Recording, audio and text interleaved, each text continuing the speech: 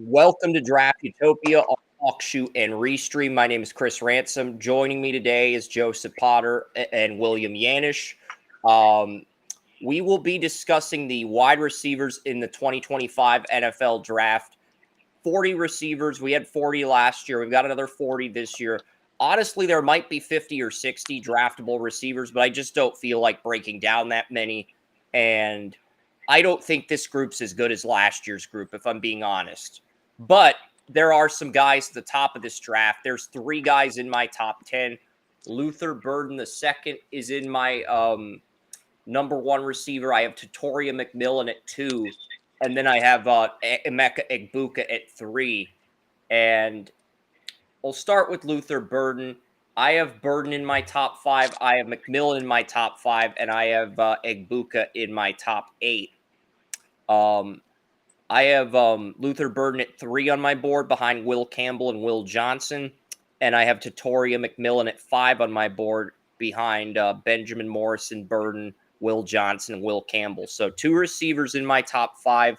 Emeka Egbuka, the Ohio State receiver who's playing Oregon tonight, is 9th on my board. But William, Joe, you look at those top 3 receivers. They've been the top 3 receivers in the preseason. They've lived up to the hype. They're still the top 3 receivers in this draft. And I think what separates Burden over McMillan is Burden can run a 4.39 40 time, 4.43. McMillan maxes out at a 4.5 flat. But McMillan's made more one-handed catches. He's made more spectacular catches. Both guys can run all 30 routes on the route tree. Burden's not as big and physical as McMillan. Doesn't make as many one-handed catches, but he's faster. He's more consistent in terms of catching in traffic. And I think those factors separate him over McMillan at this point. But I have both receivers in my top 5.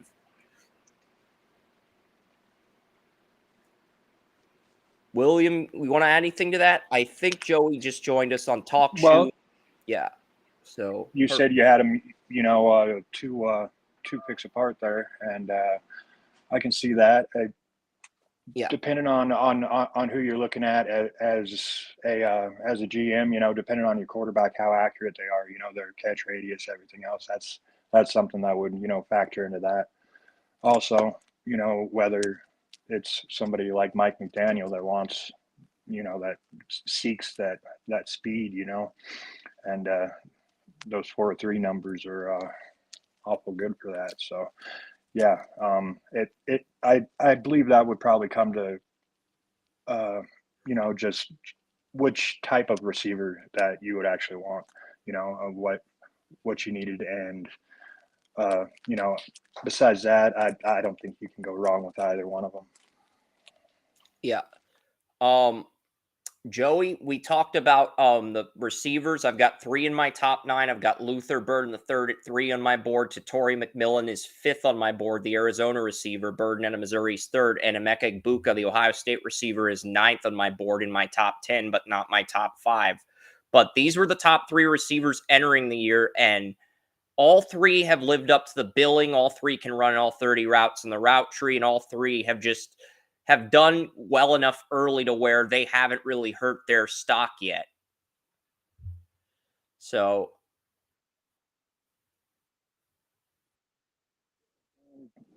like I said, besides that, it's just one of those things, and wide receiver is now one of the most coveted positions, and just because of the passing league that.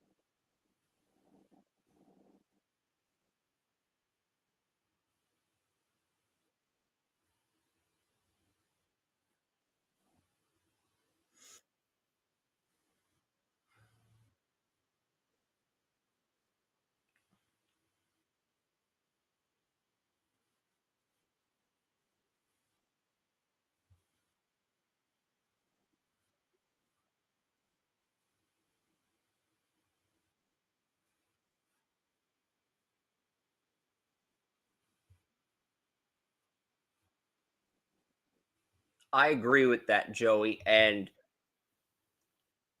my number 4 receiver, final first round receiver, I did have Torrey Horton here at the beginning of the year. I moved him down a little bit. He got off to a slow start for Colorado State. I still love Torrey Horton's value in day 2 of the draft, but the guy I moved up into round 1 is Trey Harris out of Ole Miss.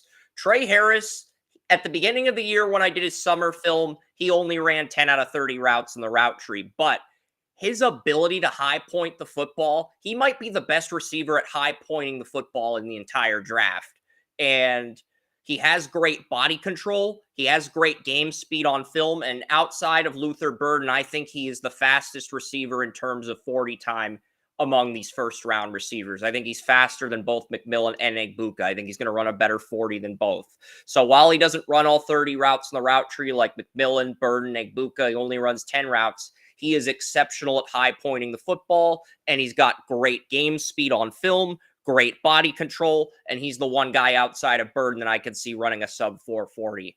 So I think that does put him in the first round because he's showcasing he can be a possession receiver. He's been very consistent this year with Jackson Dart, already 52 receptions on the year, 885 yards, 5 touchdowns, averaging 17 yards a game.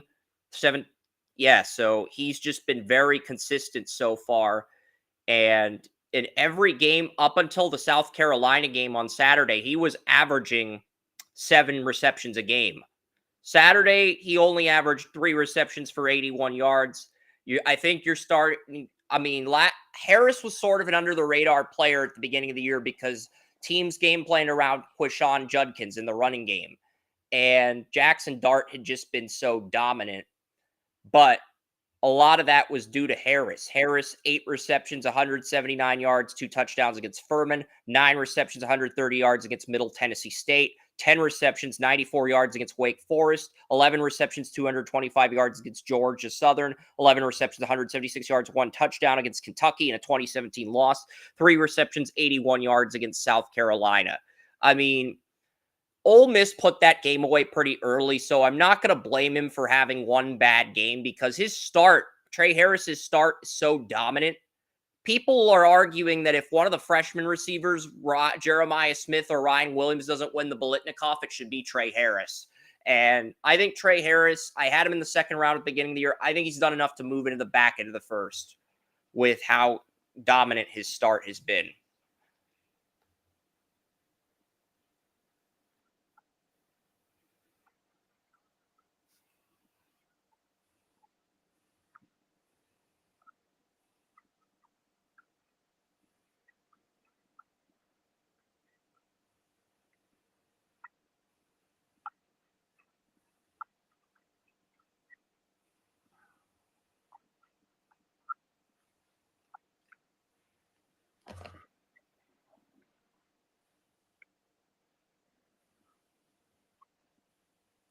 I have him at 27 on my board, Joey.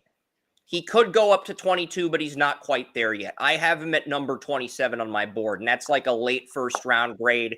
And most NFL scouts would tell you that 27 is a second round grade because what Jim Nagy, the senior directors, heard this year is usually there's only like 15 to 18 players with first round grades.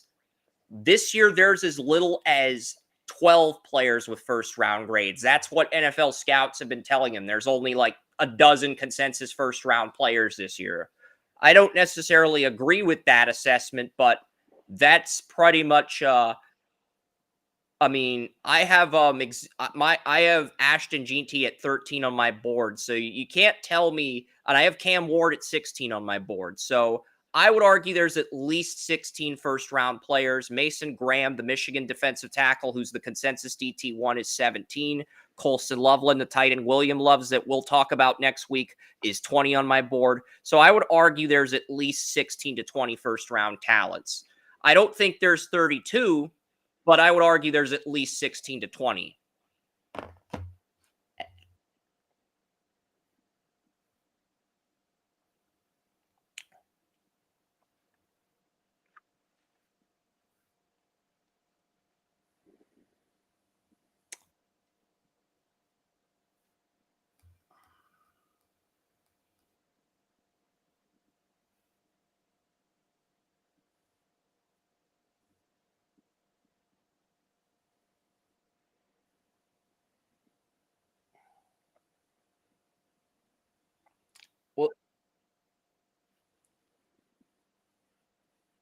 What do you want to add to Trey Harris and the Senior Bowl conversation, William, before I get into the 2 second-round receivers on my board?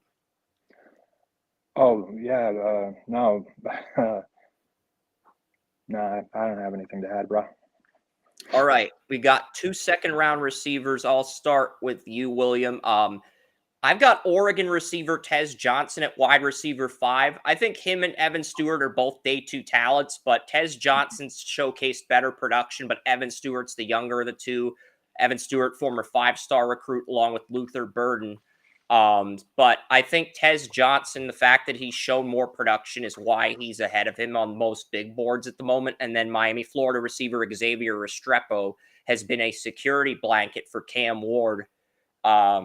So I think those two are probably second round talents right now at this point in the draft process. But those are my 2 second round receivers, Tez Johnson and Xavier Restrepo. You got anything you want to add to those receivers, William? Because I'm going to be Uh, scouting these Oregon guys against Ohio State's corners tonight. That's going to be a really fun matchup. well, yeah, you're bringing up the first round receivers and this and that.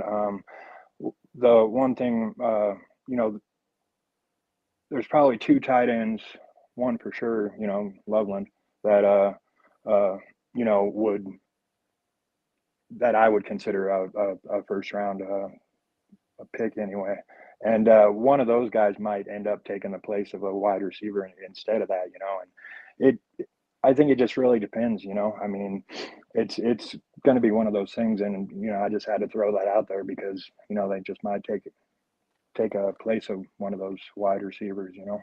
Yeah, we're going to So, talk about the top 15 tight ends next week. And oh yeah, I've got 11 graded out as starters. I've got 3 more graded out as backup tight ends. I think I only have one yeah, third string tight end in the entire class, and that's in the 7th round. So that should say something. yeah, yeah, for sure. This is I a haven't really even good got a tight chance end to look at this. draft. Better tight end Yeah, draft than last year, I think.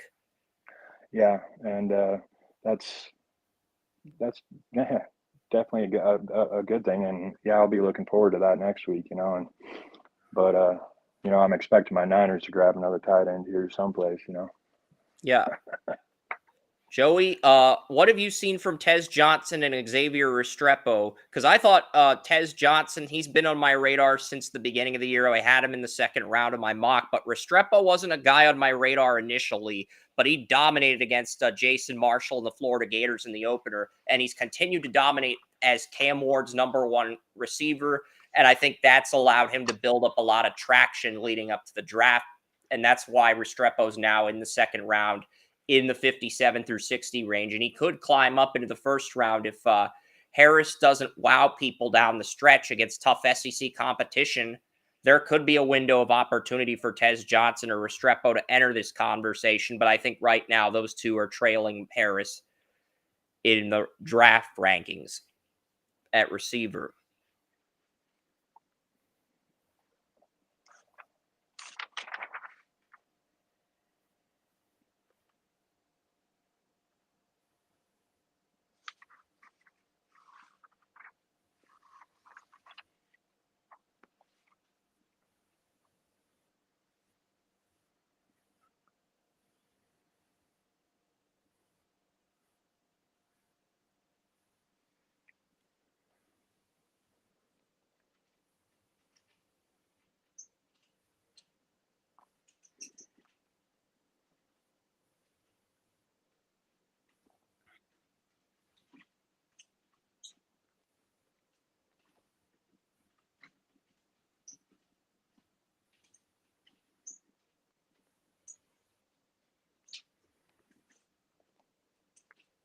Yeah.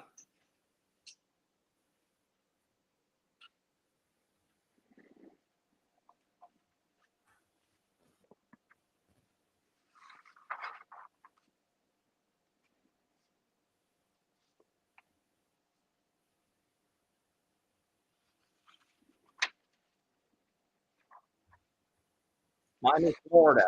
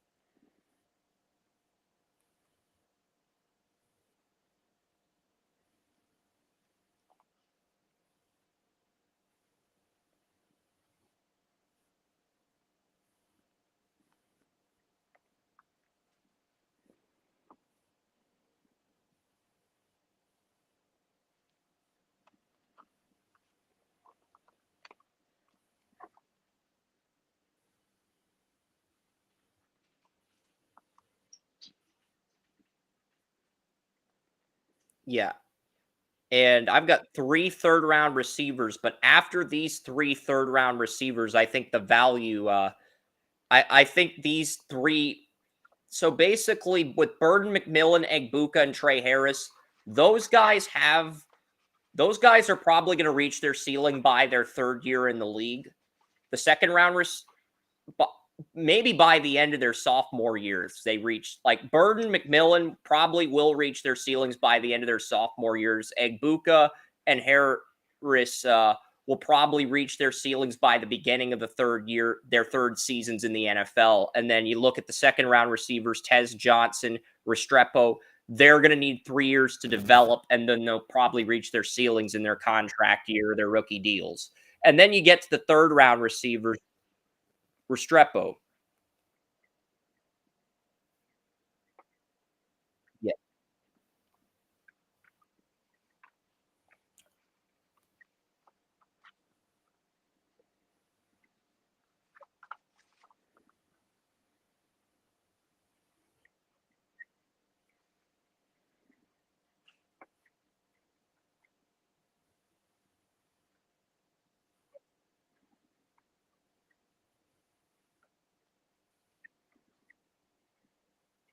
Harris has the athletic traits, but his route tree, he only runs 10 out of 30 routes. His route running is going to need some refinement.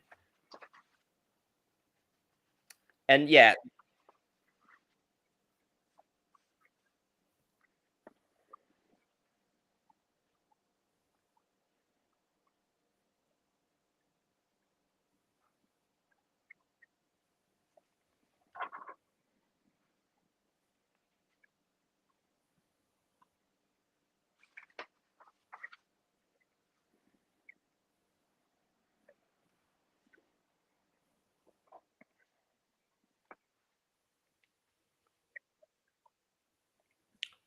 yeah.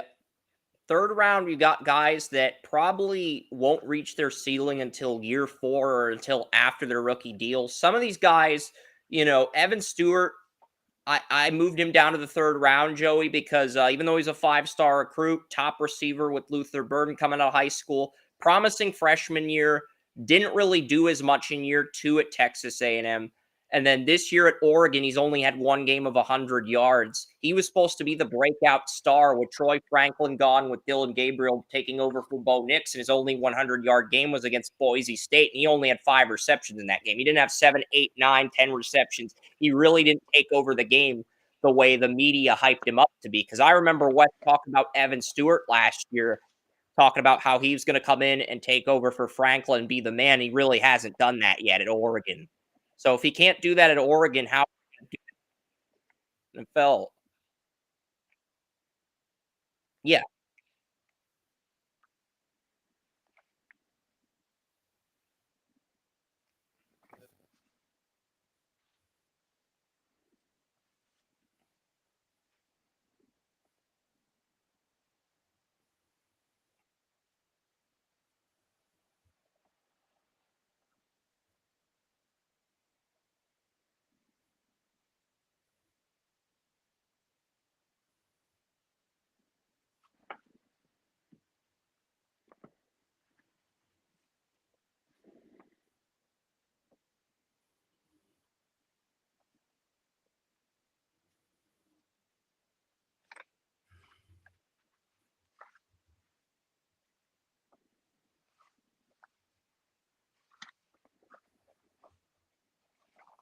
yeah,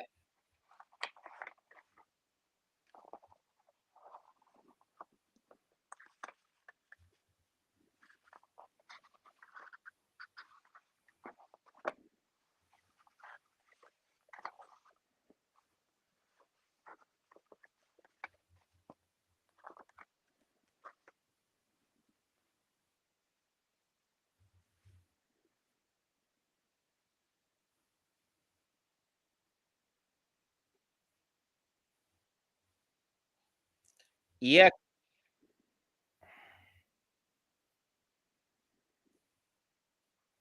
The next guy might be the biggest steal of the draft outside of the top 3 guys, Torrey Horton. The only reason I moved him down is because he was a slot receiver at Nevada when they had Carson Strong. Then he goes to Colorado State.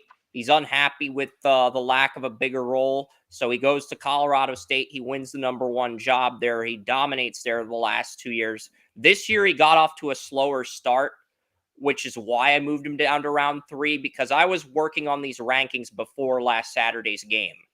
And 5 receptions, 31 yards against Texas, 3 receptions, 65 yards against Northern Colorado, 2 receptions, 24 yards against Colorado and Travis Hunter after dominating Hunter last year. No touchdowns in those 3 games against Texas, Northern Colorado, and Colorado. But last Saturday, he had 9 receptions, 158 yards, and a touchdown. He looked like the Torrey Horton that we were used to seeing, the Torrey Horton that we had a first-round grade on in the preseason. That Torrey Horton showed up against Oregon State. I think if that Torrey Horton remains for the rest of the year, I think Horton can reclaim that wide receiver spot in round 1. Me moving him down from 4 to 8 may have been a knee-jerk reaction, but you need to take this constructive criticism and use it as motivation to make me look like a dumbass if you're Torrey Horton and you're listening to this before the game. Because I still think you could get picked in the first round, but you got to play like he did against Oregon State the rest of the season and then dominate Senior Bowl, Combine.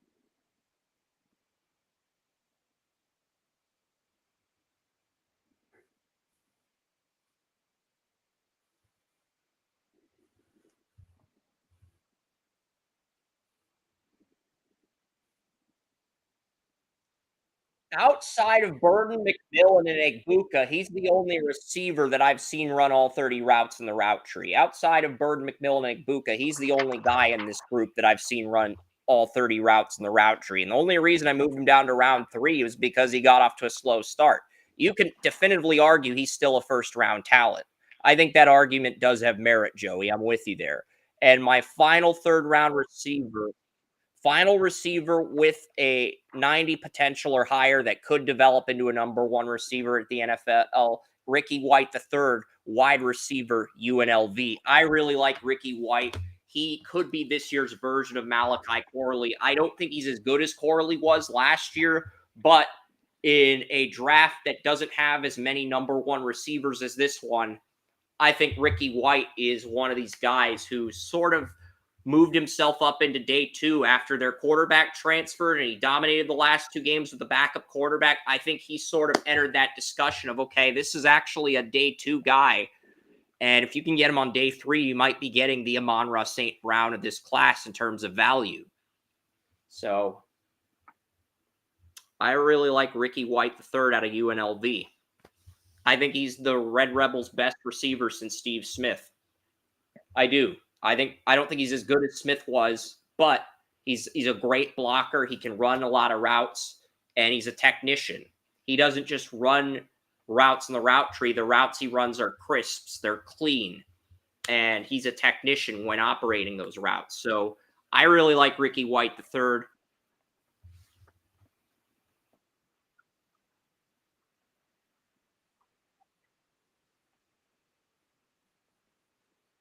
I agree. We have dominated the conversation. So William, among these receivers, Evan Stewart, Torrey Horton, Ricky White III, what are your thoughts on the third round receivers here? I definitely like Torrey Horton. I got to see him a few games last year. Living here in Colorado, that's my school over there. But yeah, no, Torrey Horton. Yeah, I definitely think it really depends where like what happened at last year's draft. There's a whole clog up a wide receivers there at the end of the first round, you know, and I, obviously, like you said, you know, that's not going to happen this year. But you know, to get Torrey Horton in the third round, or like you're saying, if Ricky White is like Malachi Corley, um, you know, to get a value like that in the third round, that's just excellent. You know, those are I haven't seen Ricky White, but like I said, Horton, and yeah, I just think that that would be it'd be a great value. Put it that way. Yeah. Just put it in the And yeah. after these 9 receivers, I don't think there's a receiver with the upside to develop into a number 1 guy. In fact, I think the drop off from Ricky White to the next guy is so big that I would argue, worst case scenario, you're getting a warm body a la Anthony Schwartz. Best case scenario, you're getting a high end number 2 receiver, but not a Pro Bowl receiver, a Jacoby Myers type talent. So you're basically getting a receiver with Anthony Schwartz's floor and Jacoby Myers' ceiling in day 3 if you wait till day 3 to get a receiver. So you could end up with a number 6, but you could also end up with a number 2. It's completely up to chance. But I've got 11 receivers with 4th round grades. So here's what we'll do. I'm going to read off the list of names, and William, Joey, if you see a guy you like or a name that stands out, feel free to interrupt me and break down that prospect. I think that's the best way to kill some time if we have 11 receivers with 4th round grades. I think you and Joey would agree with me on that. So at number 10, I have Antoine Wells Jr. out of Ole Miss, 4th round grade. At number 11, I have Alec Aomanor, wide receiver, Stanford, sophomore redshirt. He really dominated against Colorado last year, helped Stanford upset Colorado, and he's had a few signature games for Stanford. Stanford transferring to the ACC. After Alec Aomanor, you have Isaiah Bond out of Texas. Bond does have a 1st round grade on the simulators, but he hasn't shown 1st round production for a receiver yet. I do like.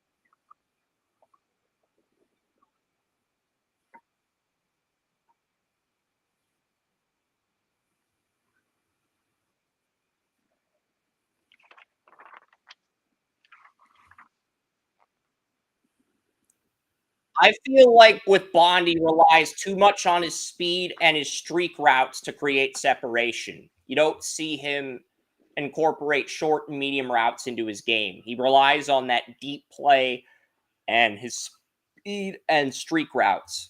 He could work in a vertical offense, but that's basically what he's limited to until he improves his route tree.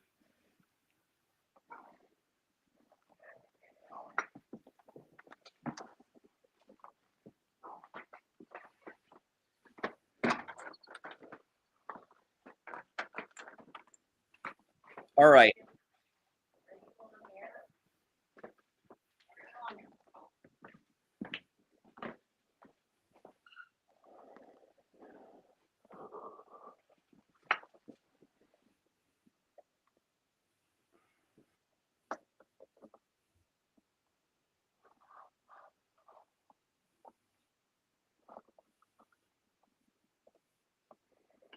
All right, I've got two receivers for William. At number 13 in my rankings behind Isaiah Bond, I have Iowa State's Jaden Higgins. And then at 14, I have Memphis wide receiver Rock Taylor. Have you seen either of these guys, and what is your impression on them from what you've seen?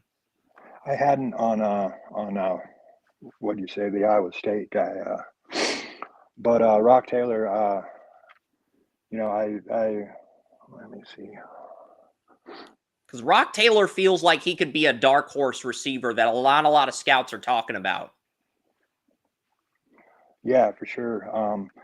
That's the there's always going to be one to pop out, and that's definitely a name that's going to keep popping up. It's something that I've seen, all off season, and up until now, and it's the names, it's going to ring true to something, and he just might be that guy, like you said, one of those ones to sneak up and actually make something of himself, like a lot of guys do. Yep. And next at number 15 is another player that Joey has talked about on this podcast. It's Colin Lacey, wide receiver, Louisville. He comes in at number 15 on this list. I've seen a few Louisville games against SMU, against Notre Dame. They didn't win either of those games, but Lacey, he did have some nice plays in those games. And then if you want to add anything to Lacey's game, you can. Otherwise, I'll get to the next receiver on the list. After Colin Lacey.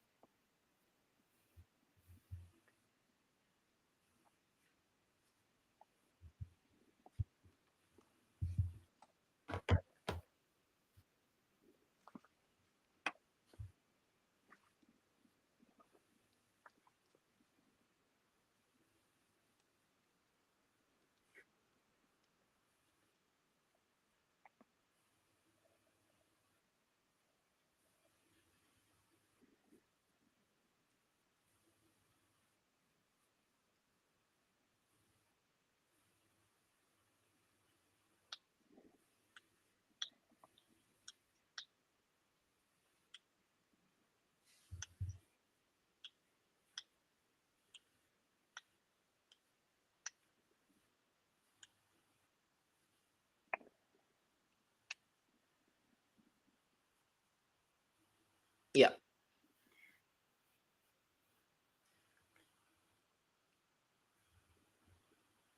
Only 7 receptions this year, but the thing people need to realize is he missed the first 3 games of the season with injuries. He's back now, he's healthy, he's getting settled into things. He's probably gonna have his first 2 games of the year were against Notre Dame and SMU. He's probably gonna get back into the thick of things pretty soon. So, just stay patient with Lacey. Don't fade him just because the start isn't what you expected.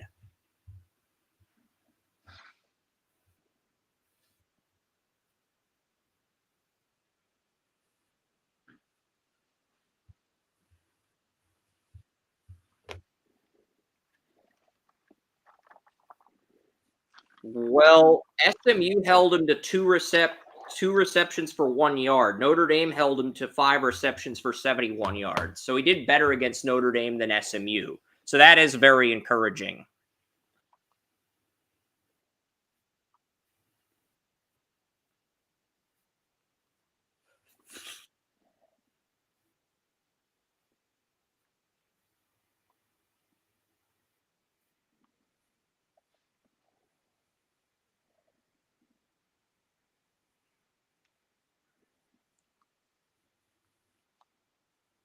It does. Last player I'm going to break down in the Big 12 for the 4th round is going to be Brennan Presley, wide receiver, Oklahoma State. Brennan Presley, he's the number 1 receiver on this Oklahoma State offense. And, Brennan Presley, Oklahoma State's offense really struggled against Utah. And Brennan Presley, Presley was considered a 3rd round pick in some of the simulators at the beginning of the year, but, 5'8", 175. He's kind of a small guy. and he really struggled in that Utah game. Only 4 receptions for 47 yards. He did have a touchdown, but those signature games that you saw from Presley last year, you are not seeing those from him this year. I mean, he dominated. He was having 16, 15 receptions, 100 yards, but he only did that twice last year. He hasn't done that yet this year. I think teams have done a better job game planning around him, and he's had to adapt as a result. But I still like him in the 4th round. Some other 4th round receivers I like from the SEC, William, include Deion Burks, Oklahoma, Nick Anderson, Oklahoma, Kyron Lacey, LSU, and Squirrel White out of Tennessee. Have you seen any of those guys, and do you have any impressions on this group? Because there's just a lot of 4th round receivers this year, and you really don't know what you're getting. You could be getting a number 5 or number 6 guy, but you could also be getting a number 2 receiver. If you I'm curious. Where do you have Dorian Singer? Dorian Singer, Yeah. the USC. He's the Utah player. I do have him on my. I thought I had him on my rankings. Dorian Singer. I don't know if I have him on my rankings this year, but I do think he's good enough to get drafted. I thought I had him on my rankings. I didn't. I just saw him make a play or two, last night. That was something bad. Cam Rising isn't Cam Rising anymore. I don't know. He's definitely hurt or something. That he had some issues last night. And I'm just trying to figure out who we got to take out of the rankings, because I am going to have to take someone out of the rankings to put him in. The one small school receiver from the FCS that we have is Efton Chisholm III out of Eastern Washington, but we will put Dorian Singer in his spot, put him in the top 40, because I actually agree with both of you that, he needs to be in that top 40, because he was on our radar last year when he was transferred from Arizona to USC. So I do agree we need to put him in the rankings, so I will update that right now. All right. And then we're going to get to these round 5 receivers now, and we'll start with Virginia Tech. Ollie Jennings out of Virginia Tech is my number 1 5th round receiver. He's number 1 receiver on Virginia Tech. Dominic Lovett out of Georgia's number 2 for me. Theo Weiss Jr., the number 2 receiver out of Missouri, is my number 3 5th round pick. Elijah Surratt, he dominated at James Madison last year, had 1,000 yards at James Madison. He transferred to Indiana. Him and Curtis Rourke, former Ohio quarterback, have been clicking for the Hoosiers this year. And Elijah Surratt looks like he's going to put up another 1,000-yard season, this time at Indiana instead of James Madison. Really consistent player. Could be a gem in day 3. Will Pauling, the Wisconsin receiver.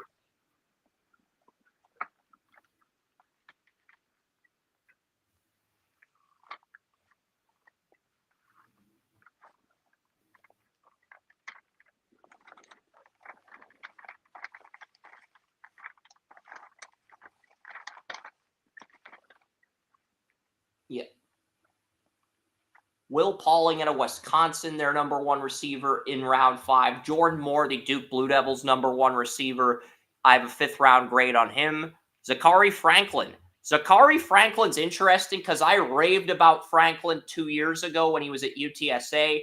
Struggled at Ole Miss last year, but transfers to Illinois, wins a starting receiver job in Illinois, and he actually looked pretty damn good against Penn State. He looked like the Zachary Franklin that dominated at UTSA a few years ago when he was at Illinois, and that's very encouraging. And I think Franklin probably does get picked somewhere in day 3 this year, and I have him in the 5th round. I also have Moose Muhammad, the 3rd in the 5th round, and I have Jack Beck, the TCU receiver, that's 6'5", 220, that Ken LeBlanc has as his number 1 receiver, in the 5th round. And I also have Trebor Pena, the Syracuse receiver, as my final 5th round guy. But I've got 10 5th round receivers to go with the 11 4th round receivers. But what are your impressions on those guys? And is there anybody from that group that stands out, William, before I get to Joey? Yeah, no, not so much. The kid from Wisconsin, I saw him a little bit, and he looked all right on film. but it wasn't a full evaluation. So that's all I got to add to that, man. I don't want to I talk too much. agree. Day 3 this year, it feels like you're probably getting a backup, but there's an outside chance you could get a number 2 or number 3 guy if the rookie you draft in day 3 develops. That's basically what you're getting with all of the day 3 receivers this year compared to previous years. That doesn't mean Yeah. it's a bad class, but that's just the final product that you're getting this year. And Joey, I know we've talked about Moose Muhammad III. We've talked about Franklin, Pauling, Surratt. There are some nice value picks in day 3. Maybe some project receivers, but guys that you could develop into slot receivers. So if you're looking for a slot receiver rather than a number 1 or number 2, this might be the sweet spot of the draft if you miss out on Torrey Horton or Ricky White.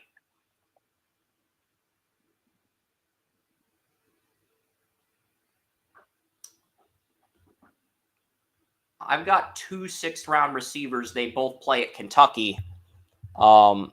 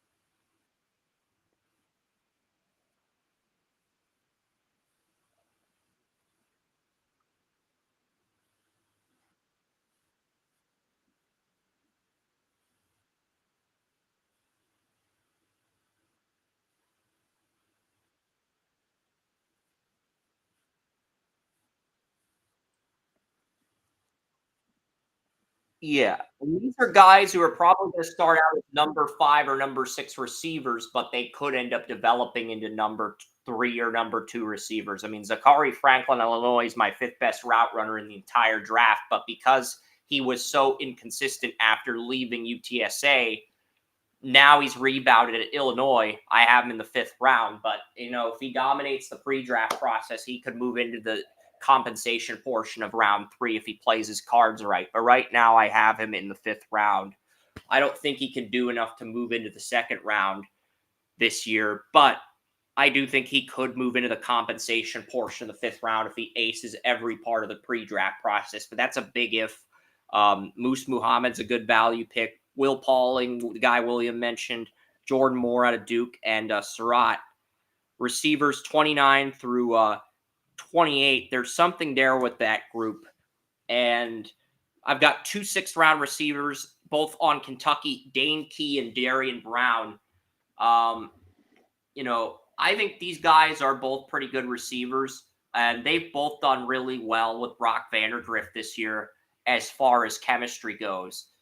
William, Joey, what have you seen from Kentucky this year as for, with their receivers, with Dane Key and Barry and Brown? It's the thing with Brock Vandegrift. He not an overly experienced quarterback, but uh, both of those guys you talk about, Dane Key and the other one, they're both coming back and both good size, whatever, 6'2", 6'3", 215 pounds, good size receivers for what's going on, got some good speed, everything else, with and I mean Kentucky just hadn't done too much on offense so far this year, but I mean that's not what this team is built on. So Joey, you got anything you want to say about these receivers?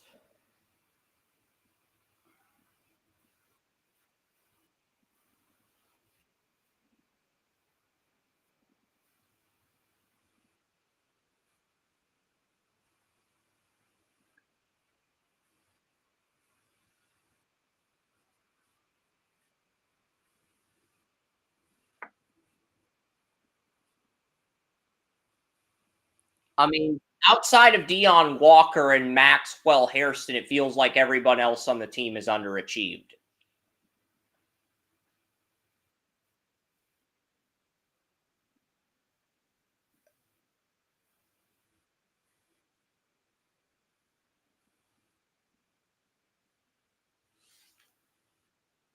And those guys have had moments on tape where they've dominated. I saw some big plays from Walker against South Carolina, Georgia, and Ole Miss, but they're not dominating as consistently as you would like them because you were expecting the dominance of a top 5 pick from Walker. And I had him at 10 on my board, and he hasn't really done anything to move up the board. He hasn't moved down the board, but he's just sort of stayed in draft purgatory. And you were expecting a little bit more from Walker in that respect. You were expecting him to at least get up to like number 7 or 6 and try to push for a spot in the top 5, but he's just stayed at 10 on the board. And I think the fan in you is sort of disappointed in that respect. But that's a conversation we'll save for a few weeks from now when we do the defensive tackles. I'm going to get to my 7th round receivers.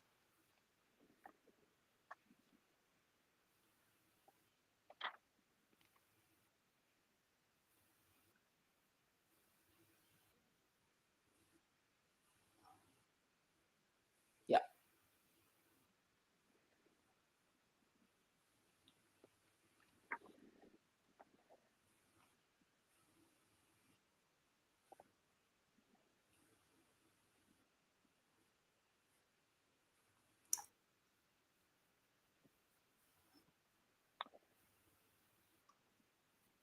Yeah.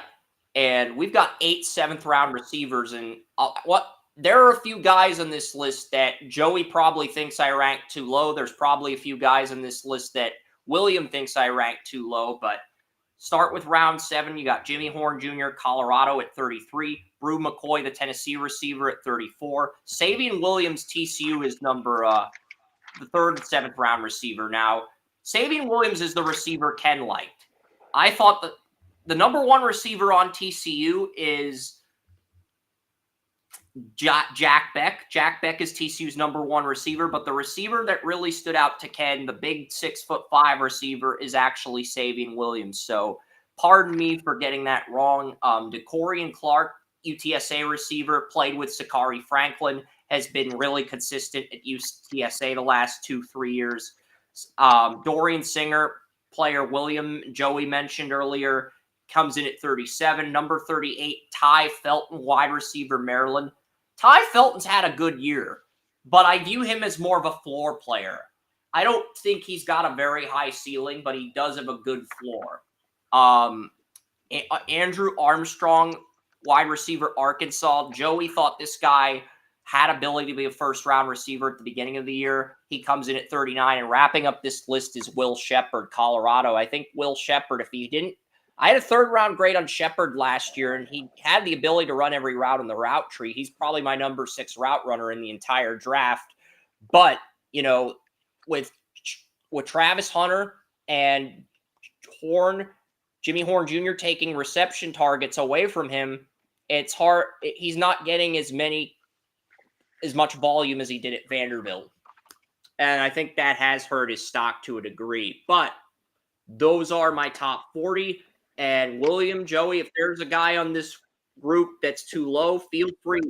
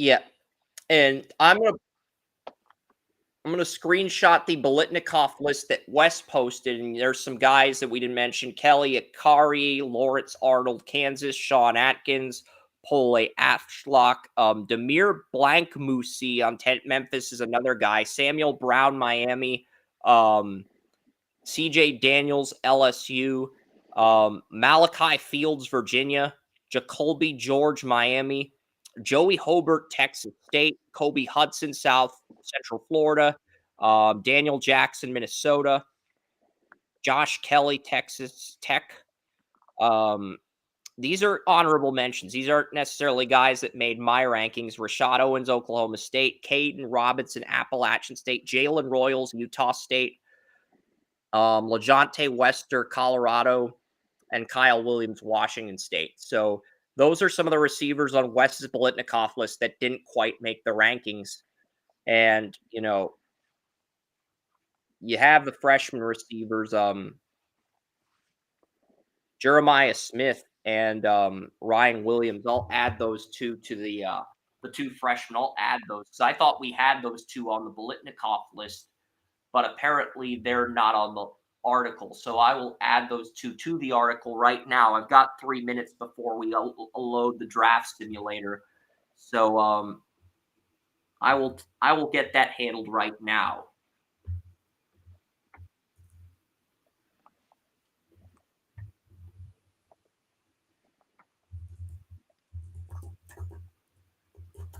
Because I thought those guys were on the list Wes sent me, but they weren't. But I'm going to add them now because it's my responsibility to fix that instead of pointing fingers or blaming someone else when Yeah. it's my responsibility as the website owner to fix something like that when I see a situation like that come up. So, Way to straighten yourself out, man. yeah, Good job. thank you, William. But yeah, Jeremiah Smith, Ohio State, done. So yeah, it really only took me a minute to add that, and I didn't even see those names on the list, but we couldn't find a photo of the top receivers.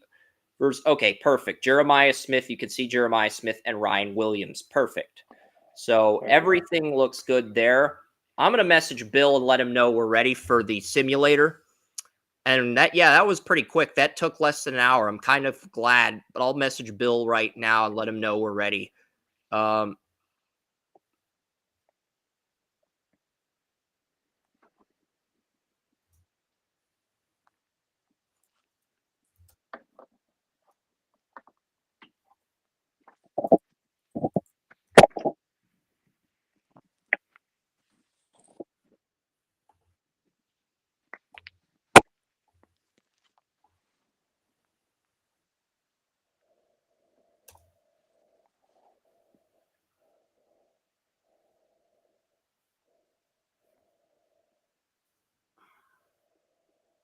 And we didn't overdo it. In previous years, when we go through the receiver rankings, it usually takes us till 11:30 or noon.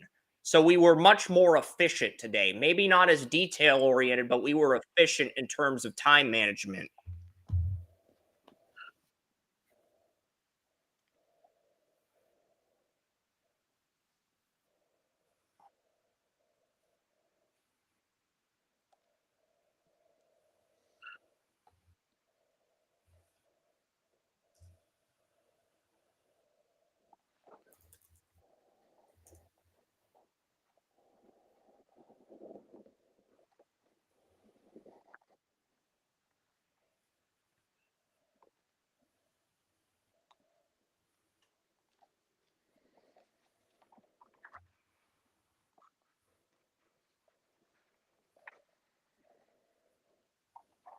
I like doing the stats, but I don't see a receiver that has eye-popping stats like Harrison and Neighbors did last year yet.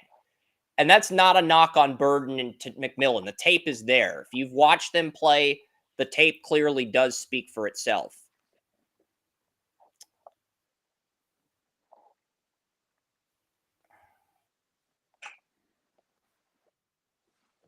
Okay, Bill's here. Perfect. So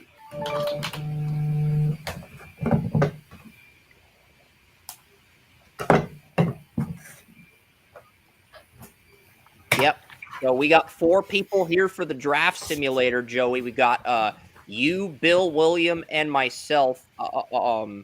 So we will create a mock draft, and we'll select the teams with bye weeks.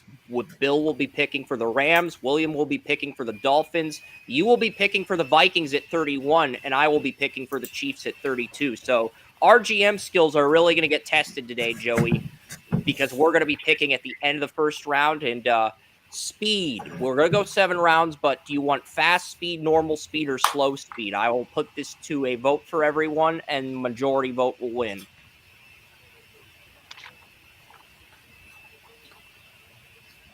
I say I'm fine with normal or fast. That work, either one works Normal for or me. fast? Bill votes normal or fast. I vote normal or slow, but since William probably wants to get some breakfast soon, I'm open to fast. I'm guessing William's going to vote for fast for the speed the computer's going to draft at. Bill, I want normal or slow, so we'll just go with normal because I think that's probably what a majority of us want. Next week, I'll let you and Bill pick the format. You can go slow format or fast format because next week there's only 2 teams on a bye week. So if only 2 people show up, we can have somebody pick for the Bears and someone else pick for the Cowboys. If 4 people show up, we'll do an exercise where Joey and I are either GMs or directors of college scouting, and William and Bill would make the picks. But they'd be the GMs, we'd be the director of college scouting, basically. A team building exercise like that.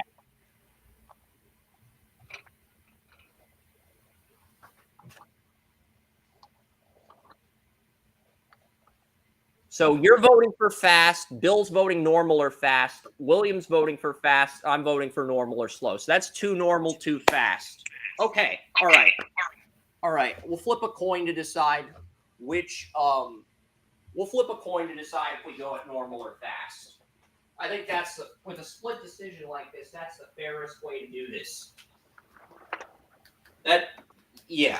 Heads or tails, Joey. If you call it right, we'll go at fast speed instead of normal.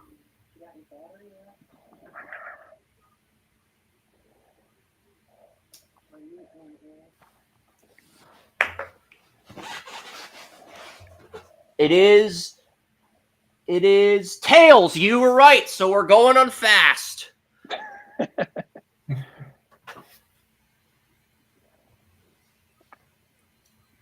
Yep. So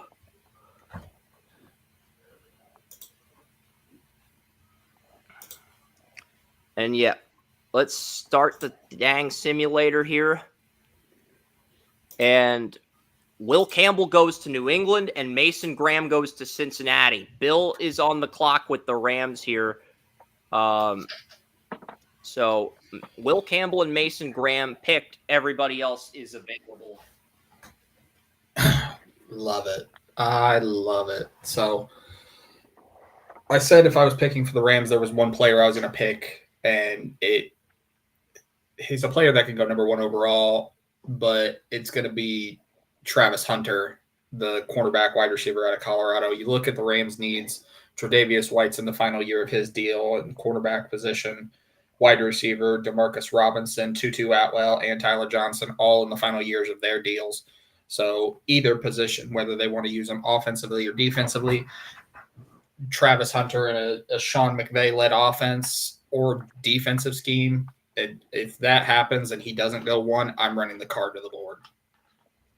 Yep. After Travis Hunter went to the Rams, the Browns took the first quarterback. The Browns took Carson Beck at 4. Very interesting with Deshaun Watson situation. Jaguars go Will Johnson, and the Panthers go Shedeur Sanders. Titans get Luther Burden at 7. He doesn't fall at the Chargers like last week.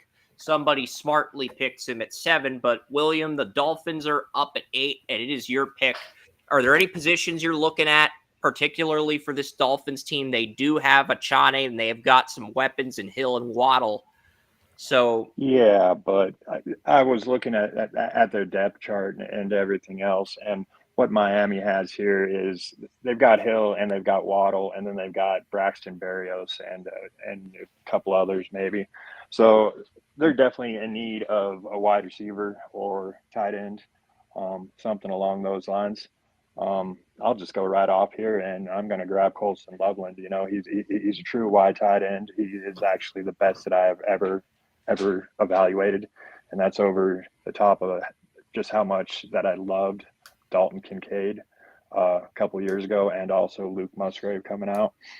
Colson Loveland, like I said, he can block, he can do everything. I mean, that's just his, and he is just so much, like, noticeably is crisper and cleaner in just his movements and his body.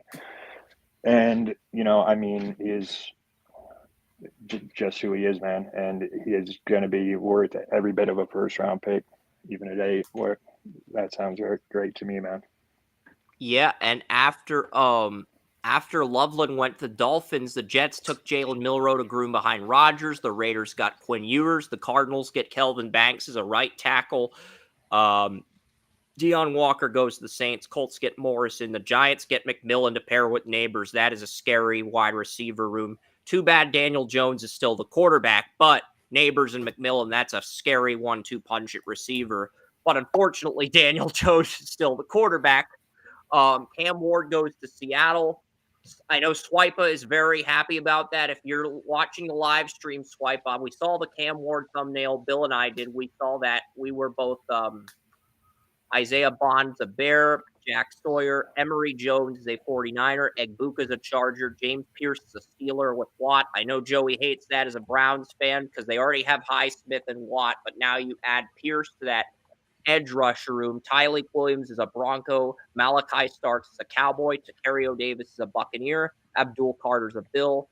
Savanea, the Arizona right tackle, goes to the Ravens. Harold Perkins is a Falcon. Mikael Williams is a Lion next to Aiden Hutchinson. Denzel Burke is a Commander. And the Texans get Ashton Jeanty. How can you let Ashton Jeanty fall the Texans with Stroud? How? You know, they're screwing up, Joey, and there is screwing up so badly that Joey will make a Red Foreman foot meets ass that 70s joke. And this is that. Letting Ashton Jeanty fall to the Texans is just, I'm sorry, that is just not smart. You guys have screwed up really bad.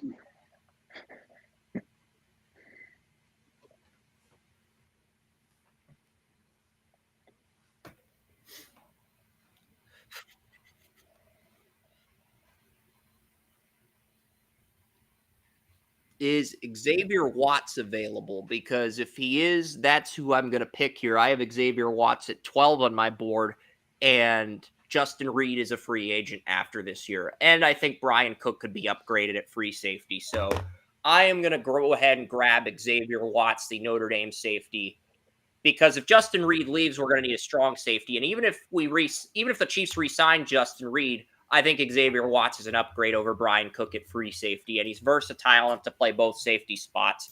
Plus, Xavier Watts is Bill's #1 safety. So I'm going to go ahead and grab him here with the Chiefs pick. And Joey, it is now officially your selection. You've got the Vikings at 32. The simulator has the Vikings at 32 and the Chiefs at 31. So, yeah.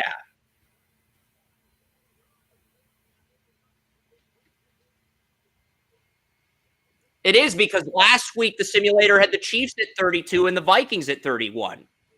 This week the simulator is the Vikings at 32. So I do think that's interesting.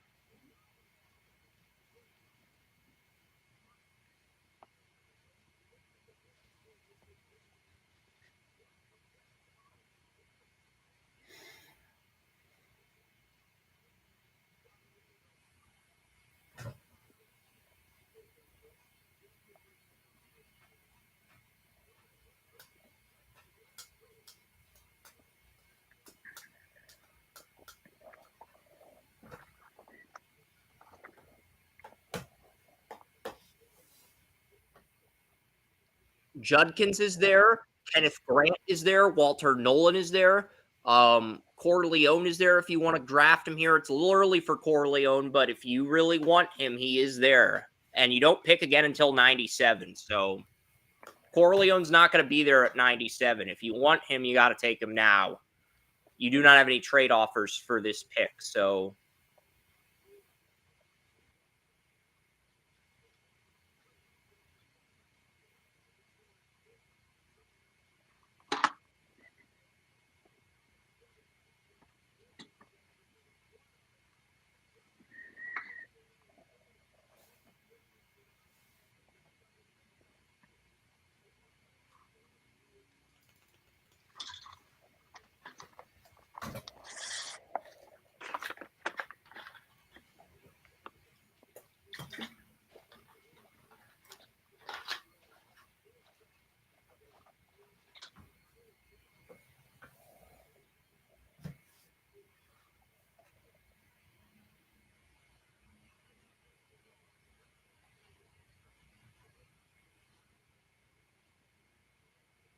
okay, great.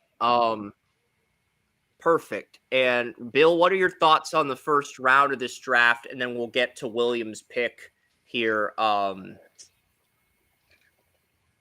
So in this first round, there's a couple of key things. You already called them out. McMillan and Neighbors going to the Giants is an absolute nightmare for NFC East defenders. And dare I say it, may help Daniel Jones look serviceable. He may look average with those receivers. The other thing with Ashton Jeanty falling to Houston, I actually see that happening. When I did my scouting report on Ashton Jeanty earlier this week, I have him as a top 10 talent, but with the constant devaluing of running backs, I could see a scenario where teams choose to pass on him, especially because we could see a lot of teams reaching for offensive tackle help. I have a scenario where I have him falling into the teens and the 20s where that could happen. So I think those are probably the biggest things. The fact that the Browns took a quarterback, I think, is absolutely terrifying. I've done several mocks. They got Trey Harris in round 2. A.O. Manor went to the Jaguars in round 2 to pair with Brian Thomas. So Bears got Tyler Booker in round 2. Judkins went to the Patriots. So really, Ursi went to the Raiders. So really good value here. The Cardinals get Siobhan Rebel in round 2. Colts get Walter Nolan. So some really good value picks in round 2, but William is up on the clock. There's a certain position you want me to look at, or if you want me to just scroll down the board, let me know. Did he take Corleone? Corleone is, let's see, he is still there. Dante Corleone, Cincinnati. He's still there if you want him. That's definitely who I'm taking.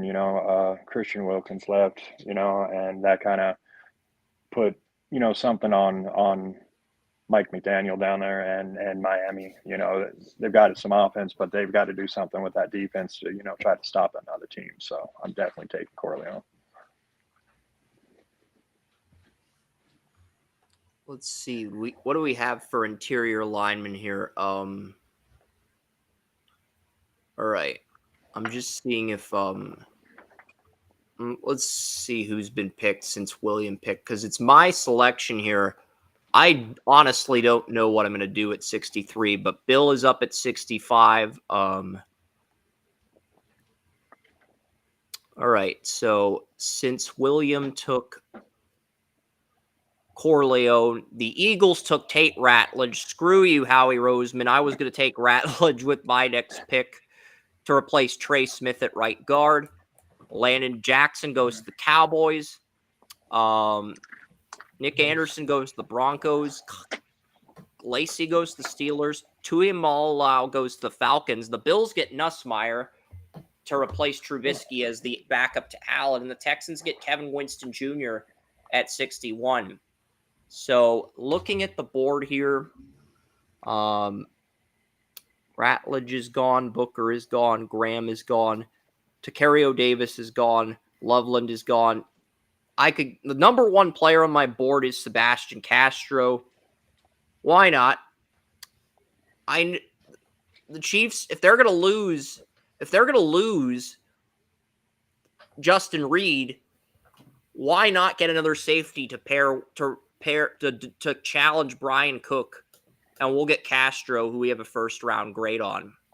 So I'm doubling up at safety. I know that sounds kind of stupid, Joey, but the Chiefs have a lot of good corners and rookie deals. So if we double up at safety, we can just reload there, and that takes care of one issue for the secondary for the Chiefs.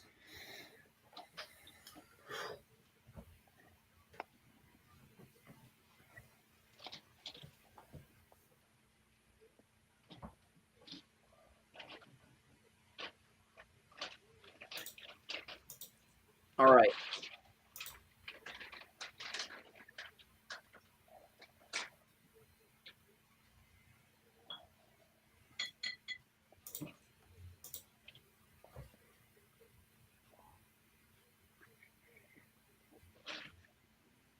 And the Bills used the Vikings' second-round pick on Donovan Jackson, the left guard out of Ohio State. He will replace David Edwards at left guard.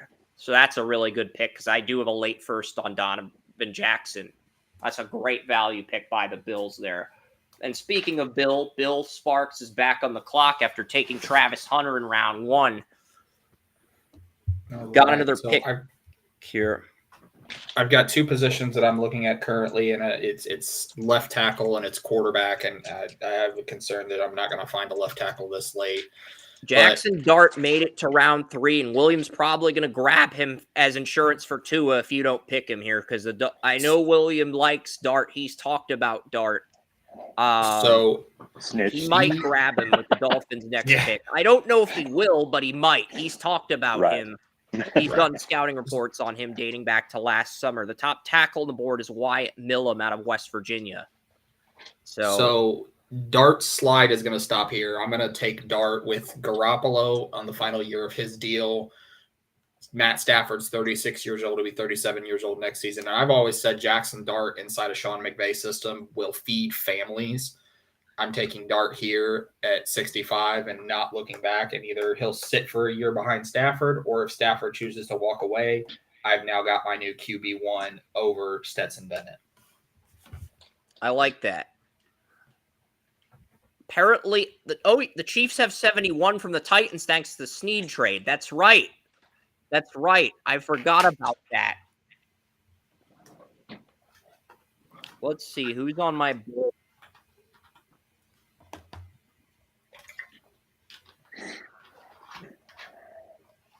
I'm looking at. We got Quincy Riley. Could get a corner here. I could get a corner. I do have a first on Quincy Riley. I do have a first on Clay Webb, but Clay Webb has no experience at right guard. He's a pure left guard, and we've got Thuney.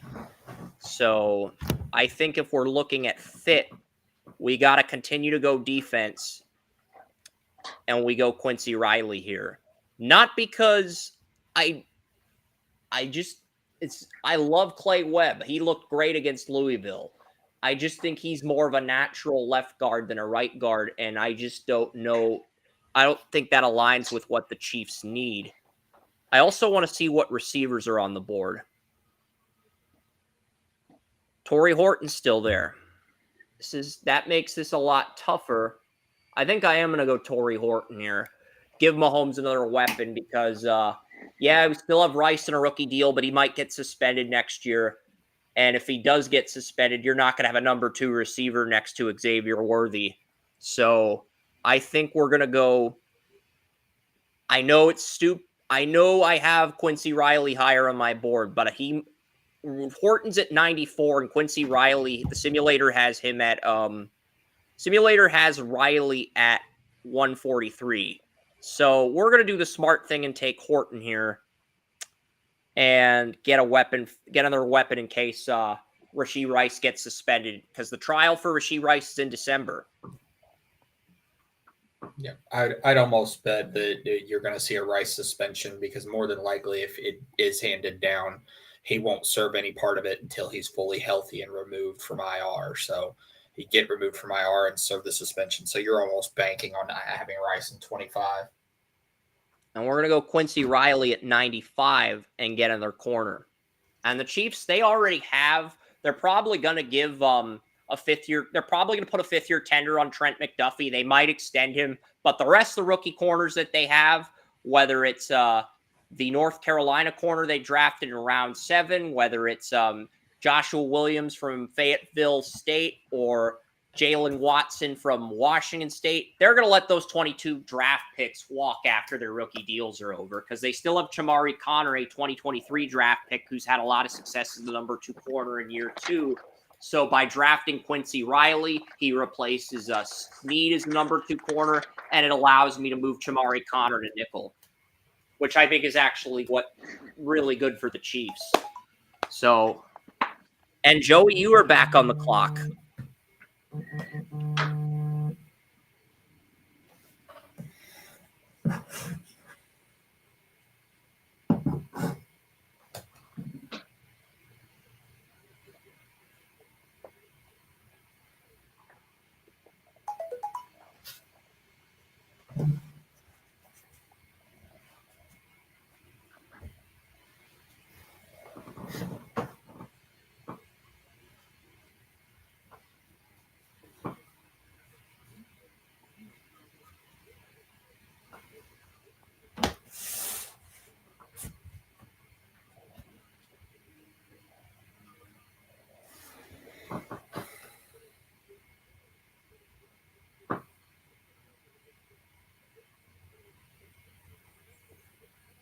I don't think he's available. I'm looking. I'll double check, Joey, but I don't think he's available.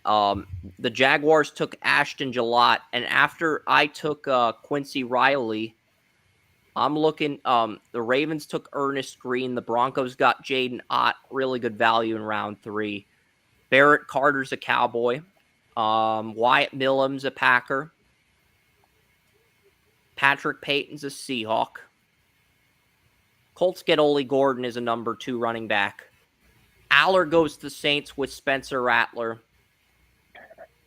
I'm trying to figure. The Patriots get Harold Fannin in round 3. Last time Harold Fannin was there for Bill in round 5. The Patriots take him on day 2. They wise up. Yeah, I'm looking for the Georgia. Oh, I've got it on tackles instead of interior linemen. That's why. That's why the Georgia Jared Wilson. That's why. Jared Wilson's there. You're right. He's there.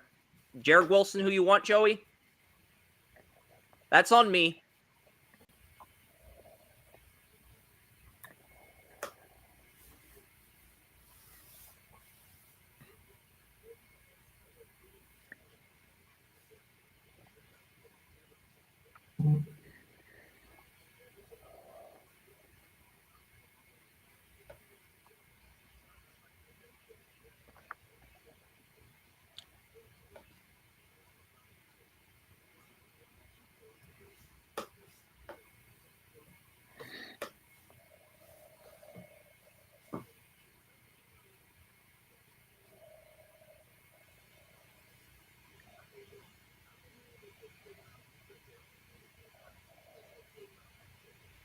Yeah.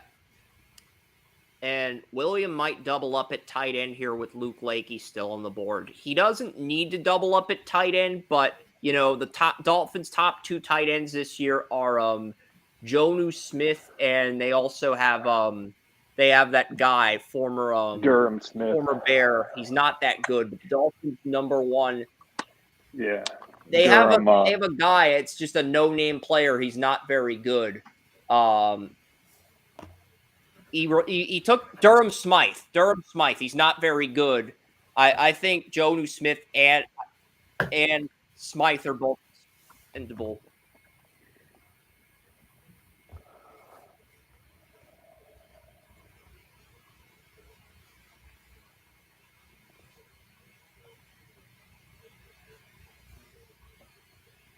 Yeah.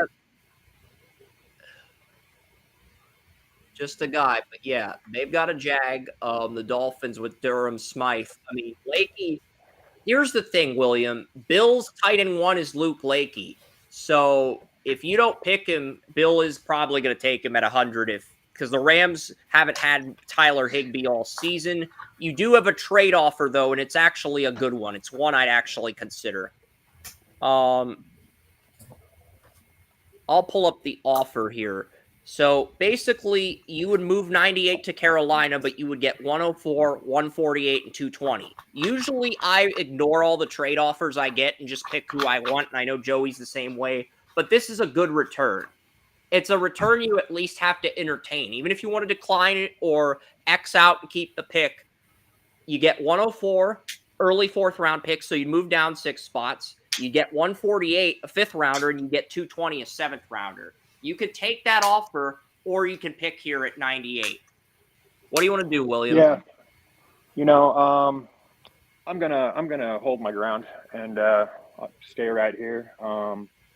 I will take Lachey because of Durham Smythe and Jonu Smith. Yeah, I'm not too entertained with this roster that I'm looking at it right now.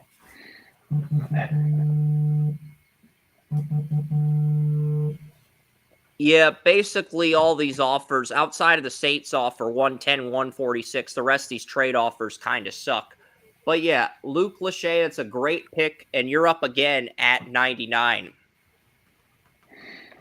Up again. There's not a quarterback left on the board, I don't think. Let me look at the quarterbacks. You got Miller Moss, Connor Wiegman, Riley Leonard, Cade Klubnik, Kyle McCord, Noah Fafita, Brady Cook, Jalen Daniels, Dylan Gabriel. And then you've got Bromser, Donovan Smith. The only guy among this group I can see William picking is Fafita, and I think he'd rather pick him with his next pick at 113 rather than here. That's the thing. You like Fafita. You don't like the rest of this group. You like Fafita, but you'd rather get him at 113 or 149 rather than 99. The value is just there, right? Am I right on that? Yeah, pretty much. Let's see. What's left at safety right now? All right. I'll pull up the safety group here. Rod Moore out of Michigan. I do have him in my top 100. He's there. Billy Bowman. I had him in my top 50 at one point. The Oklahoma safety. He's there. Malachi Moore, Alabama safety. He's on the board. Xavier Nwangpa, Iowa strong safety who can play both safety spots is there. Mukaba is there. Shiloh Sanders is there. Lathan Ransom is there. So a lot. Hunter Wohler, who I had a second round grade on, is there. Jalen Catalon, former Arkansas and Texas safety, is there. Now on UNLV. Jonas Anker is there. There's a lot there at safety. Yeah, it sounds like it. Sounds like I can almost pick one up later too. Let's see what we got here. You know, I was just sitting there talking about receivers and such. What's left on the board at the top for receivers, man? Deion Burks is there. Jalen Royals is there. Ty Felton is there. Tez Johnson, the receiver I have a second on, is there. Moose Muhammad is there. Restrepo is there. There's a lot there at receiver too. Yeah. Let me get Restrepo. I like that pick. Restrepo here. That's a really good value pick. Yeah. Killing me. Bill, you do have a trade offer from the Patriots, 105, 141, 234 for 100. You got some other offers, but outside of the Patriots offer, none of those offers really help you out this year. What position would you like me to look at with 100?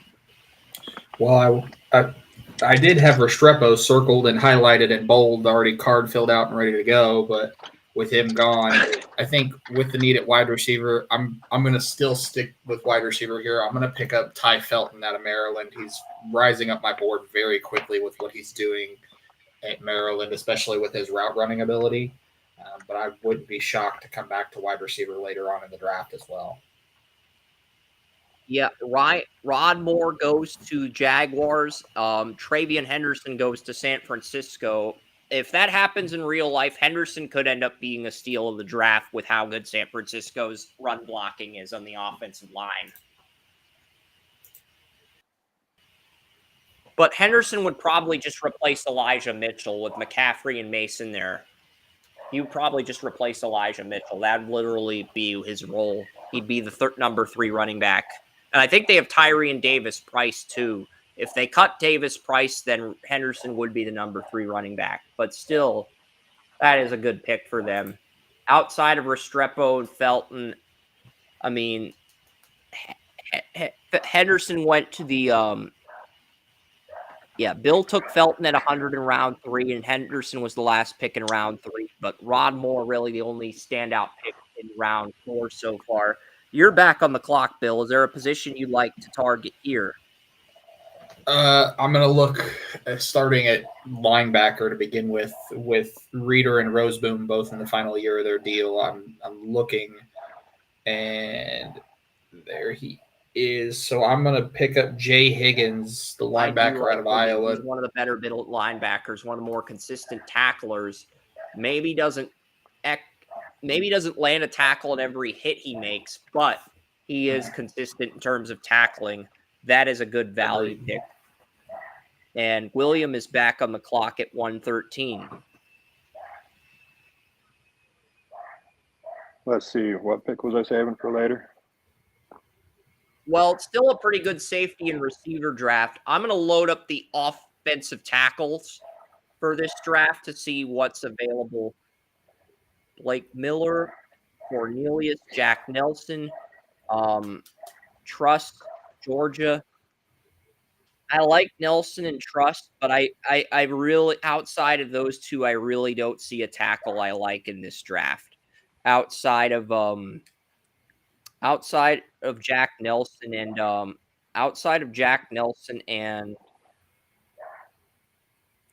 Xavier Trust, I really don't see a left tackle I like in the draft, and that may be an issue if Terry Armstead continues to have durability concerns. Yeah. Let's see. Let's get that kid from Wisconsin. I was just sitting there looking at it. Jack Nelson? Tackle. Yeah.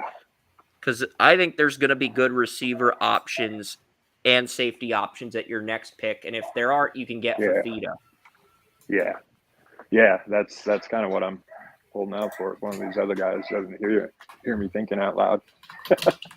All right, let's see what we got here. If Clay Webb, my guard 3, is still on the board, that will be the pick if he's there. I mean, Clay Webb's too good to pass on at this point in the draft. I know. Well, the Chiefs need a right guard more so than a left guard. And Jaden Roberts is a pure right guard. So we'll mix things up and we'll go with Jaden Roberts.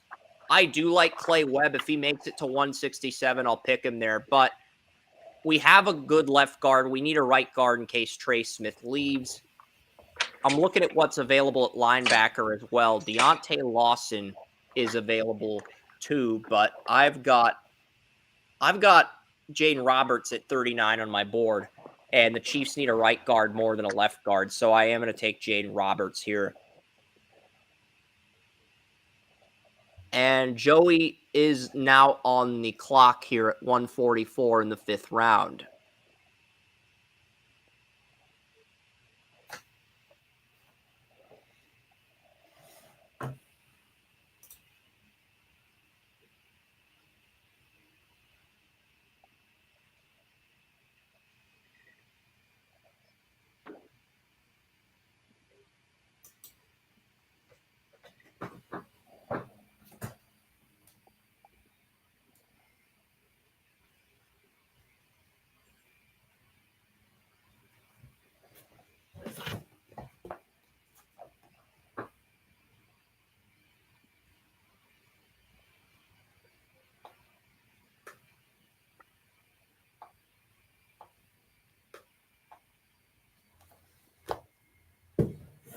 Let's find out. Nick Nash, San Jose State's player, West told me to keep an eye on. We didn't add him to the receiver rankings, but he does lead the country in some categories. But I'm going to look for Samuel Brown because I know that's the guy you want. I'll I'm looking to see. I'm in the 500s. I don't see Samuel Brown, but I don't know if he's been picked. Ricky White is still there, the UNLV receiver. I'm looking to see if Sam Brown is there. No, I don't see him.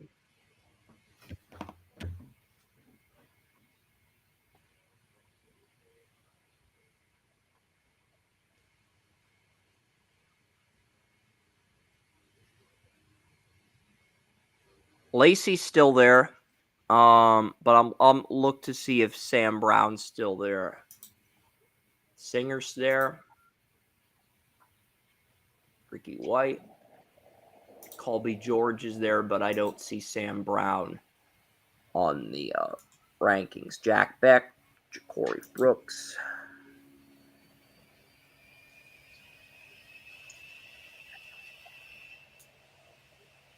Torrey Horton, I picked him. He's on the Chiefs with Mahomes.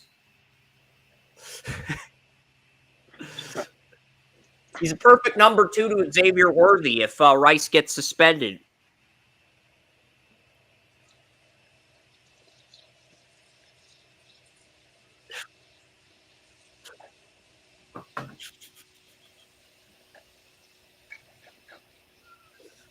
You're just pissed that the Chiefs have him and now their Super Bowl window is going to remain open.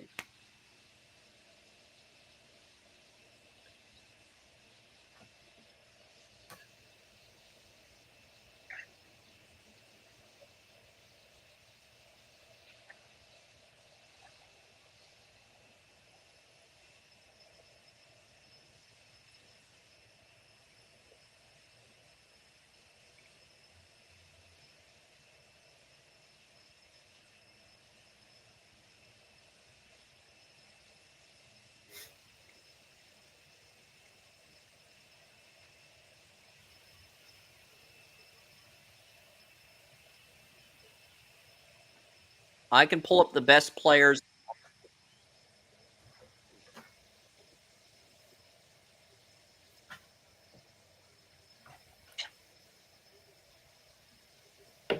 I like Ricky White.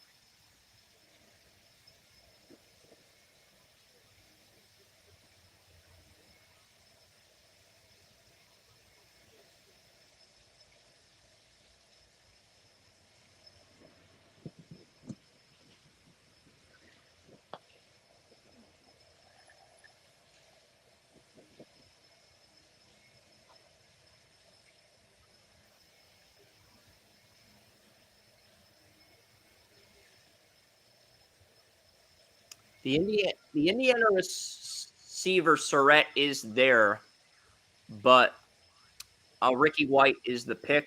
William, you are on the clock at 149. Looking at the receivers here.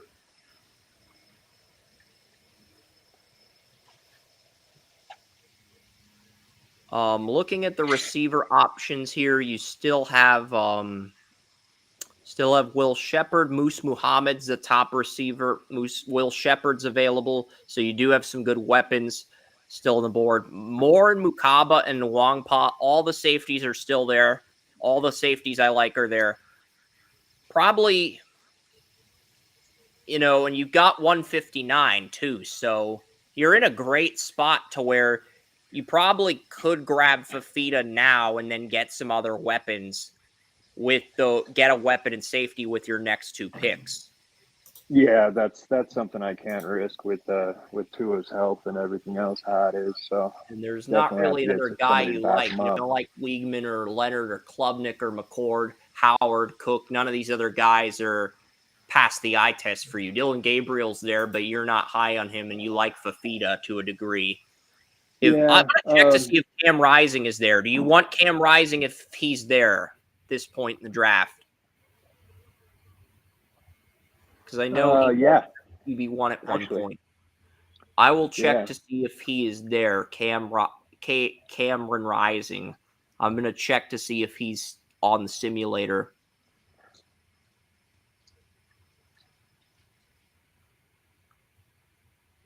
That was one thing about last night, though. He's Cameron Still has something Rising wrong is with- there. We had to go all the way down to Is it? 935, but he is there.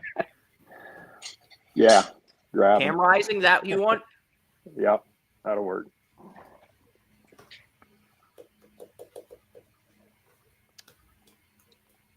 William is not taking those horrible deals. He's got his QB behind Tua. You could double up at QB. I don't think he will. Yeah, Moose Muhammad. You've got Will Shepard, Jimmy Horn Jr., Nick Nash, San Jose State, Zachary Franklin, Andrew Armstrong. Love it.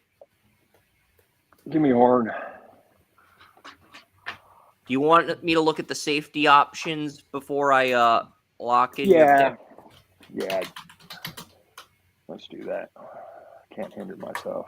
Horn's probably your top guy right now, but there's still a lot of good safeties. Moore, Mukaba, Nwangpong, Sanders, Ransom, Wohler, Sanker. There are a lot of good safeties still on the board. It's not even funny. It is criminal how teams are allowing these safeties to drop. But yeah, you could probably wait till your next pick. I think there's a better chance of you getting one safety at your next pick.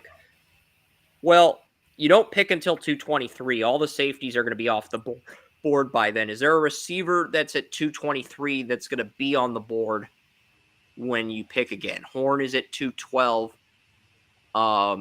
Higgins is at 242. So you could get Higgins with your next pick. You could get Franklin with your next pick. You could get Armstrong, Clark. I'm just looking at who's going to be there when you're on the clock again. Yeah. I'll definitely let I the think there's a safety thing Surratt slide. listed at 517. We talked about him. I'm just looking at who's going to be there on your board when we get to your next pick at 223. Singer is listed at 663 on the simulator, so Dorian Singer will probably be there at 223. So I would get your safety here and then get Singer or whoever you like with your next pick at 223. Yeah. Who's the top couple on the for safety? Yeah. You could take any of the safeties you like at 159. Is there a guy among this group, Moore, Mukaba, Wong Pong, Sanders, Ransom, Wohler, Catalan? Is there a guy among that group you like? Ransom. Lathan Ransom, all right.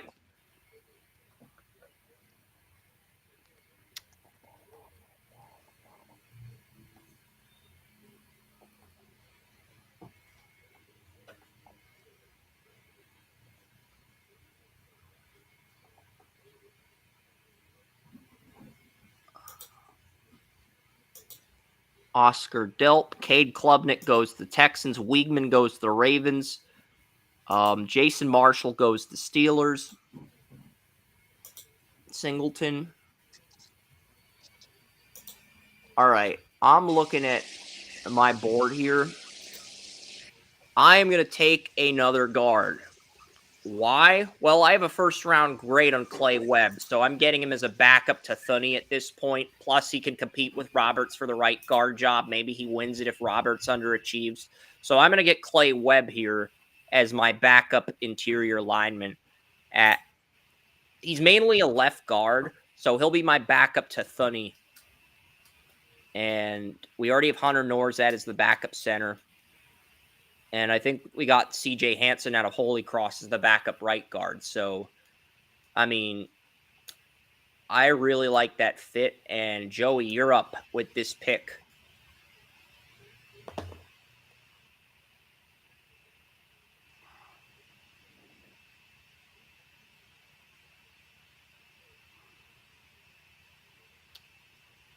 Stackhouse is the number one player on the board, Joey. Nazir Stackhouse. I know you love Stackhouse. Do you want to pick him again? Let me see if my mic... Okay, my mic... Let me reload TalkShoe. Audio sort of disconnected on TalkShoe. I apologize for that. I did not realize disconnected on TalkShoe. So, All right.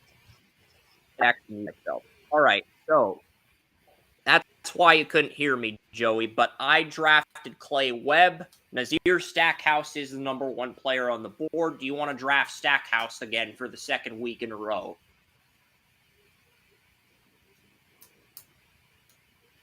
TalkShoe said audio disconnected. So it wasn't me disconnecting from the show. It said there's an audio disconnection. You got to reload the page. Just really weird, but yeah. Stackhouse is the number 1 player on the board. Nazir Stackhouse. You drafted him last week. You want to draft him again as a backup for depth on the defensive line, or are you looking at, because there's a lot of talent left. The top 4 is Nazir Stackhouse, Moose Muhammad, Domani Jackson, Malachi Moore. And Cornelius, the Oregon right tackle, is 5th on the board if we're just going by best player available. Mukaba 6th, Joshua Gray 7th. So pretty good top 7 in terms of overall value. Is there a player among that group, or is there a position you'd like me to look at?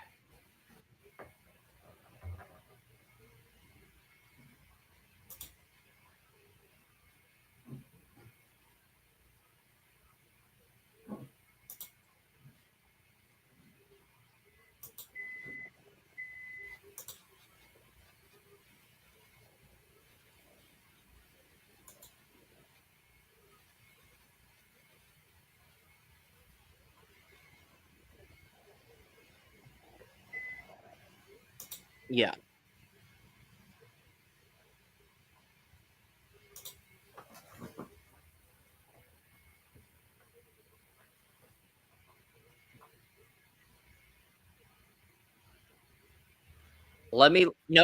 Sanders is 171 on the simulator. He is there. Raheem Sanders is there if you want him. Simulator is Raheem Sanders at 171. It's 168. This is right about where he's going to get drafted.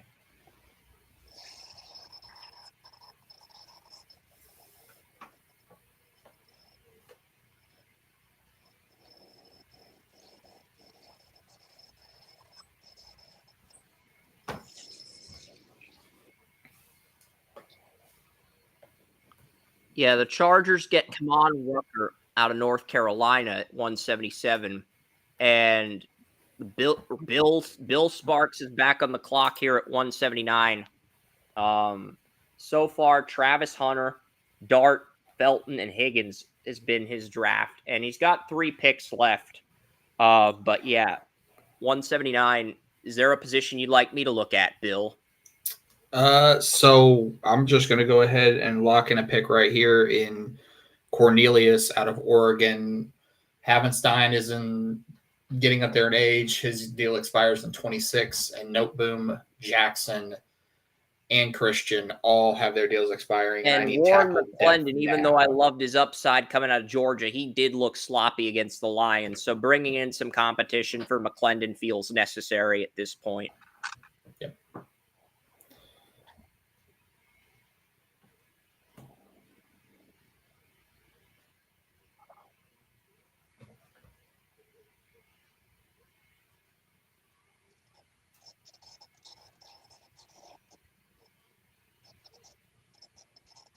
So Bill does have the next 2 picks, but I want to see what the computer took. Did the computer take? Well, the Niners got Nwangpa in round 6. That's a really good value pick for San Francisco. Not that they need safety help after Malik Mustafa stepped up, but the competition at that safety room is definitely going to help. Probably the backup free safety. You'd have Hafanga and Mustafa as the 1 and 2 strong safeties. Jair Brown is the free safety, and Nwangpa would be the backup free safety. Seattle adds tight end depth with Mitchell Evans, Joshua Gray, Oregon State left tackle to Washington as a left guard. I like that. Mukaba to the Cardinals for depth. I like that. Monangai to the Bills with Ray Davis and James Cook. Love that for the Bills. Deontay Lawson to the Jaguars for depth at middle linebacker. I like that. A lot of good picks. Rucker to the Chargers. A lot of good value picks in round 6. But Bill is back on the clock here. at 200. So I've got two positions still circled on my board. Let's start with the safety class and see what's still left. Shiloh Sanders is still there. So is Wohler. I like Wohler a little bit more than Sanders. I know you advised me to pick Wohler last week. I did. Catalan's there. Sanker, I like Sanker, but I feel like he's too rich for your blood at this point in the draft. Jack Howell, I forgot about him. Joey told me about Jack Howell, the Colorado State safety last year. I completely forgot about him. He's available. That might be Joey's last pick. I should say the other position I still have circled on my calendar is tight end. So let's see what sort of value we have. Yeah, tight end because spot before. Higbee hasn't been able to stay healthy. Mason Taylor's my tight end 2 still. Gadsden's my tight end 3. They're both there. Ferguson, tight end William likes is there. Bartholomew, I have a 6th on him. He's there.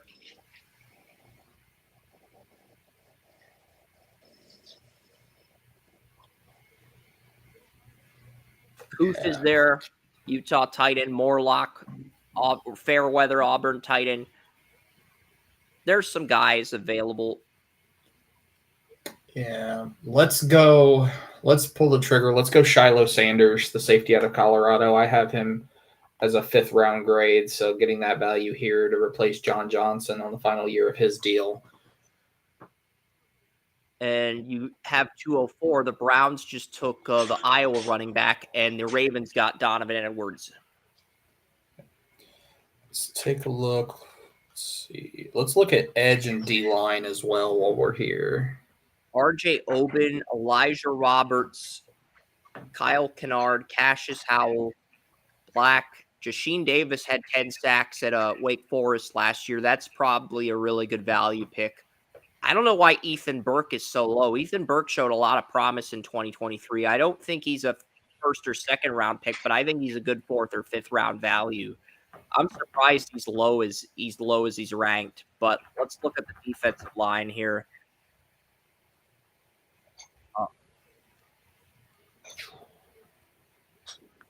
Yeah, it's slim pickings there as well. Let's check. This is the final one. Let's check wide receiver. If I'm going to double dip in a position, it would be wide receiver. Just because with Robinson and Atwell, it's shaping up to me only having Nakua and Cup as 1 and 2, which is all I need. But Griffith might still be there, but I know you want to mix up your picks, and I also know he's more of a 43 guy than a 34 guy. So that's the other thing I'm taking into consideration. All right, wide receiver options: Matthew Golden, Will Shepard, Jimmy Horn Jr., Jaden Higgins is there. Higgins has not been picked. Iowa State, Barian Brown, Sakari Franklin, John Michael Sturdivant's there. I know you like him, Bill. John Michael Sturdivant. Yeah, I do. I do like Sturdivant, and I think in this case, I think I'm going to lock it in at Sturdivant. I do like him as a late day 3 guy, and he just feels like a Sean McVay guy when you put him in that offense. So let's send him right down the road from UCLA right to the Rams and lock in Sturdivant. I'll do that. I'm just trying to find a player. Here we go.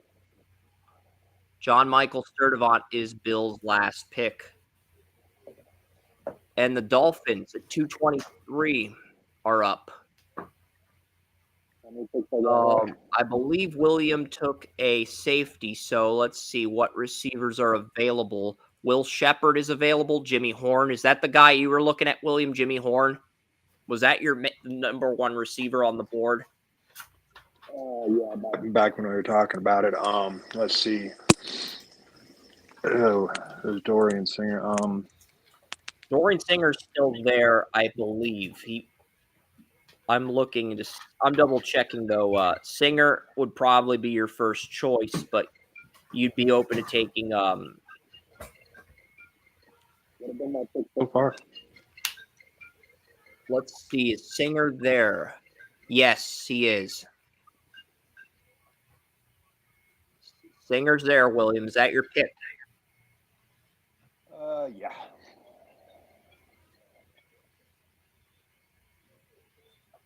So Singer is the selection because you got two more picks after this. I can look at a different position if you don't want Singer, William. Let me know when you decide. Keep thinking it over. I can pull up. I'll take Singer for sure. All right. Really? You're going to give William a F grade for a 6th or 7th round pick? Really? Are you that? I mean, when a team reaches in the 6th or 7th round, if they take an UDFA in the 4th round, I usually give them a D grade at the worst. I don't understand what the simulator's doing, but yeah, handing out F grades in 7th round is just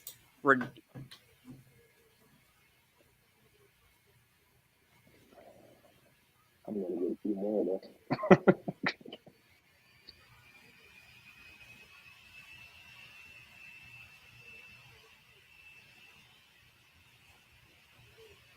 That's what I'm trying to figure out as well. I don't understand the simulator's thought process here.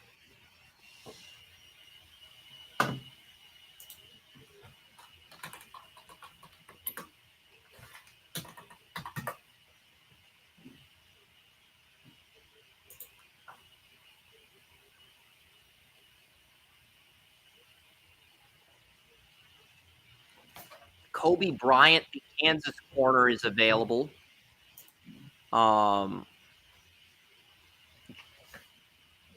That's who I'd select. I've got a 3rd round grade on Bryant, and I think he's going to translate well at the next level. That's a player you could consider, William, because you are on the clock. What position do you want me to look at? I'm currently on defensive line, but I do like the value Kobe Bryant brings in round 6. I love the value at that point in the draft. Actually, round 7, you're getting 3rd round player in round 7. That's really good value. I was just mulling over here, so yeah, let's do it. Let's go with Kobe Bryant. I agree. That's a great pick. And I believe I'm looking to see. So Joey, William, and I each have one pick left. It is time for Joey to make his final pick.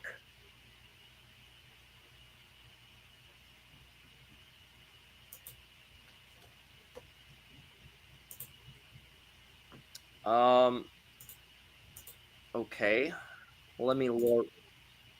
Top 10. Arondre Gadsden II, my tight end 3, is the best available player on the board. Elijah Roberts, the SMU edge rusher, is number 2. Will Shepard, the Colorado wide receiver, is number 5.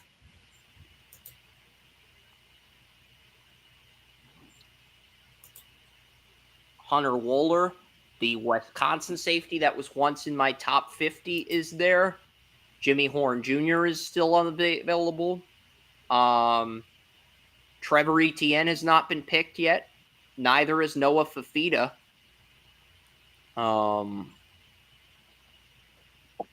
Dasheen Davis, the sack artist at Wake Forest that we liked at edge rusher, still there. Am I back up on the clock again? Joey's on the clock, then you're on the clock, then I'm on the clock. Gotcha.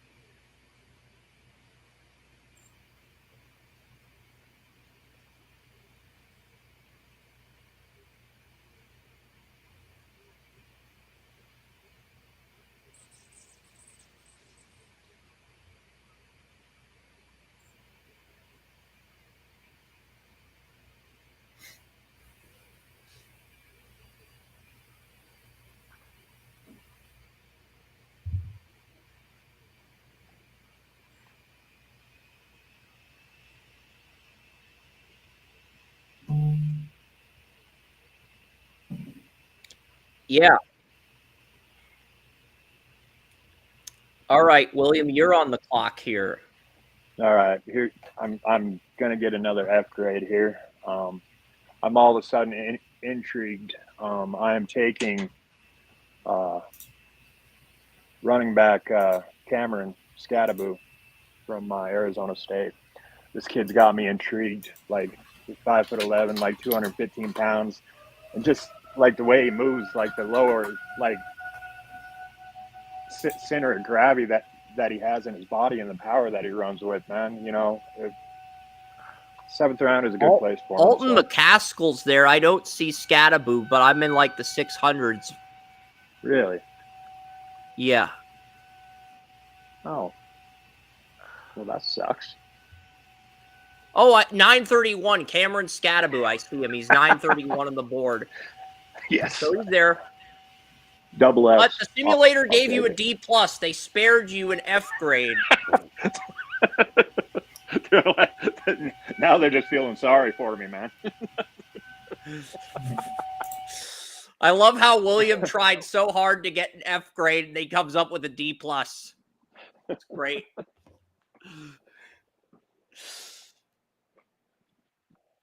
All right, so looking at the Chiefs here, got some guards. We could get a. Let's see what we got at running back. I've already drafted.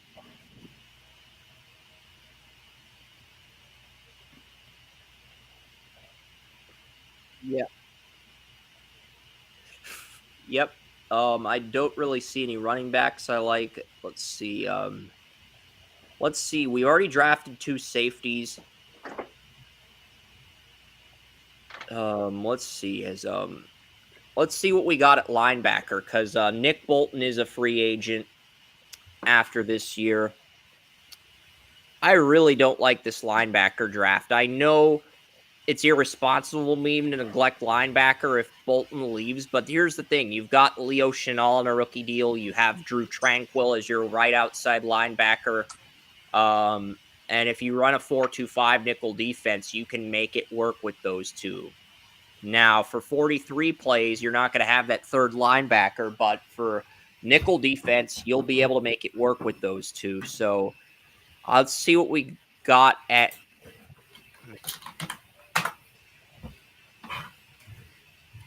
That's a good point, man. That 4-2-5.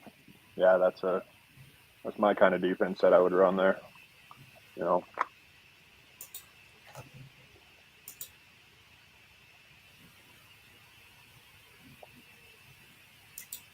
Actually, I know at one point, like 2 or 3 years ago, it was like 43% for the most run defense in the league, the 4-2-5.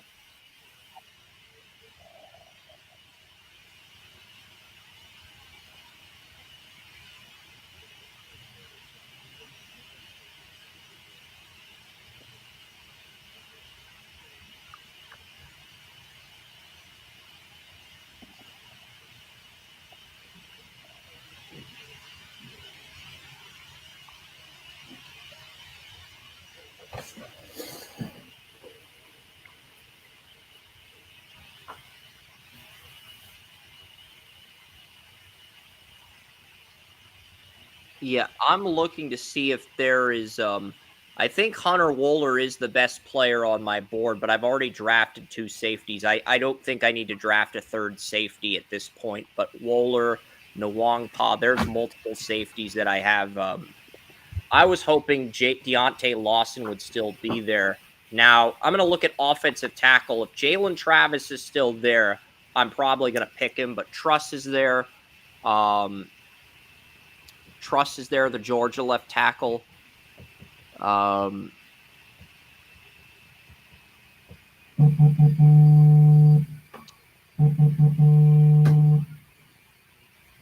Travis is there, and he can play both tackle roles. He can play both left tackle and right tackle. He played right tackle and left tackle at Princeton. He's been the blind side at Iowa State. So I'm going to end this draft with Jalen Travis. So recapping Bill's draft, he got Travis Hunter, That was an A plus. He got 3 B grades for Dart, Felton, and Higgins, an A plus for Cornelius, an A plus for Shiloh Sanders, and a D for John Michael Sturdivant. Simulator, William got Loveland at 8, Corleone at 46, Blakey at 98, 2 Bs, a B plus. Restrepo got a C grade. I disagree with the simulator there. That's an A plus if he falls that far. Jack Nelson, a C plus. Cameron Rising got a D plus. Lathan Ransom got a B. He got an F grade for Dorian Singer, but rebounded with an A plus for Kobe Bryant and a D plus for. Yeah. They got Singer in round 7, too. That's the other thing, Joey.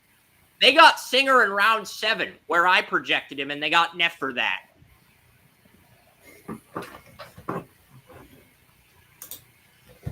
All right.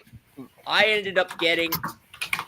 got a C grade for Watts at 31, a C grade for Castro, a B for Horton, a D plus for Riley, an A for Roberts, a B for Webb, and a D plus for Travis. So obviously I had the worst average.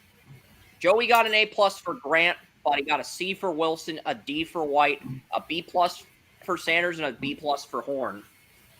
So I think the simulator gave me the worst grade, even though I thought I got really good value. But yeah, that is our draft, guys. I want to thank William. I thought we did a good job.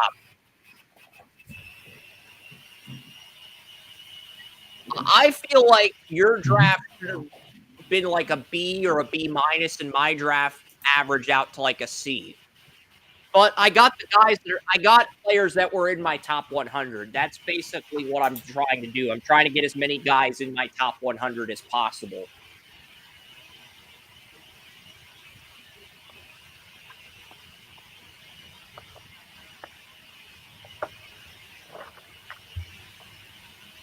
Yeah, we'll end this segment. But Bill, William, I want to thank you guys for calling in today. And if you come back next week, Joey and I, we will go from GM roles to scouting college, director of college scouting roles, where we actually give you our list, give you our board, and you have final input on who the team's going to do. Because there's only 2 teams on bye weeks. So if we have 4 people, what that means is we'd be drafting as a tag team, which I never thought in all my years of podcasting with Joey that we'd be doing tag teams for the draft simulator, but here we are. Yeah, I'm down.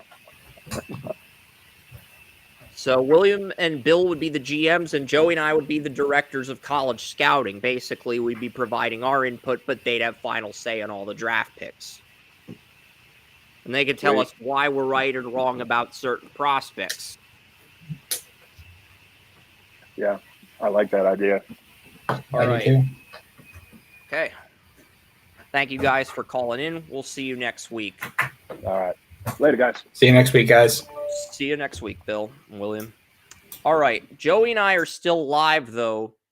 I'll stop screen sharing. Joey and I are still live. We do have some other segments to get to, mainly NFL predictions, and then we'll have some other quick segments like I'll recap what's happened in the first few days of the NHL. Nothing to put a lot of stock into. Then we'll go over Eastern Conference preview in the NBA.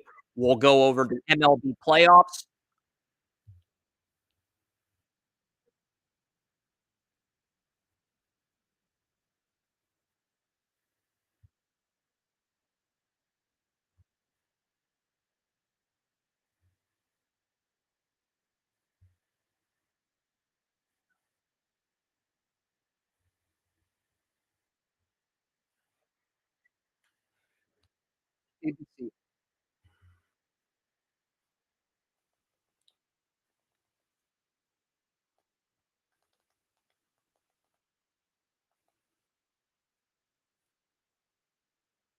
I thought Texas, Oklahoma was at noon. It's at 3:30. You assholes, ABC. You assholes have the nerve to put Texas, Oklahoma on at the same time as the Guardians. Yes, you're assholes for that, because I was hoping to get an hour of that game before the Guardians game. Maybe that's for the best, though, because You know what? I am gonna put on a small school game. Carnegie Mellon versus Grove City on KDKA Plus in Pittsburgh. We're gonna watch Carnegie Mellon versus Grove City. This is, yeah, Carnegie Mellon is does have a college football team. Oh, that doesn't start till 2. So I can't watch that. Maybe we'll pull up some clips of that during the commercials of the Guardians game. Carnegie Mellon versus not Carnegie Hall, Carnegie Mellon versus Grove City. Grove City is a school that is close to my alma mater, Slippery Rock.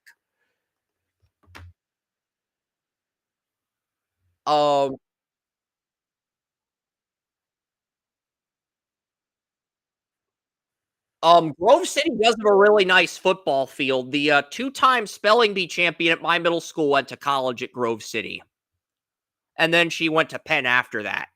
So, not gonna name them, but yeah, Grove City does have some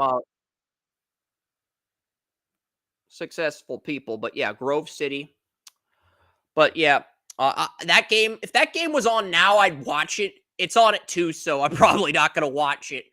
But I just it's like KDKA Plus. You're airing Carnegie Mellon versus Grove City. You're telling me there's not a better game you could get. Who the hell is Robert Morris playing? Who the hell is Duquesne playing? Air that instead. My alma mater, Slippery Rock. Air that instead. There are better football games. So until the MLB pregame show is on at 12:30, you know what? I'm just gonna watch the end of Bad Teacher. Bad Teacher's on TBS until 12:30, and then they have the pregame show for the Guardians Tigers at 12:30. So we're just gonna leave the end of Bad Teacher on and get to the NFL predictions. I think that's the best play at this point with really no good noon game.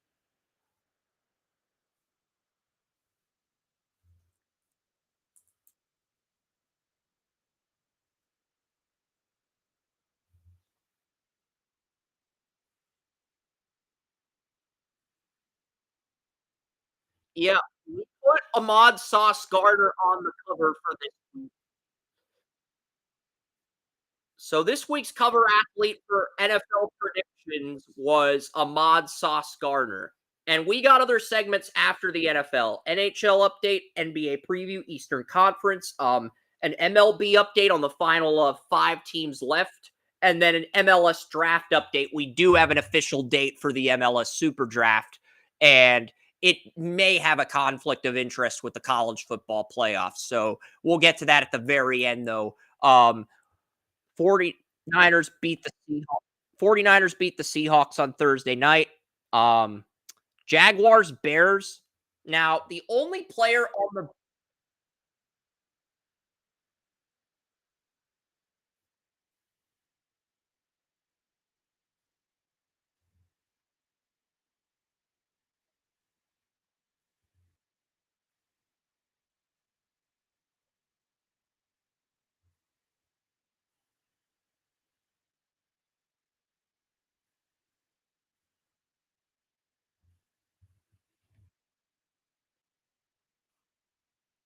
I was flip flop.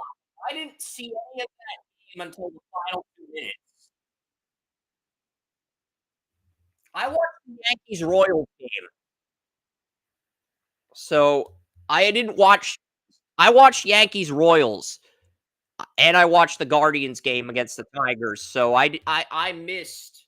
I missed. I missed most.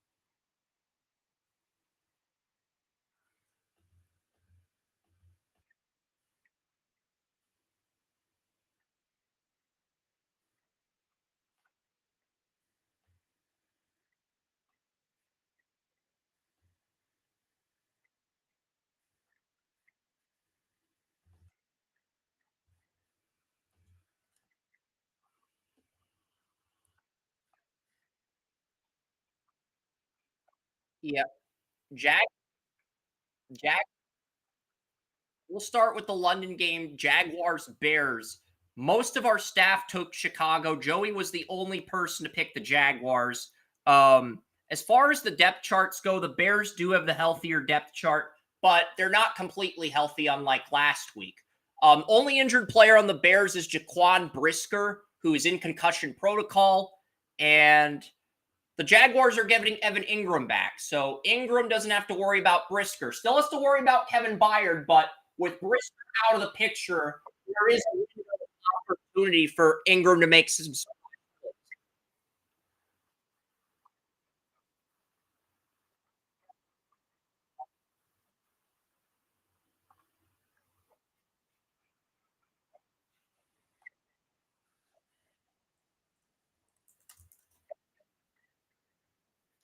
Jaguars are 6-5 in London all time with 3 wins in their fast 4 games, 3-1, and they went 2-0 in London last year.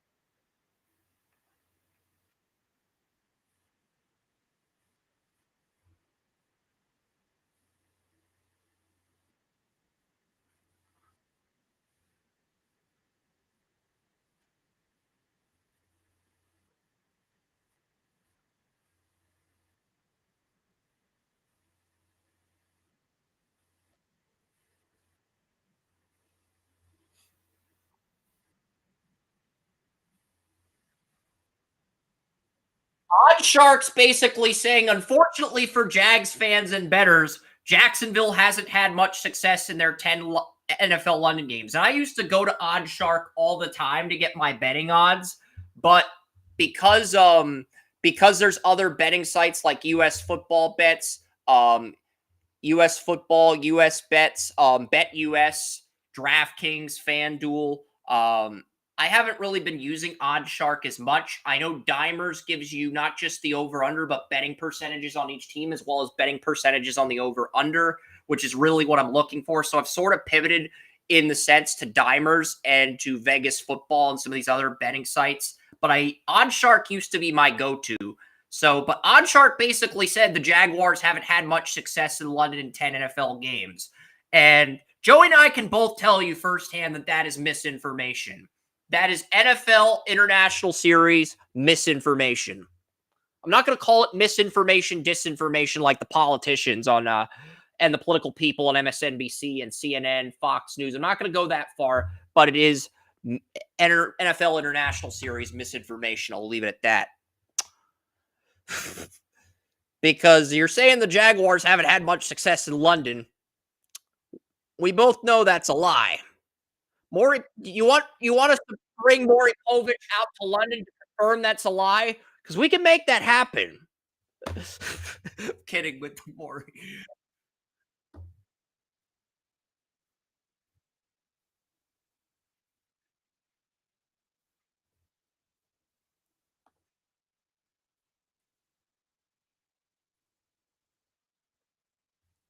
Olakun's on IR still, and Tyson Campbell's out for one more week. Doug Peterson said he's going to return against New England. He's going to be out this week.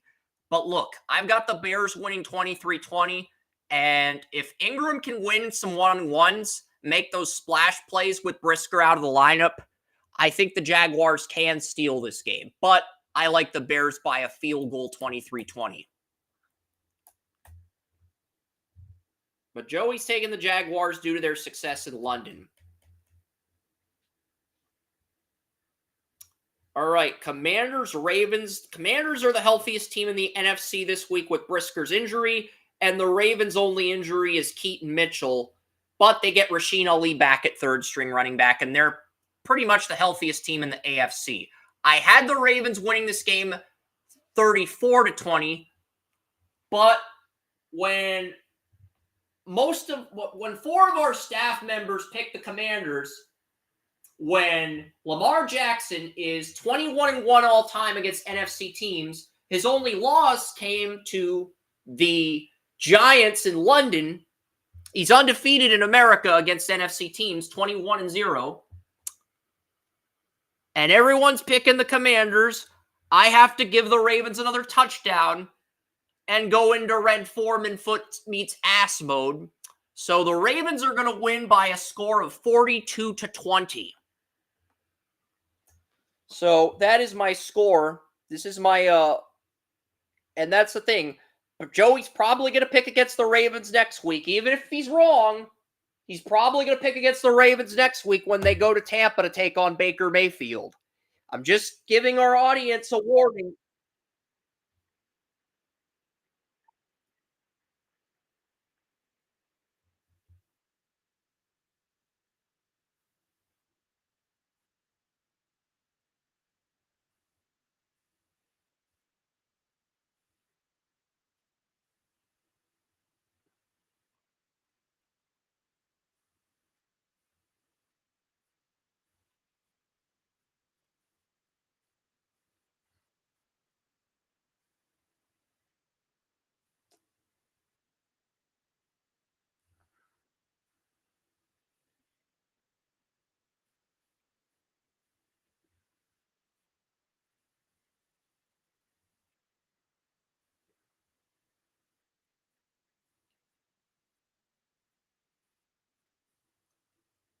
And look, Jane Daniels is going to be on the cover next week. For every Draft Utopia reader that's pissed that I have the Ravens winning 42-20, Jane Daniels almost got voted the cover athlete for week 5 over Joe Burrow. It was a tie, but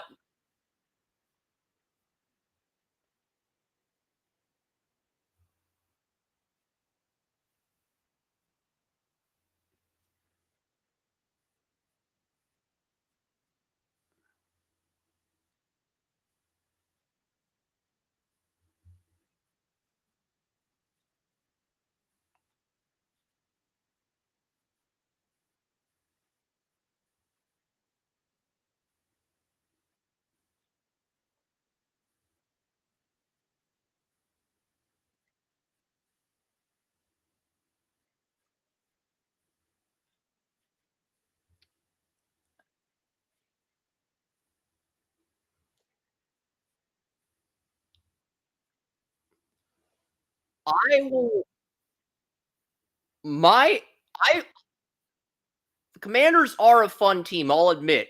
They're not a complete team on paper, but I think all this talk about depth charts and complete teams on paper, it's irritated Joey to the point where he wants to see a team that doesn't necessarily have a complete team on paper, but just has stars and is fun to watch win a Super Bowl again. I mean, the last time we had that was the Rams in 2000. That was the last time where we didn't really have a complete team on paper, complete offense on paper, but not necessarily a complete defense on paper, but just a fun team to watch in general.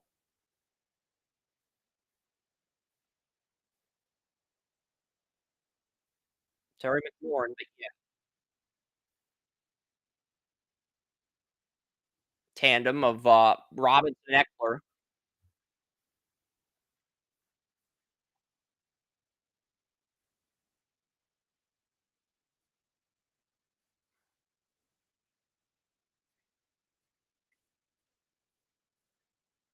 Commanders are 22nd in run defense, so if Henry goes off like he has the last 3 weeks, I think this could be a 42-20 blowout.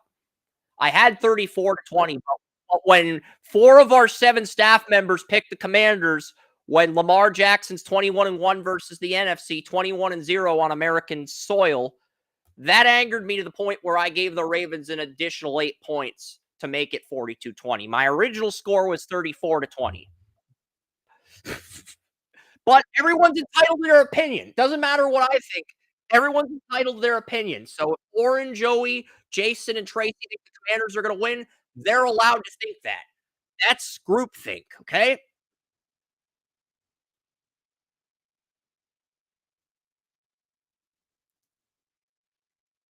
Not really. I mean, Ronnie Stanley's played well. The offensive line did a lot better against the Bengals last week. Um, it looked like the offensive line gelled for the first time all year against the Bengals.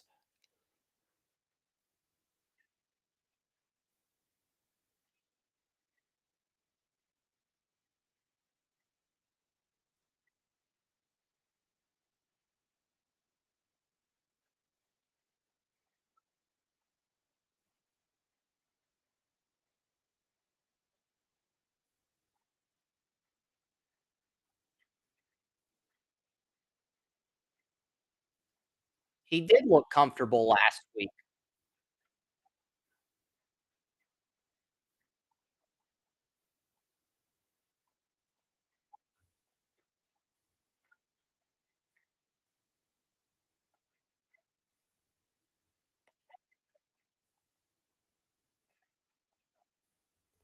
Yeah, since Ravens Bengals was my game of the week, I was glued into that game on every play.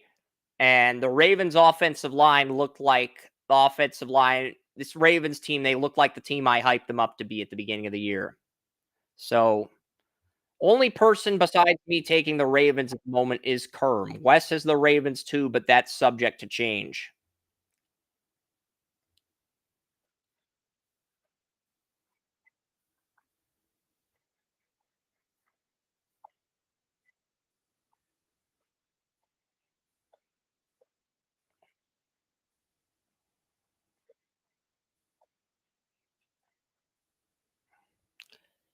Because because if they beat the Commanders and well, technically, you're hoping they lose the Commanders and Buccaneers because then if they do, you'll have a reason to pick against them in week 8 when they play the Browns because the Browns are getting their offensive line back this week.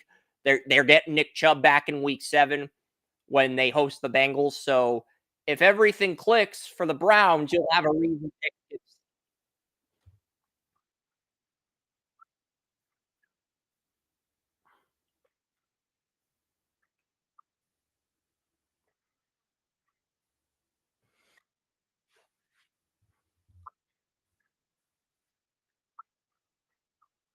Cardinals play the Packers in Green Bay. Cardinals play the Packers in Green Bay, and every time Kyler Murray shows flashes of taking the next step, like beating the defending NFC champions on the road, he does something equally dumb to cancel that out. Like, for example, after Kyler Murray defeated San Francisco, he signed a video game license with Call of Duty. And he basically announced it on Twitter, and he even took the time to thank all the people that roast him and troll him, like Joey. So for playing Call of Duty. So not only does he have a sponsorship with Call of Duty now, he's thanking the people who are trolling him and roasting him like Joey. So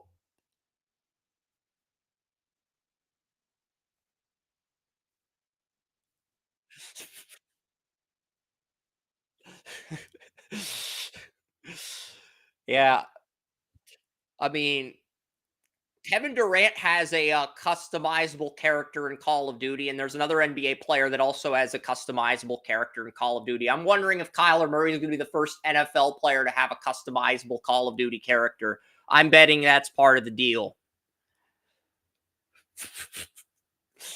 But yeah, every time Kyler Murray does something amazing by like beating the NFC champions on the road, he does something equally as embarrassing to cancel out, like announcing a partnership with Call of Duty for.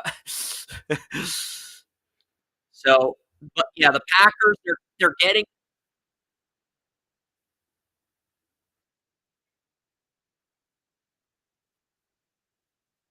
I agree.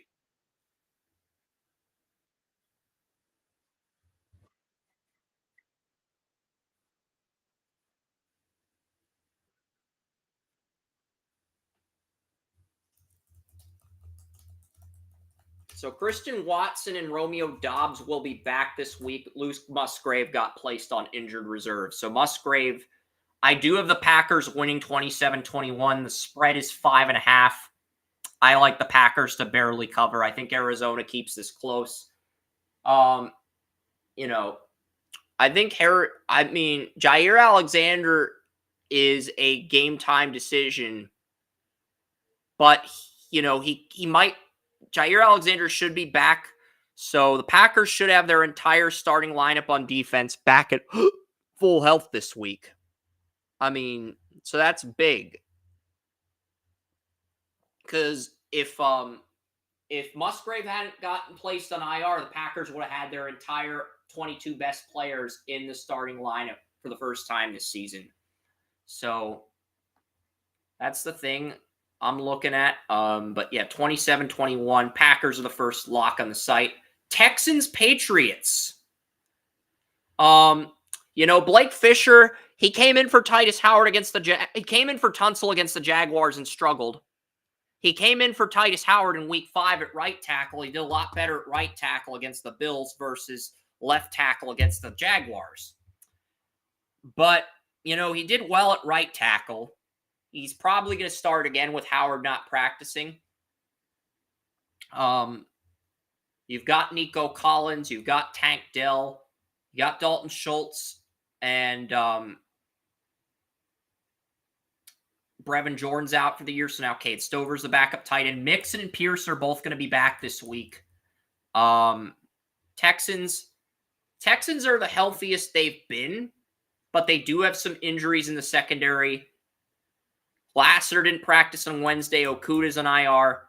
Drake May is now the starter in New England. I expect the Texans to win this game, but I do have the Patriots losing by single digits.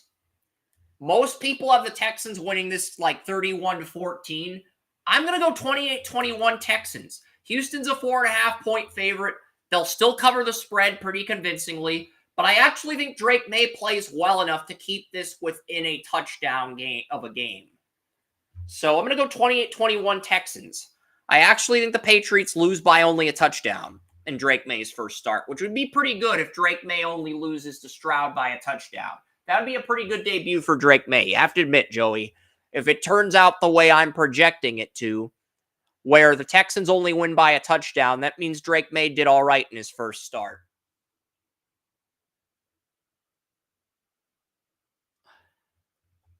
I mean, if May keeps this to within single digits with the offensive line the Patriots have, that means the Patriots have their quarterback of the future. It's that simple. What do you want to add to that before we get to...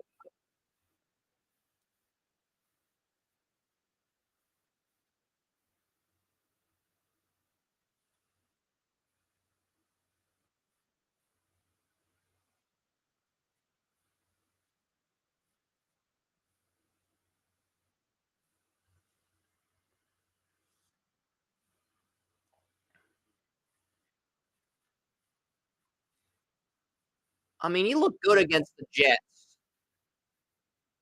He looked good against...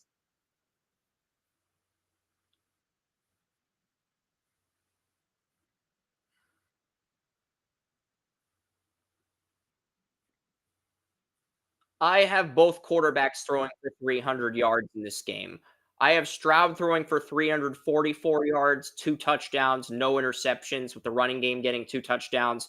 I have Drake May throwing for 311 yards, 3 touchdowns, and 1 interception with Ramondre Stevenson out. So that interception is the difference in the game, essentially. But if Drake May throws for 311 yards and has 3 touchdowns and 1 pick, that's a hell of a debut. With the current offensive line the Patriots have, that's a hell of a debut. And it's interesting because Tony Mario said in his power rankings that if the Patriots had started May, they might be 3-2. If they had started May against Seattle and the Dolphins last week, they might be 3-2 instead of 1-4. I think that argument does hold some validity, but we need to see more of a sample size before we make a verdict on that too.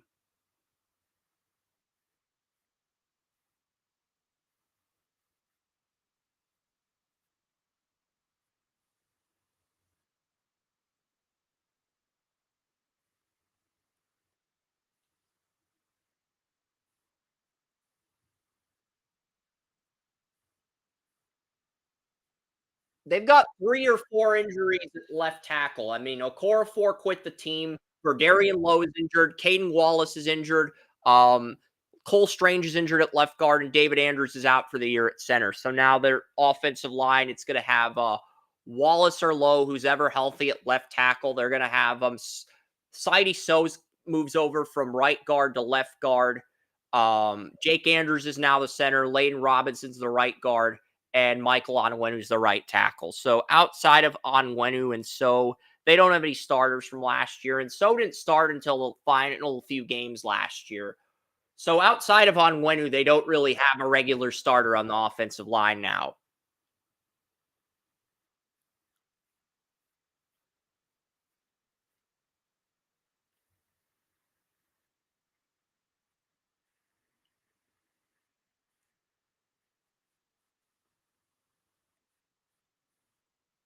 Kyle Brandt said it. Kyle Brandt said that. Drake May didn't lose the job, the offensive line lost May the job. That's Kyle Brandt, Good Morning Football. He went to Princeton. Pretty smart guy.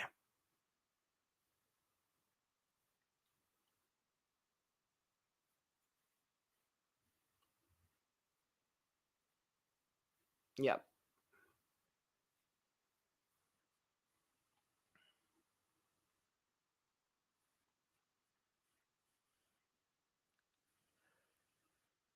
Some of the receivers have gelled. Polk, Baker, some of these guys have gelled. So, you know, I'm pretty confident in this group. Texans are the second lock of the week.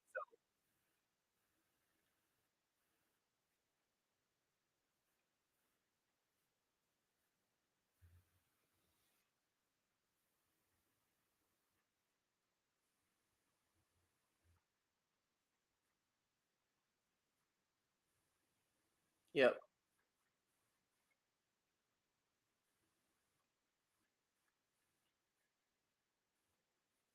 Yeah, I'm going 21 for 31, 311 yards, 3 touchdowns, 1 interception for Drake May. He was my QB2 behind Caleb Williams. He was Tony Mario's QB1 in the entire draft.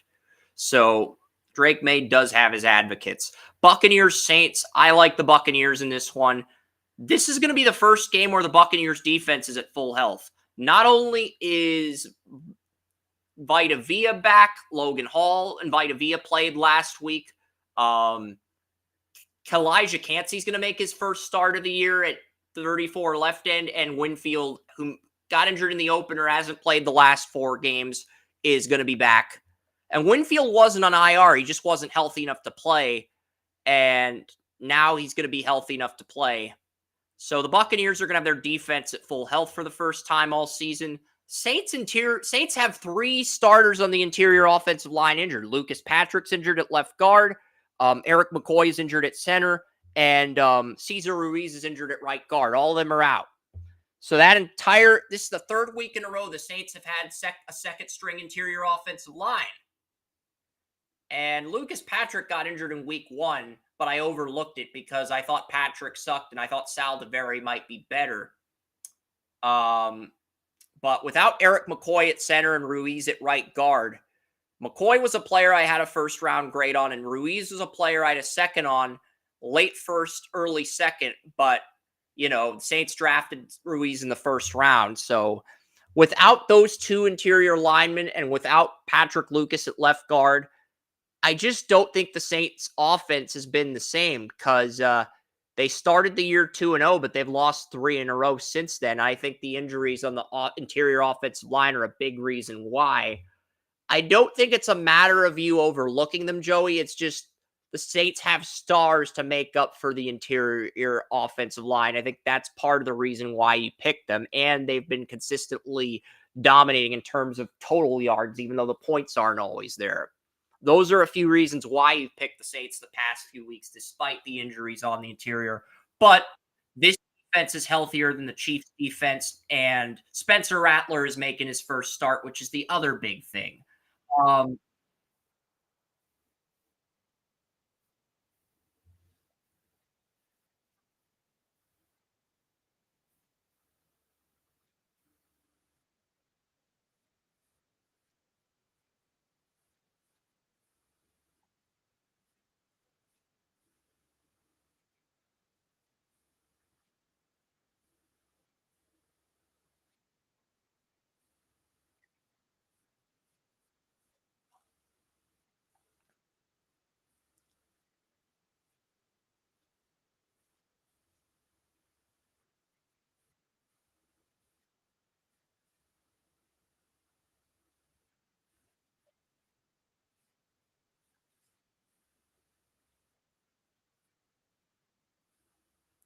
Yeah, Eric McCoy got injured against the Eagles in the second quarter. He didn't return to that game. He's missed the last 2 games. So since Eric McCoy went down at center, that has broken the offensive line. And Ruiz also got injured in that game. So without McCoy and Ruiz, they're 0-3.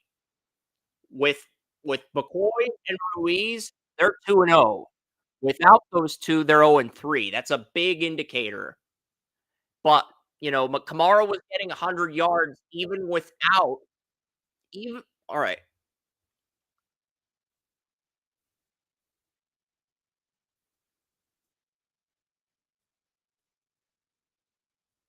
I looked at the depth chart, I saw a bunch of no names. Saldiveri had potential to some people. I was not high on Saldiveri coming out of Old Dominion, but I could see why you wanted to give him a chance. He was a Saints 4th round pick. I could see why you wanted to give him a chance. I could at least see the thought process there, even though I don't agree with you on that depth, but I could see where you're coming from.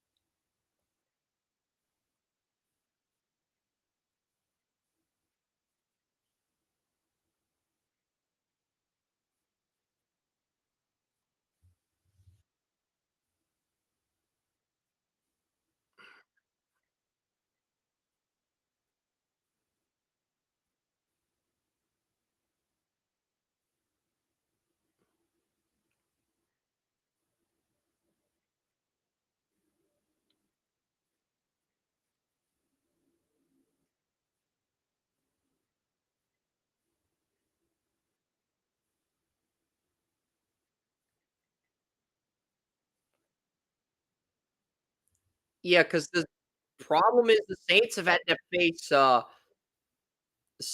to face 2 healthy defenses with 0 injuries. The Chiefs and the Falcons, literally no injuries on defense, and the Buccaneers have no injuries on defense. That's another part of it. That's another part of why the interior struggle. Go ahead.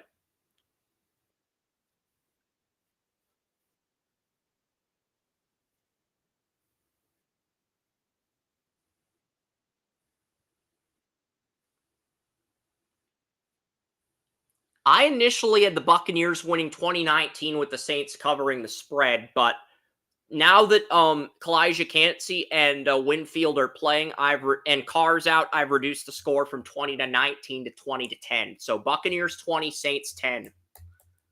I think it's going to be a defensive game. I do. Orn and Kerm have the Saints winning.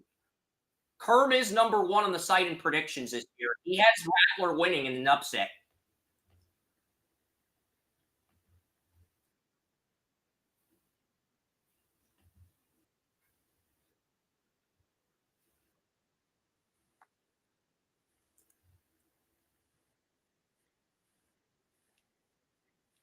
Hayner's played 2 games in relief of Carr, and he really didn't stand out against the Cowboys or the Chiefs in either game where he came in for Carr. So they're basically throwing Rattler into the fire. And basically, if he sucks, they can say, well, we don't like Hayner, we don't like Rattler, we've got enough of a sample size on those 2 in Carr. Let's draft our quarterback. Saints can basically do that if Rattler screws up. I don't agree with it, but they can do that.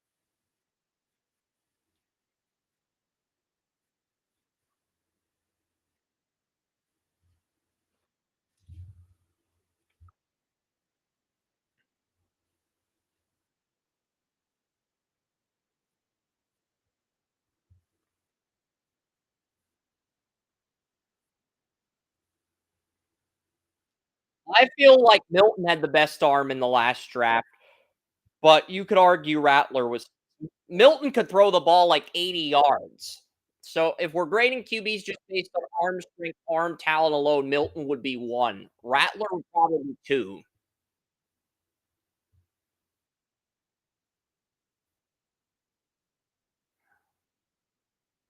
Yeah.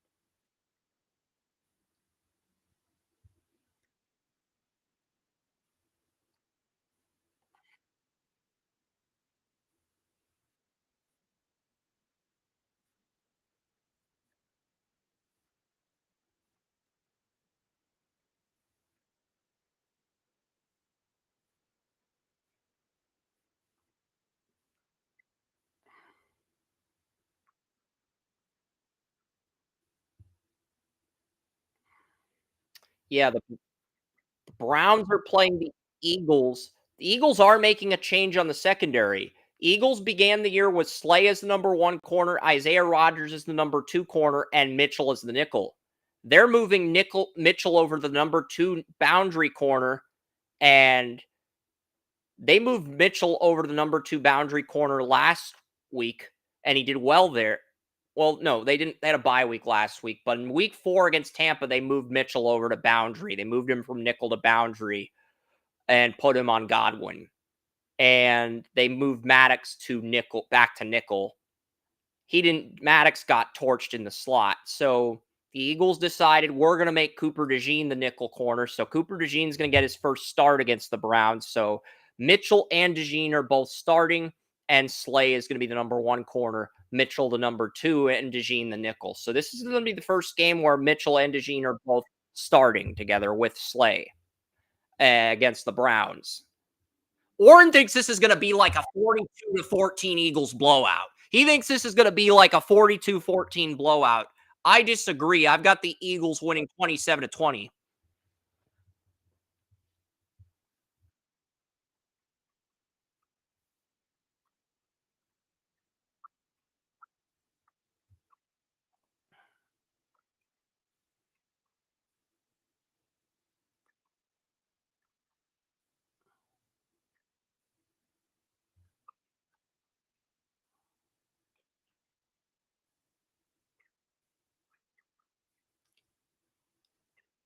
I think the Eagles rank 22nd in pass defense, and they're like a bottom 10 defense in total yards allowed.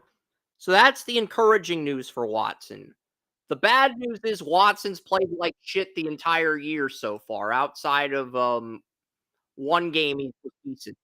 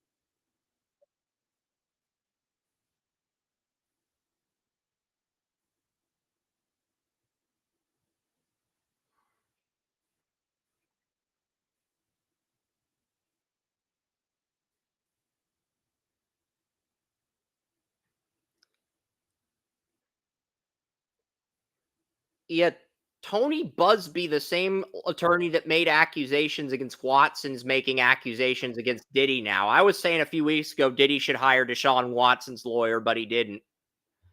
But let's get back to the Eagles Browns game. Everybody at Draft Utopia has the Eagles winning. This is another lock.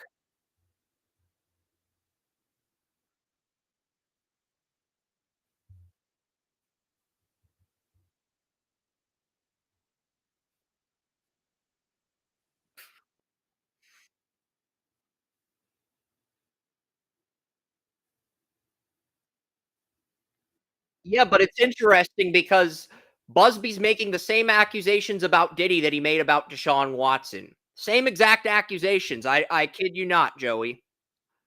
I just think that's interesting. I'm not trying to give Diddy any attention on this podcast. I just think that's interesting.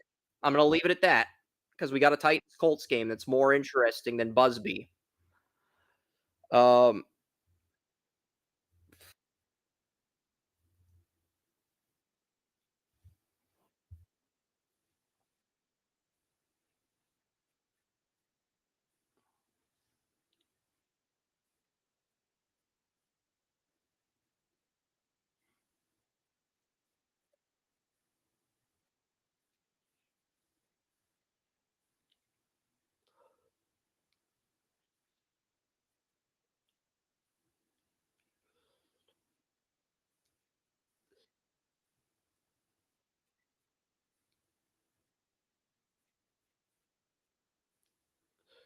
Basically, the only difference between Tony Busby and a pimp is Tony Busby pays women to testify against celebrities, and a pimp pays women for favors, which we're not going to get into on this podcast. That's really the only difference between Busby and a pimp.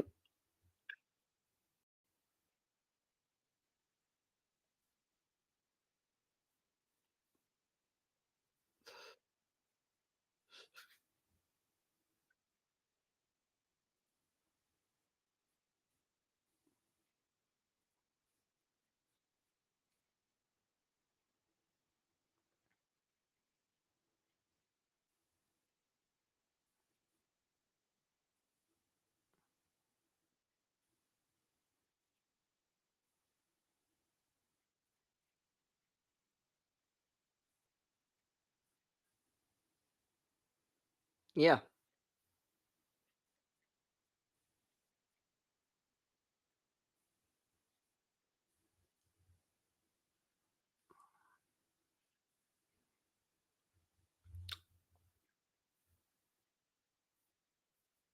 yeah.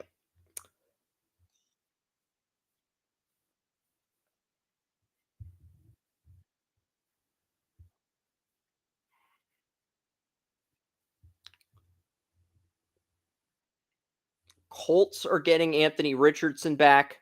They're not getting Jonathan Taylor back, and Pittman's out this week, but they are getting Ryan Kelly back. Ryan Kelly missed the last 2 weeks at center. Will Fries, the right guard, suffered a season-ending injury, but they can just plug Tanner Bortolini in at right guard. Tanner Bortolini is a rookie. He finished #1 in pass blocking among centers against the Steelers in week 4, and then he finished 4th in pass blocking in week 5 against the Jaguars. Oh, according to Pro Football Focus. So he was 1 and 4th the past 2 weeks on Pro Football Focus. I mean, I would say he's going to be the starting center next year because the Colts, Ryan Kelly's in a contract year. He's a UFA next year. I would say Bortolini, you can probably play him at right guard the rest of this season, and then he'll probably move over to center next season with the numbers he's produced because he hasn't been playing at an all-pro level like Zach Frazier, but he's been more consistent than Frazier. I mean, Frazier had that dominant game against the Chargers. He's still been very good, but he hasn't been dominant like he was outside of the Charger game. So, Bortolini looks like a good value pick for the Colts in the 4th round. So, 4th, 5th round, really good value on day 3.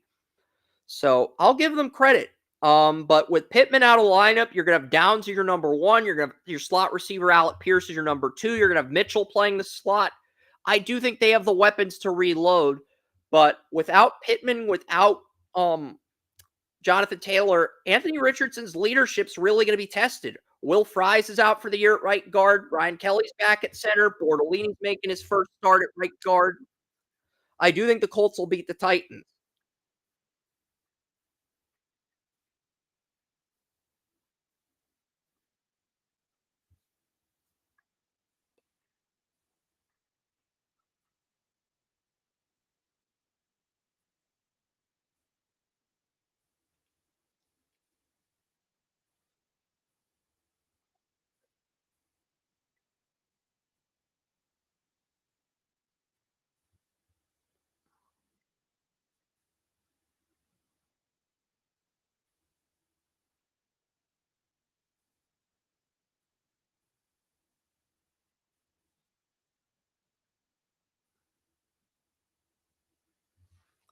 I do have the Colts winning. They are getting Kwity Payback next to Latu at defensive end. Um, Will Levis is going to start, even though Mason Rudolph looked better against the Dolphins. Chidobe Awuzie is on IR for the Titans. Colts are only favored by 1. I like the Colts 20-17 in a defensive game. Kerm and Banner will have the Titans winning.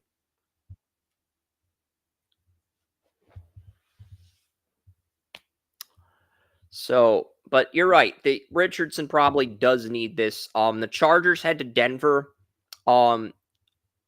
Both Alt and Slater are expected to be back for the Chargers, so the Chargers will have their offense at full health, but Joey Bosa is probably out once again in week 6.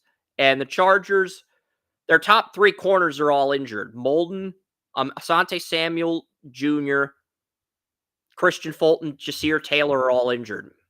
So all Derwin James, so those guys are all injured. All of the Chargers' top 3 corners are injured, and Alex Palzewski has done a phenomenal job as the backup right tackle, filling in for McGlinchey. Palzewski does have a high ankle sprain, but McGlinchey will be back in week 7. He'll be eligible to come off IR after this game, so I think the Broncos get it done, though. The Broncos' depth at receiver is really good. I mean, Reynolds has actually done a nice job replacing Judy, and he's mainly a slot receiver, but he's actually done okay as a number 2. You have Mims, you have Lil Jordan Humphrey, you have Troy Franklin as your number 5. They brought in A.T. Perry from the Saints, and they've got Devon Vele, Denver's 2024 7th-round pick. So they have a lot of depth at receiver. Javonte Williams, Bo Nix has done a nice job with this supporting cast, and Patrick Surtain II's been phenomenal at corner. You know, the Broncos have the number 1 and number 6 cornerbacks in pass coverage rating on the year. Peterson's number 1 in pass coverage rating this year. Riley Moss is 6th, despite being the number 2 corner.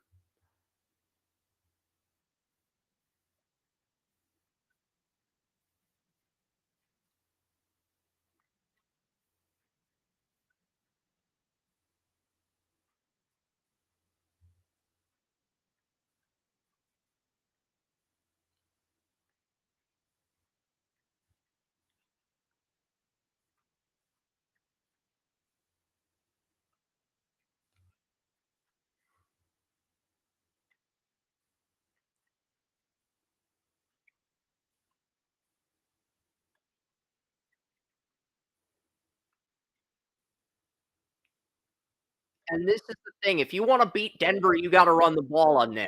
You got to run the ball on Denver if you want to beat them, because Alex Singleton tore his ACL. He's out for the year, and so is Drew Sanders. So 2 of their inside linebackers are out for the year. So if you want to beat Denver, you got to run the ball on them. That's the thing. You're going to have trouble throwing on them, but if you can run on them, you can win. And the Chargers are run heavy. I think that's part of why you picked them to win, but not entirely why you picked them to win. But that's part of it.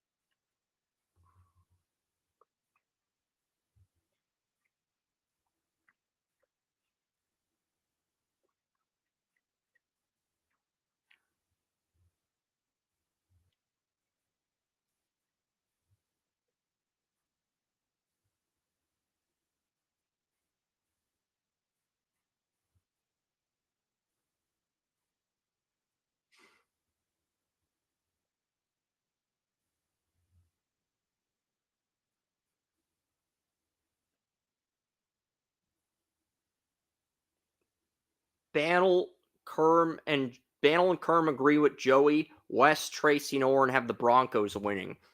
Okay, Steelers play the Raiders in Las Vegas. I just got a text from my mom saying that my older brother is going to come down to the apartment to watch the Steeler game with me. So instead of being able to have YouTube TV and all the other games on at once, the TV is going to be glued to the Steeler Raiders game. So I will not have Red Zone on tomorrow afternoon, and I will be stuck watching a team I hate. But that being all kidding aside, the Pittsburgh Steelers are going to win this game regardless of how I feel about them. And, James, even without James Daniels, doesn't matter. Mason McCormick finished in the top 10 in pass protection in week 5 against Dallas. And a lot of people are saying, our lads are saying Spencer Anderson, who was bottom 2 in PFF 2 weeks ago, is going to start at right guard. I'm calling bullshit on that. If Spencer Anderson was bottom 2 among guards in PFF and Mason McCormick was top 10 in pass protection, you got to roll with McCormick. Among all guards in the league, if he's top 10 among all guards in the league in week 5, you got to roll with McCormick at your right guard with Sumalo coming back. And I get it. Anderson did a good job filling in for Sumalo while Sumalo was injured, but now that Sumalo's back at left guard, you got to roll with McCormick at right guard. You have to. Anderson's been bottom 2 on PFF, and I was lucky enough to interview Anderson at the Shrine Bowl. He's a good guy, but I just think McCormick's performed better. And we both were high on Mason McCormick coming out of South Dakota State as a rookie. So I think you got to roll with McCormick and find out what you got with him. Says he finished top 10 among guards. You can't let that guy ride the bench if he finished top 10 among guards in the league in his first start. You got to keep rolling with him and find out what you got.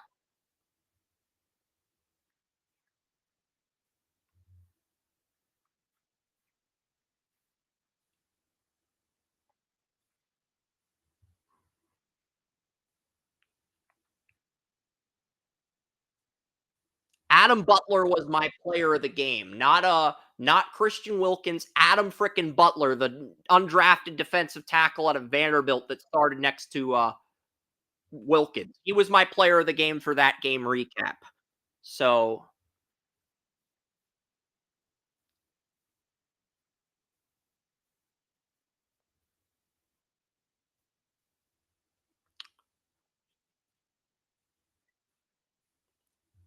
I've got Pittsburgh winning, but I only got them winning by a point.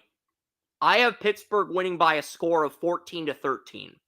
So I actually do have the Raiders covering the spread here. Steelers are -2.5. I actually have the Raiders covering the spread here, but I do think the Steelers win straight up.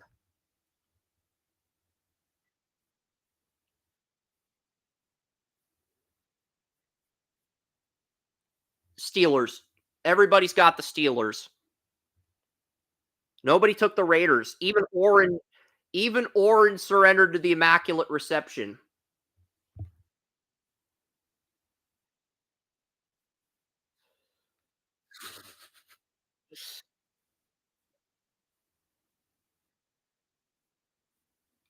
I think they're going to cover the spread.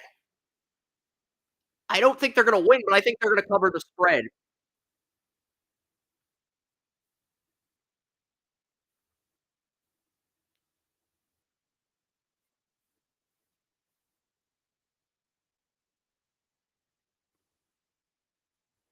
When I do, I'm in Jason Bannell's confidence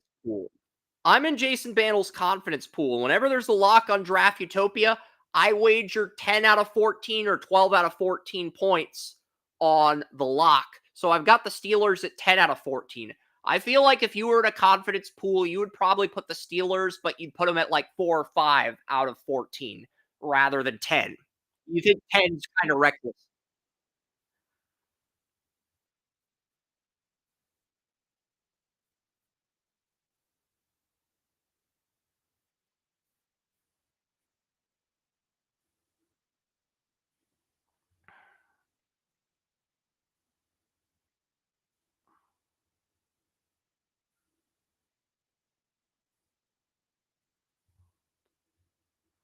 Yep.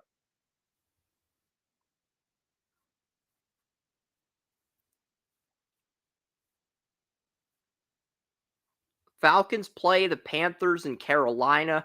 Falcons just have so much momentum right now, and they have everybody except Drew Dahlman at center healthy, and the Panthers just have a ton of injuries. Corbett and Moton got injured in week 5. Austin Corbett at center, Moton at right tackle, and then they benched Dalton, put Bryce Young back in when they were losing by a lot. I'm going to go with the Falcons, but I'm going to go with the Falcons 24, Carolina 20. This is not a lock on Draft Utopia. The Frog has taken the Panthers. Kerm, who leads Draft Utopia in the standings this year, has the Panthers pulling the upset. The Frog, as you call it.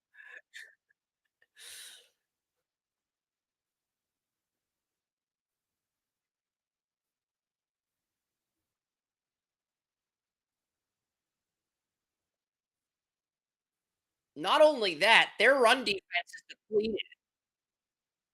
Their run defense is depleted, Joey. I mean, Derek Brown's out for the year. Shaq Thompson's out for the year. Oh, Josie Jewell's on IR too. So their two inside linebackers are out, and their best interior lineman is out for the year. So the teams are just going to run through them. Like, I'm actually asking myself, is Bijan Robinson going to get 200 yards in the Panthers? If I'm asking myself that, your run defense is awful.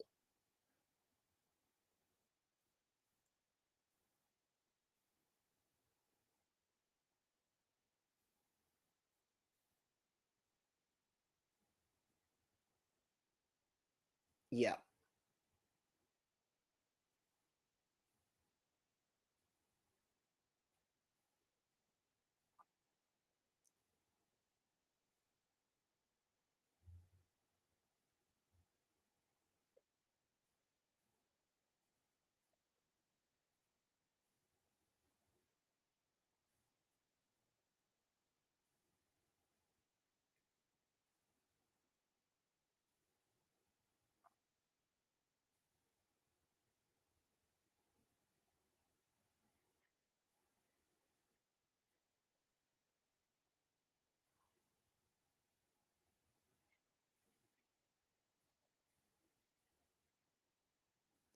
No, what happened is the Falcons stole Baker Mayfield's mojo like Dr. Evil and Austin Powers. That's what happened.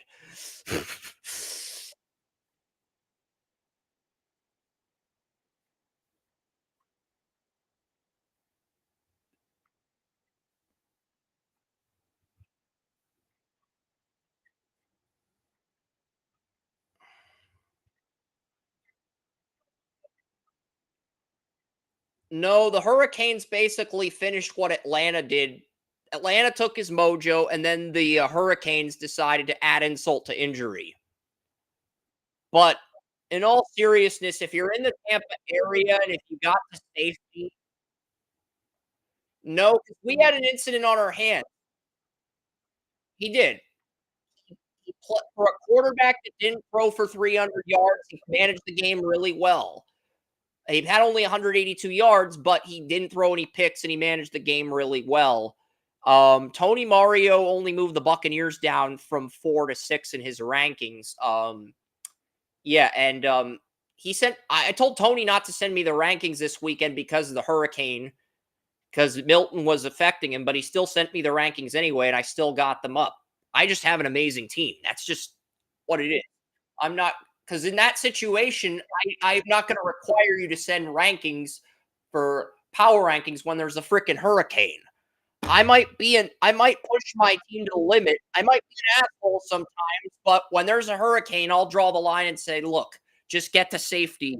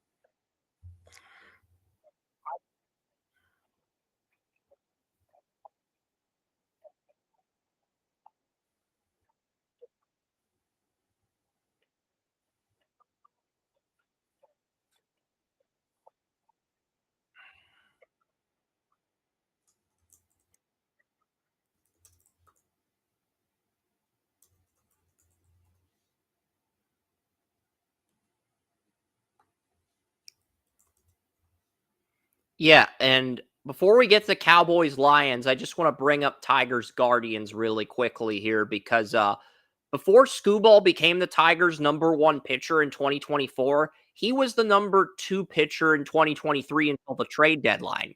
The number one pitcher on the Tigers, the Tigers opening day starter from 2021 to 2023 was actually Matthew Boyd, who's starting for the Guardians today. He was the Tigers' number one starter. He got traded to Minnesota at the 23 deadline. I don't remember who Boyd became. I think Boyd got added to the Guardians at the deadline this year. I could be wrong on that, Joey. Am I wrong? Matthew Boyd. No, the Guardians signed him in free agency on a team-friendly deal this year.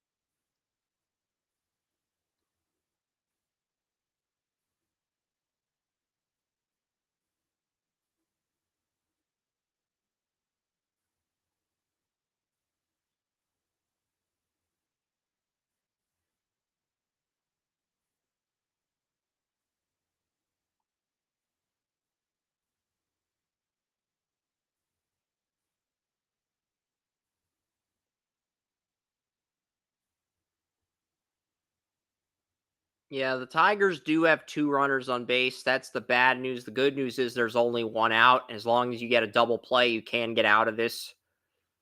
Or if you can get a pop up, that can also help. I don't think it's a dire situation yet. So you're a few pitches ahead of me because I'm at 0 and 1. You're two pitches ahead of me. All right.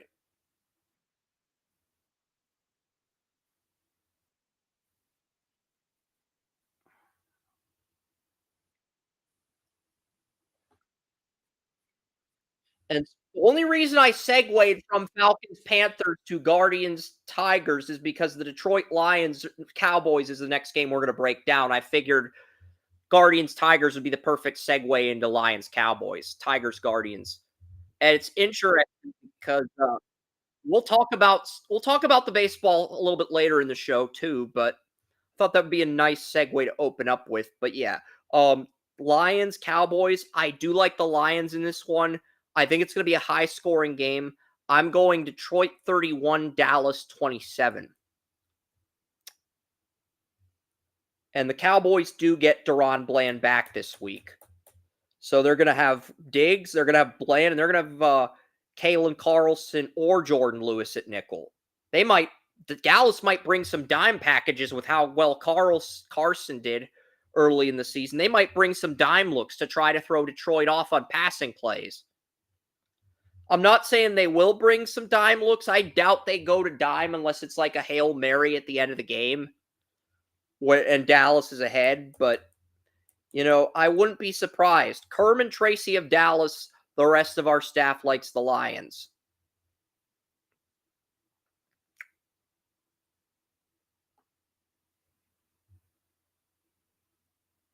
Really nice four-seam fastball by Boyd right on the line um, to make it 0-2.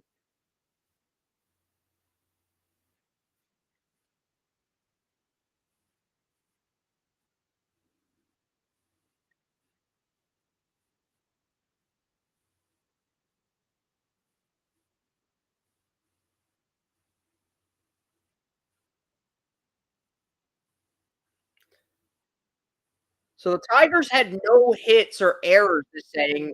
So those two guys that got on base must have been walks.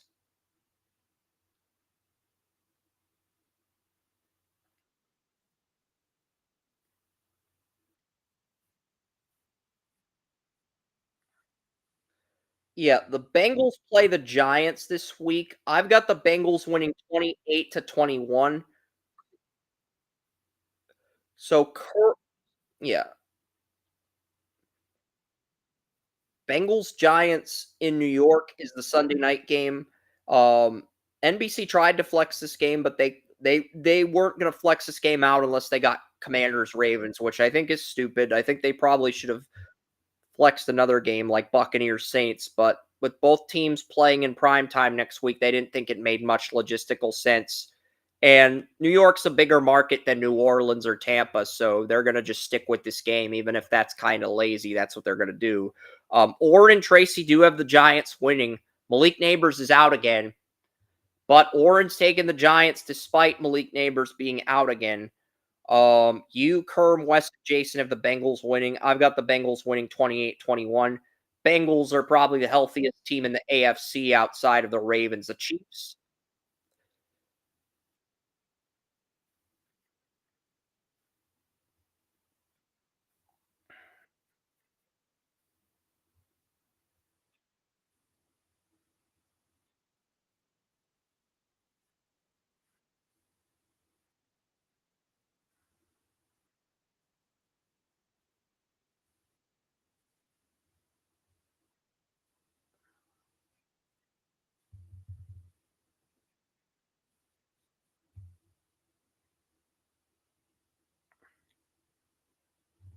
Yep. Giants 28-21. Bills, Jets. Most people are taking the Bills. I'm taking the Jets because the Jets, they have a defensive depth chart that matches up well against the Bills. And Jeff Ulbrich did get a win in the Senior Bowl as head coach. I know that's amateur athletes versus pro athletes, but the thought process still remains valid. The Jets are taking their quarterback coach, promoting him to offensive coordinator, and I like the Jets to win this one. I've got the Jets winning by double digits, 27-17 Jets.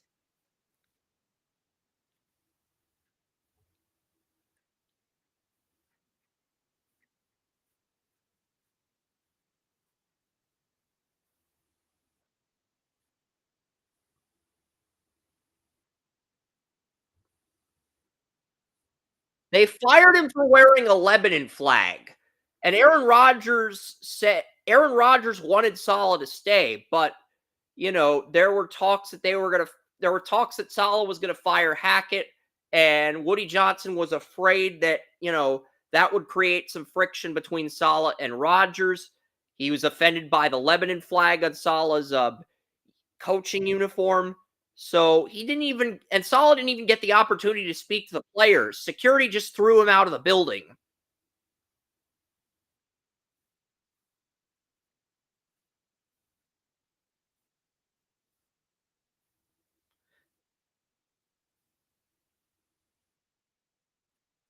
And look, I like what Olbick did. He didn't fire Hackett, but he demoted him and put another play caller in. I thought that was a smart decision by Olbick.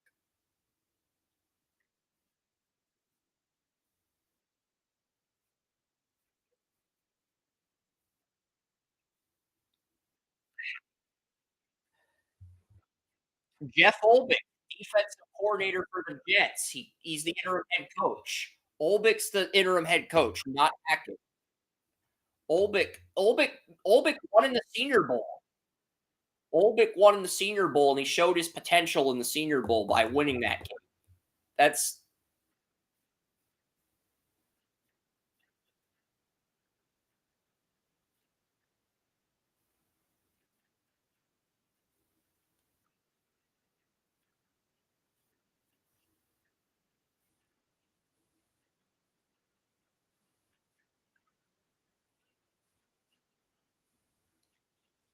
No, they're gonna hire a new coach. They're gonna hire a new coach. I don't think they're gonna hire Hackett. They demoted him from coordinator to quarterbacks coach.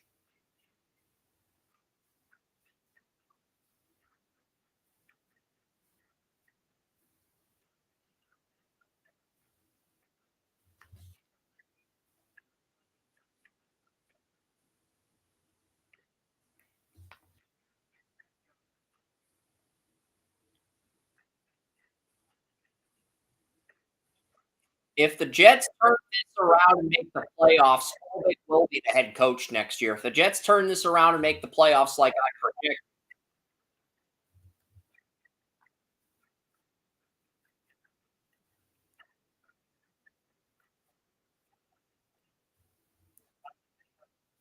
right now I do have the Jets as my 6th seed, but I have them and the Bengals at 9 and 8. And I have the Browns and Steelers and Jaguars all at 8 and 9. So I have the Bengals barely getting in at 9 and 8. Barely. I mean, and I think they're going to lose the Browns next week after beating the Giants. So they're going to fall to 2 and 5, and they're still going to find a way to make the playoffs. I know it sounds too good to be true, but Burrow's been playing at an MVP level despite the Bengals having such a shitty record this year. So,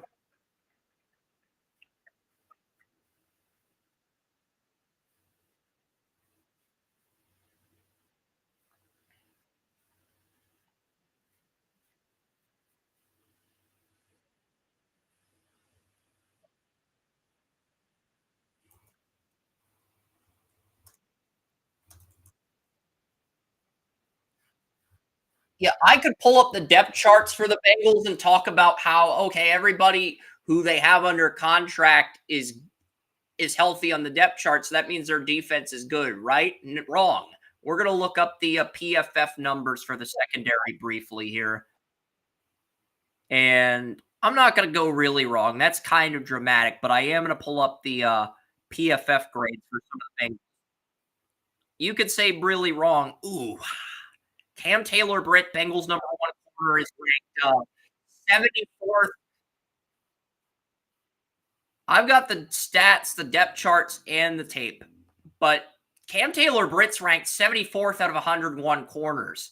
That's like the meme where the guy goes, oof, and he's all grossed out, but it looks like his lips are moving and his gums are moving. That's basically Cam Taylor Britt's season. 74 out of 101 corners. TJ Turner is 43rd out of 101 corners. Doing a little bit better, but that 65.9 grade is not good. You want to get that up. I mean, hasn't played poorly enough to lose his job, but that 65.9 grade is not something to be proud of.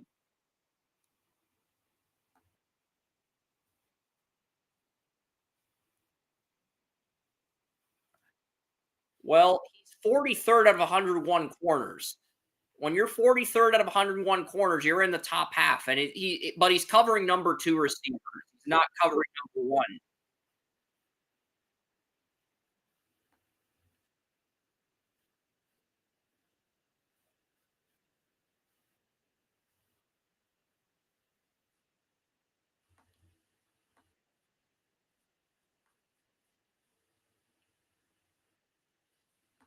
Well, DJ Turner is 43rd among 101 corners. Mike Hilton, the nickel corner, is 79th, and their number 1 corner, Cam Taylor Britt, is 74th.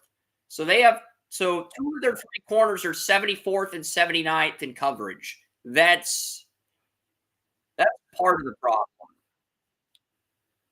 Dax Hill is 35th among corners, but he's on IR.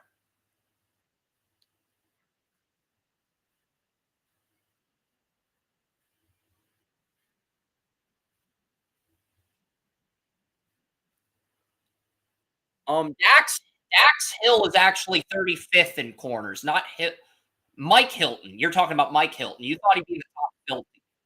You thought Mike Hilton would be in the top 50 for corners. He's 79th. Mike Hilton's 79th among corners this year out of 101. That he's literally on the brink of being in the bottom 20%. He's not in the bottom 20% yet, but he's in the bottom 25%. He's approaching the bottom 20.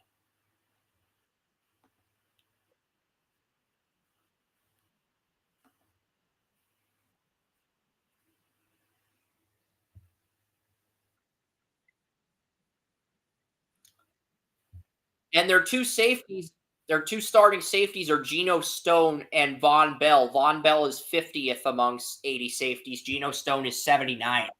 So they have a bottom 2 safety, and they have a safety that ranks 50th among 80 safeties. That's not good.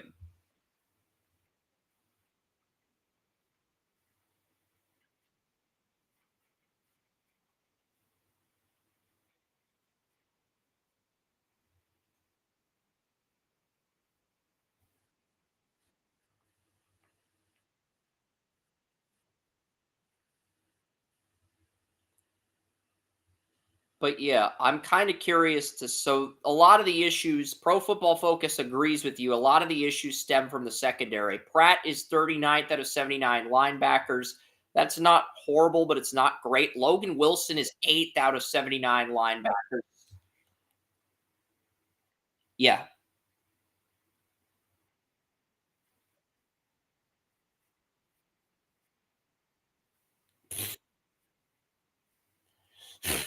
that's pretty funny. But yeah, Pratt's 39th among linebackers out of 79. Logan Wilson's 8th with an 80.1 grade. So Logan Wilson's actually been phenomenal when you consider how bad Bengals secondary's been this year.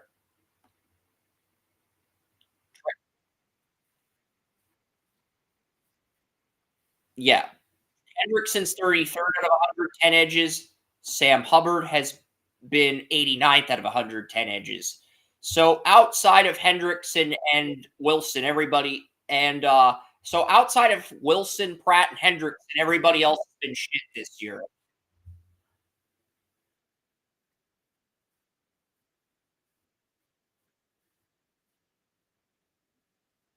Yeah.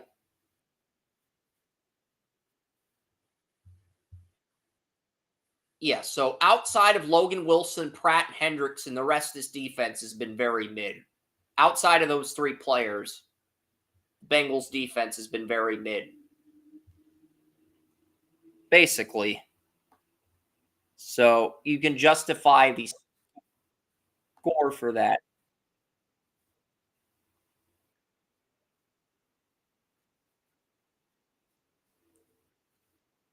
Yeah, Dax Hill's been playing well. Problem is Dax Hill's on IR. Maybe you're referring to BJ Hill, the defensive tackle. He came back from I don't know. I thought he was healthy, but Pro Football Focus says he's on IR. PFF says he's on IR.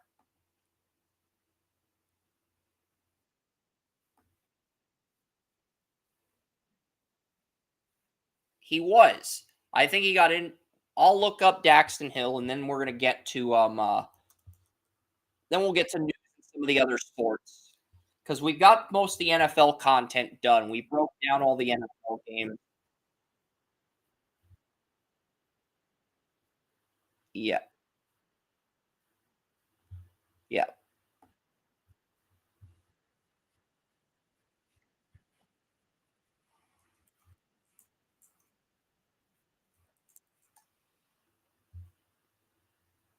All right.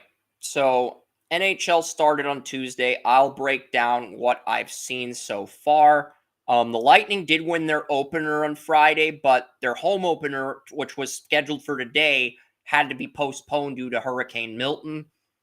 Um, the Senators and Lightning are both 1-0. The Everybody else has lost a game. The Buffalo Sabres are 0-3. The Sabres look like a potential candidate for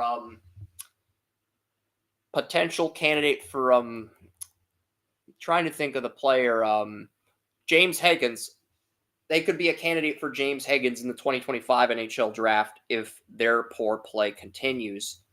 And there's not an undefeated. The Rangers are the only undefeated team in the Metropolitan. They beat the Penguins 6-0. But the Penguins did get a point on Thursday. In fact, after Alex Nedeljkovic did horrible in his debut with Tristan Jarry injured, they brought up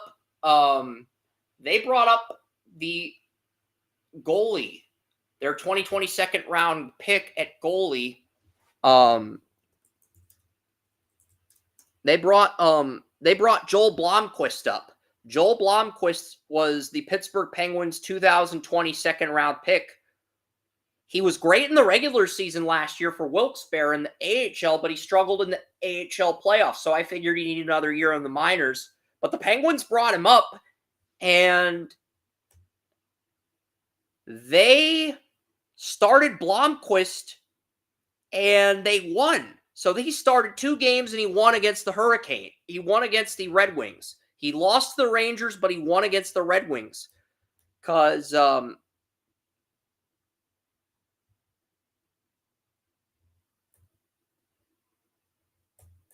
Joel Blomqvist, and Blomqvist has been so good for the Penguins as a rookie that Sports Illustrated made an article, is Joel Blomqvist stealing Tristan Jarry's job? Tristan Jarry's made the NHL All-Star game twice, 3 times. So, and Blomqvist was born on the same day as me, January 10th. He was drafted by the Penguins out of Finland.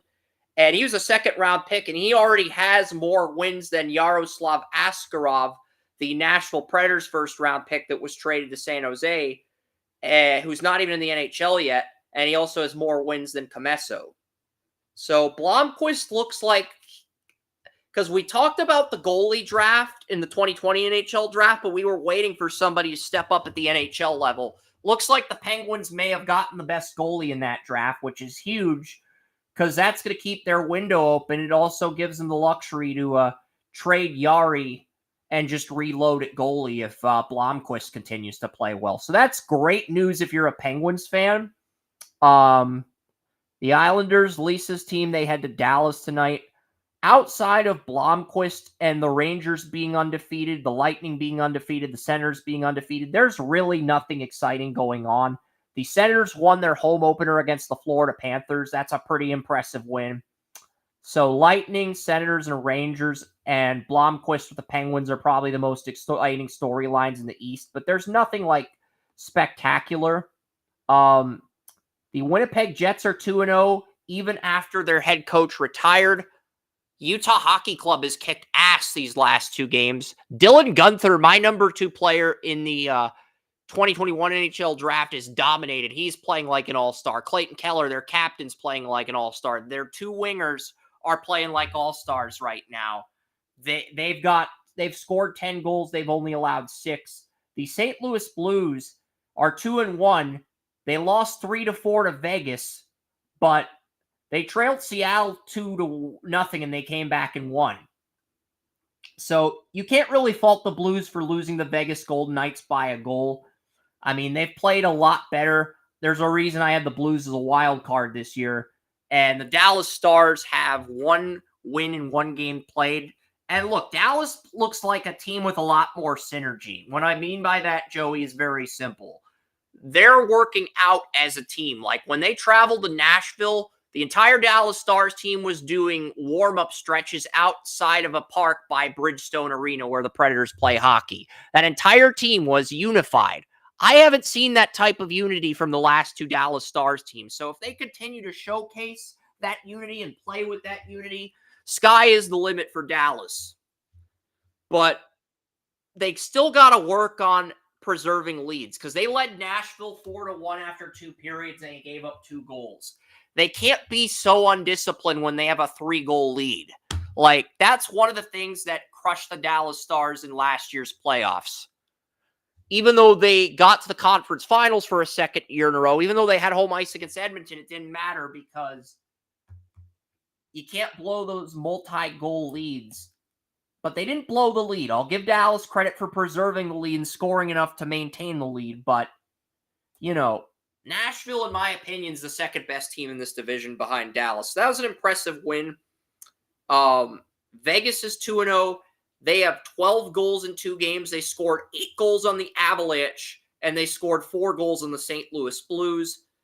Vegas, they look, even though their blue line doesn't look as good, their offense has been on fire in the first 2 games, but they played both their games at T-Mobile Arena. Let's see what Vegas does on the road before we crown them the best team in this division, but they got off to the start they needed to get off to because last year, Vancouver seized control of this division by November.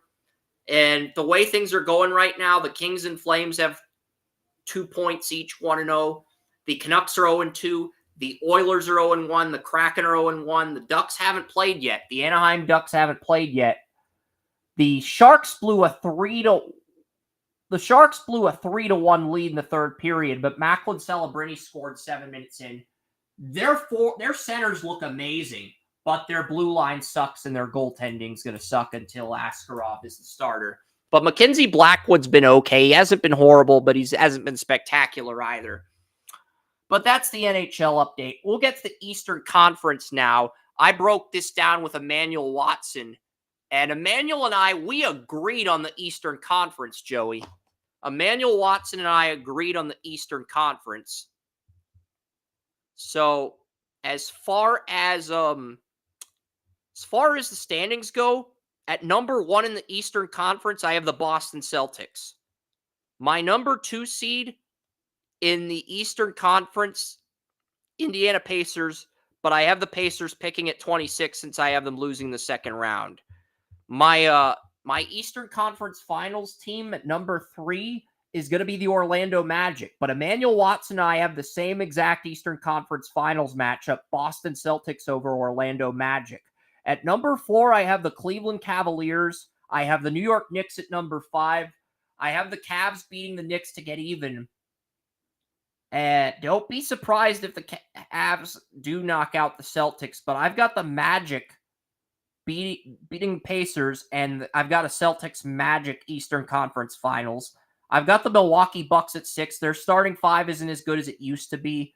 So I have the Bucks at 6. And then at number 7, I have my play-in tournament teams, Miami Heat at 7, Toronto Raptors at 8, Philadelphia 76ers at 9, and the Atlanta Hawks at 10. Those are my play-in teams. So that is my top 10, Joey. But I do think but Emmanuel, we agree it's going to be Boston or Orlando in the East this year as the top 2. What do you think?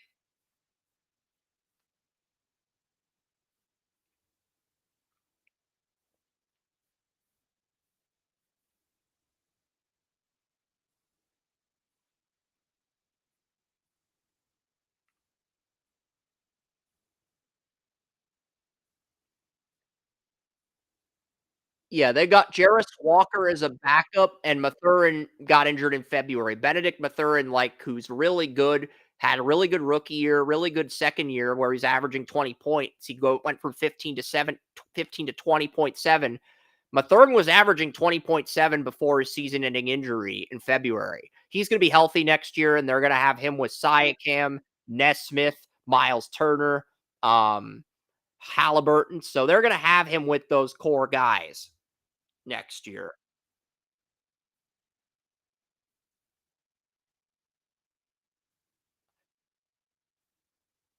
Pacers are my 2 seed, but I have them losing to Orlando.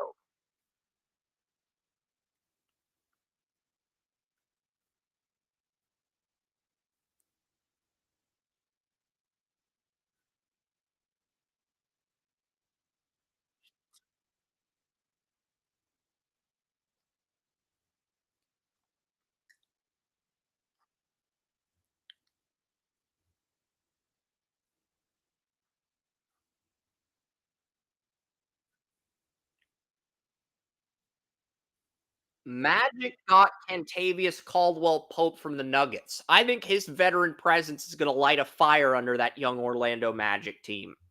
So I look for the Magic to break out, but I do have the Pacers as my 2 seed and my Magic as my 3 seed.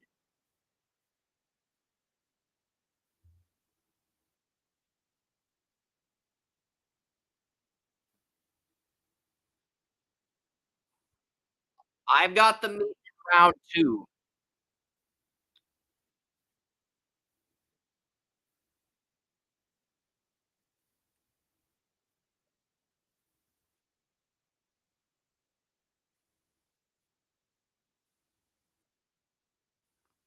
They beat the Knicks, I believe, to get to the NBA Finals. Yeah.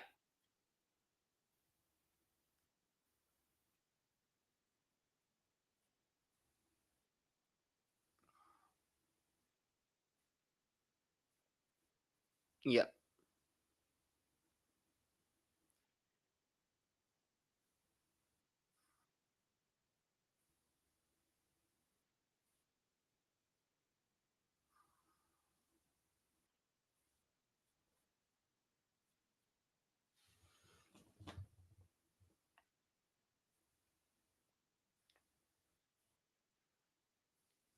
Celtics are still my team to beat, but if any of their starters get injured, it opens they're going to drop from like 1 to maybe 4 or 5. If any of their starters get injured, they're basically going to drop from 1 to like 4 or 5. If any of their starting 5 gets injured, they basically drop from 1 to like 4 or 5 because the Pacers have good starters in depth, the Magic have good starters in depth, Cavs have good starters. Their depth could be a little better, but they have depth at small forward, which is their weakest position in the starting lineup. So I think those things work against the Celtics if any of their starters like Tatum or Brown get injured, or Porzingis for that matter. If any of those three, or Derek White or Drew Holiday go down, if any of those 5 go down, that does work against them because the Pacers have more depth. We agree on this. The Pacers, Magic have more depth. The Cavs have better depth than the Celtics. The Knicks are the only other team with a good starting 5 besides those 4 teams, but I don't think they have as much depth as the Celtics. But Knicks fans will disagree with me on that. That's fine. But yeah, I but I really think it's those 5 teams in the running for the East. It's the Celtics, Pacers, Magic, Cavs, and Knicks. Those are the 5 teams that can win the conference. Everybody else is jockeying for playoff position. That's the reality.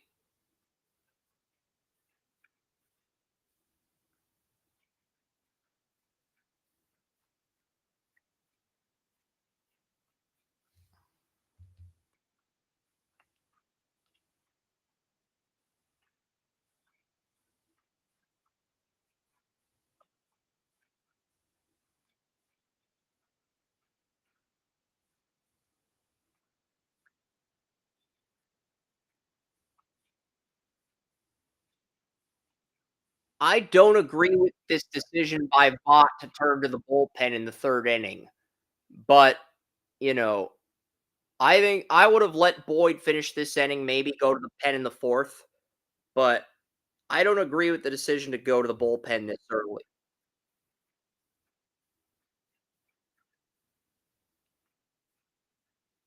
He pitched Thursday. Yeah.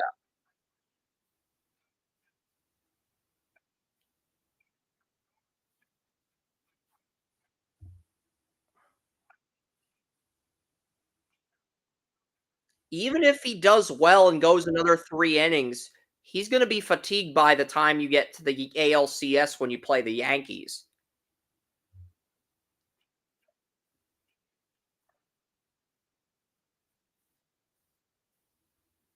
Even if he does well today,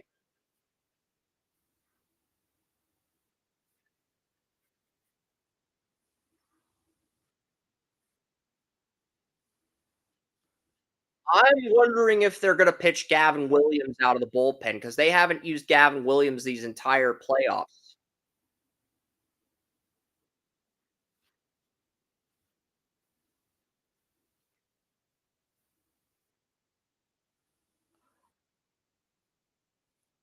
I like Gavin Williams as a starter, but if you're not gonna pitch him in game 1 of the ALCS, you need to play him today.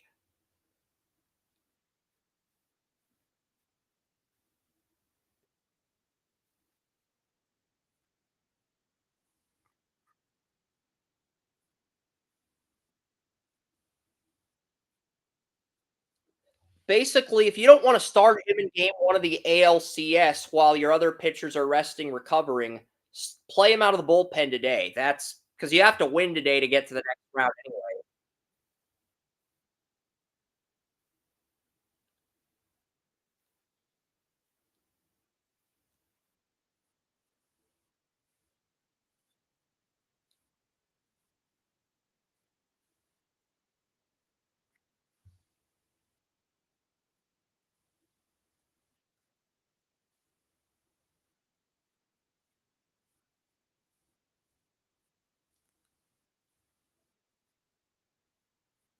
Williams is good enough to start. Williams is good enough to start, but here's the thing. You don't need him to start. You just need him to pitch a few innings in this game before your best reliever. Yeah.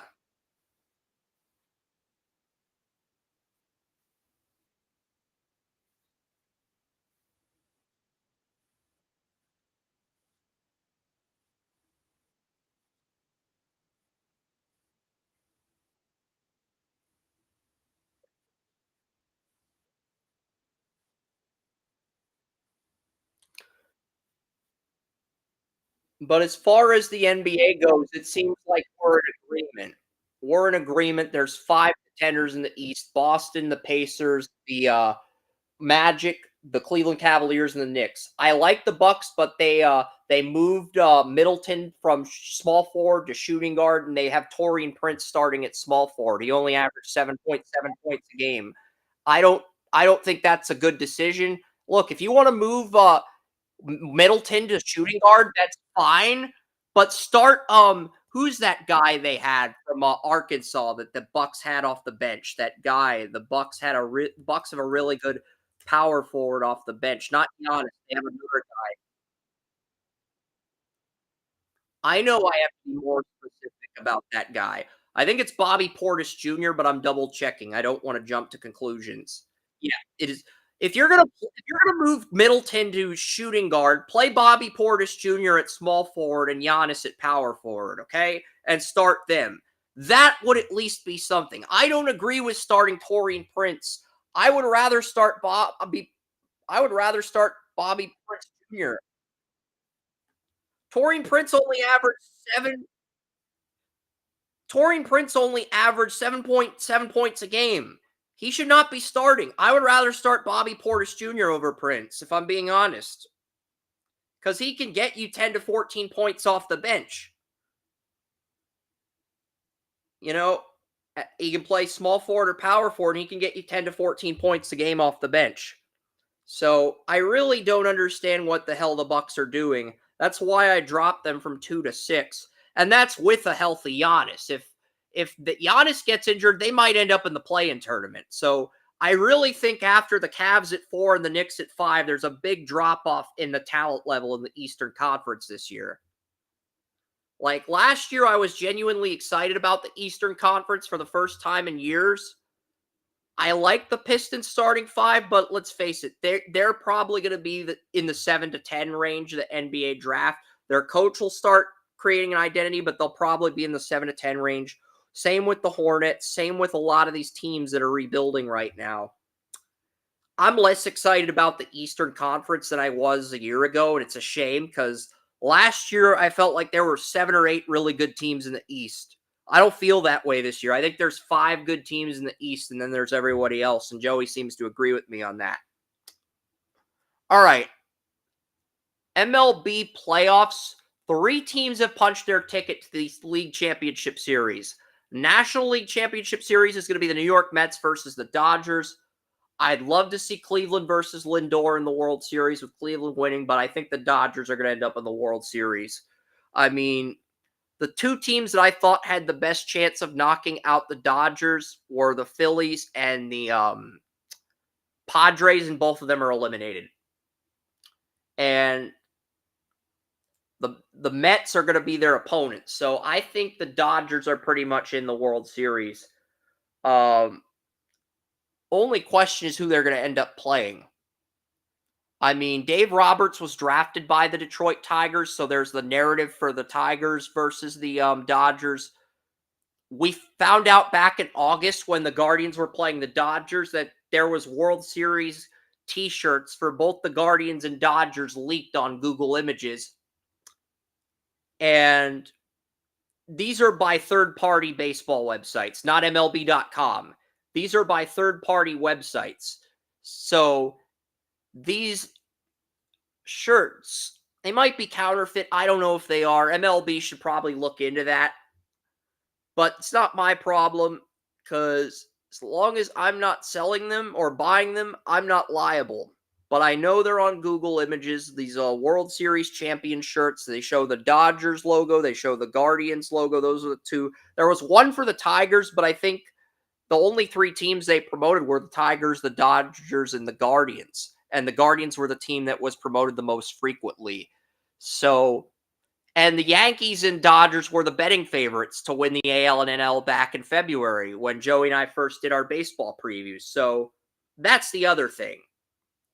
So regardless of who the Dodgers haven't punched their ticket to the World Series yet. The Mets could still play spoiler. But I think the Dodgers are going to go.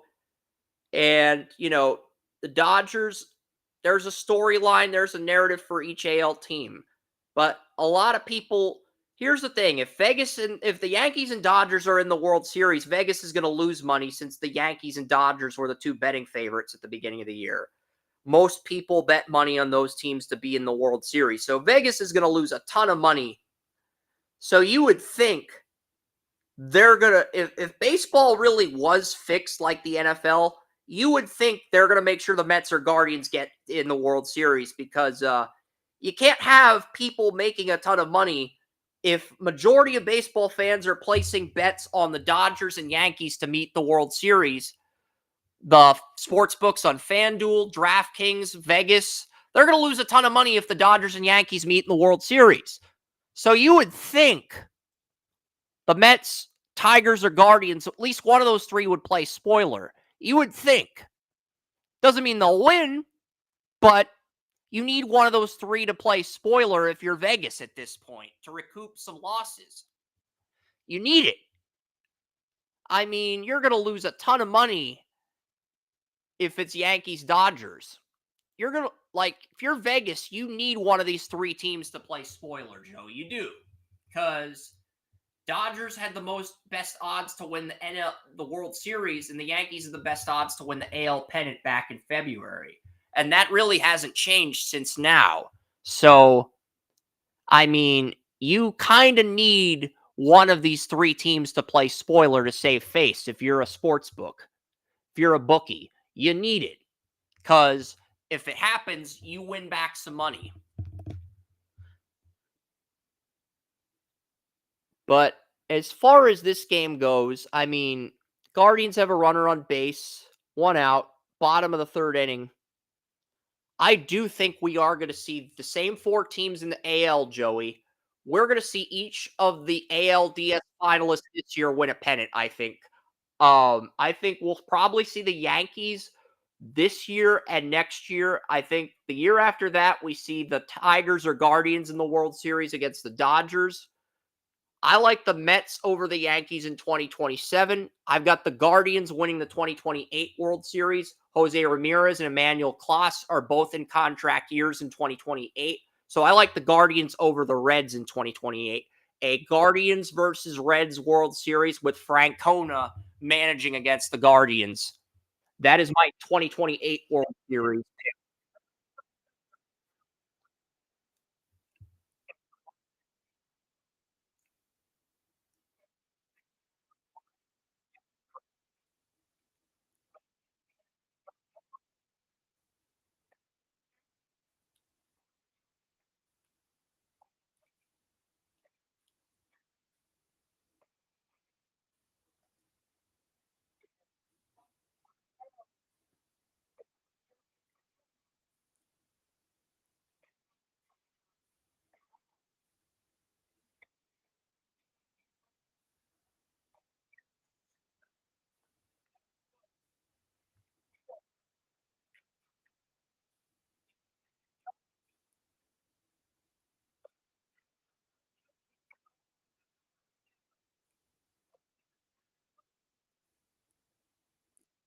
Yeah, because my MLB Yeah, one of my MLB insiders that picked the Yankees to win the World Series at the beginning of the year, they initially had Yankees over Braves, and then they changed their pick to Yankees over Phillies, and they changed their pick to Yankees over Padres, and now they admit they were overthinking things after failing to pick the NL winner three times in a row. It's at the point where you've lost a little bit of credibility. You've lost all credibility in Joey's eyes. You've lost a little bit of credibility in my eyes, but it's interesting because I could see any of these three teams winning the AL this year. I mean, the Tigers have everybody under contract.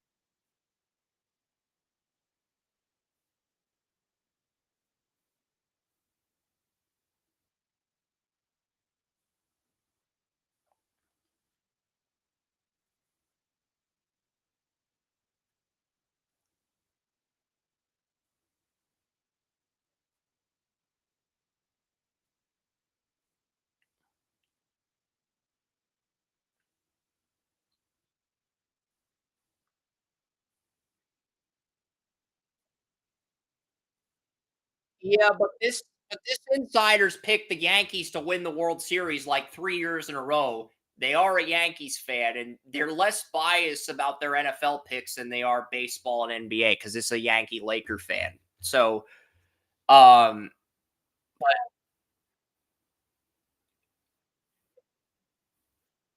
I'm not saying the Yankees can't win. I think the Yankees are positioned.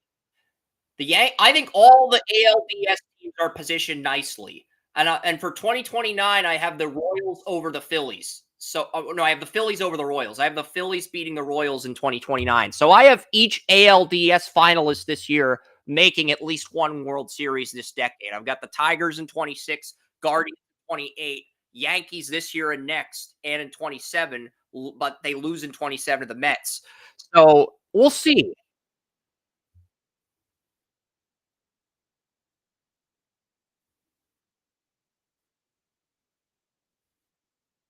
And I do think they're gonna get one. I'm not confident enough to say they'll get multiple championships, but I do think they will get one in the next 4 years.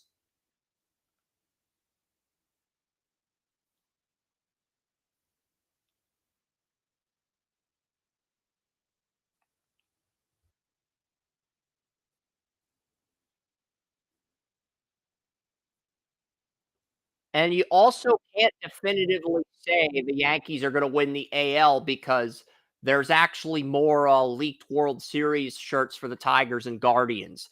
And if more people are betting money on the Dodgers and Yankees than any other teams, the Vegas sports books lose if we get a Yankees-Dodgers World Series. So that leads me to believe that somebody's gonna play spoiler in the next round. I don't know who, but that leads me to believe somebody's going to play spoiler, whether it's the Mets, the Tigers, the Guardians. One of those three is probably going to play spoiler so the sports books recoup their financial assets. Because you can't, you're right. You can't say they're wrong. Because the Yankees and Dodgers were both the preseason favorites to win the AL and NL back in February. And that hasn't changed until now. But the sports books are and the betting sites are going to lose a lot of money if there's a Yankees Dodgers World Series. That's why I kind of feel like somebody could play spoiler in the next round, but we'll have to wait and see.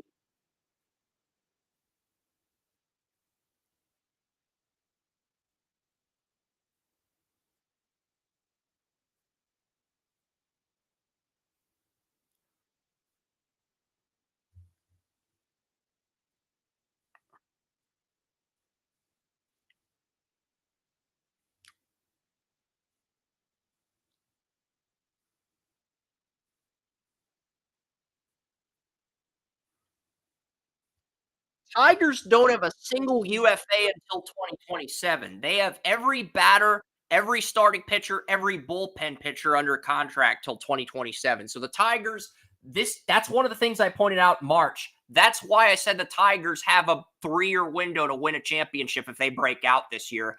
And for most of the season, it didn't look like they would break out, but they broke out at the right time this year. That's literally been their season. And I think I'm not saying the Guardians can't win the division again next year, but it's going to be much closer between them and the Tigers next season. Much closer.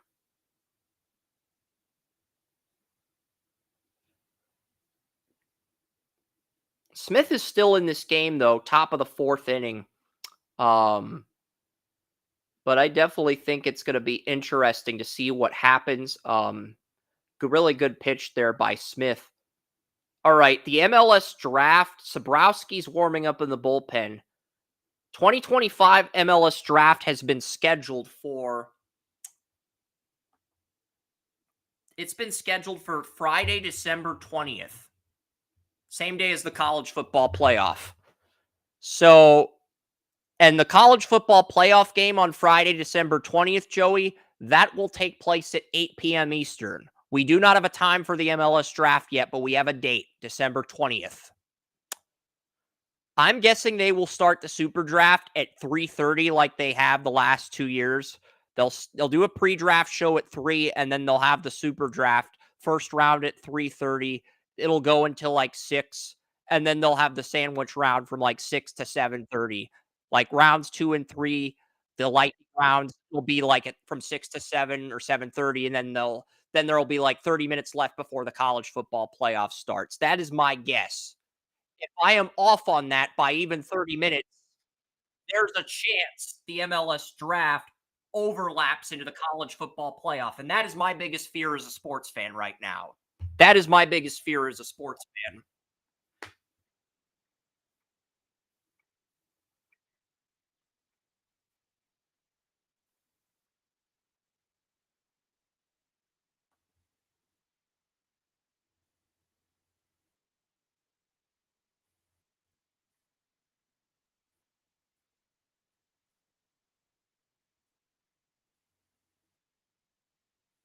Well, it's not the NHL, it's Major League Soccer. Major League Soccer. Major League Soccer is going to be December 20th. Yeah. NHL.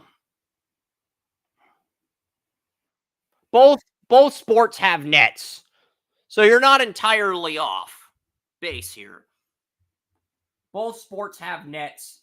One's on ice, the other's on grass. But yeah, the MLS draft is going to be scheduled for Friday, and it's going to be in San Diego. Since San Diego's getting an expansion team, they will host the draft. 2 years ago, St. Louis got to host the draft as an expansion team. So with San Diego getting an MLS team, they get to host the draft for 2025. 20 years after trading away the number 1 pick to the Giants for Eli Manning, San Diego gets to host an actual draft. I think it's kind of awesome that San Diego gets to host a draft. I think they should have had the draft on the night of the Holiday Bowl. Have the draft like a few hours before the Holiday Bowl, like on the 26th or the 28th. That's what I would have done. Just have the draft, and then like people who go to the draft, they get like a ticket to the Holiday Bowl or something. I don't know. If they pay to go to the draft and the Holiday Bowl, they get like a discount on their ticket or something. I don't know. They're not going to do that, obviously, but San Diego is going to have the number 1 pick. And last year, only 2 freshmen got drafted in the first round. Only 2 freshmen got Generation Adidas offers. Those 2 freshmen were Kamani Stewart-Baines, the the Big Ten Freshman of the Year at Maryland, and Stefan Anor Gimari, the ACC Freshman of the Year at Virginia. Those were the 2 freshmen that got picked in the first round. Nobody else. So right now, I have 2 freshmen at 1 and 2. My Big Ten Freshman of the Year would be Dean Bowles. Dean Bowles, 10 games, he has 9 goals, 4 assists as a true freshman at Wisconsin. This guy already has 22 points in 10 games. He hasn't scored on the road. He's gone 3 games without a goal. Those 3 games where he didn't score a goal were all road games. That's my only concern with Dean Bowles right now. But he looks really good. And Wisconsin Badgers' highest draft pick was a fullback back in 1959. You probably thought Wisconsin's highest draft pick was Joe Thomas. That is false. Wisconsin's highest draft pick was a fullback back in 1959. So if Dean Bowles goes number 1 overall, he will be the highest drafted Wisconsin Badger in history. Not the most memorable Badger, not even the greatest Badger. I'm not saying Bowles is going to go down in history as the greatest Badger, but he would be the highest drafted Wisconsin Badger. Not as hyped as Bo Callahan or Joe Thomas, but he'd be the first Badger drafted number 1 overall if Dean Bowles, and right now it looks like Dean Bowles is going to be the number 1 pick. I mean, what he's doing as a freshman is just unheard of. 9 goals and 4 assists, and there's still like 4 regular season games left. There's the Big Ten tournament. Oh, and the College Cup, I think, is expanding to 64 teams this year. That's what Florian told me. I'm going to look that up really quickly before I announce. So I have San Diego taking Dean Bowles at 1, and the other freshman in my top 2 is going to be Nicholas Sorensen, center back Pittsburgh. Pittsburgh's the number 1 team in the country. They have 6 shutouts this year. They have 4 regular season games left. They've got 3 ACC tournament games if they remain the number 1 team in the country. Oh, and if the tournament goes to 64 teams instead of 48, then they're going to have an additional home game. So I'm going to look this up here right now. For college soccer, I'm going to look this up to see if the tournament, because Florian said the tournament is going to be. Florian said the tournament's going to be 64 teams instead of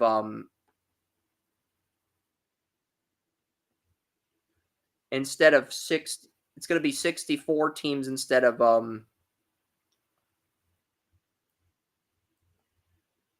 Cal beat Pitt in men's soccer, apparently.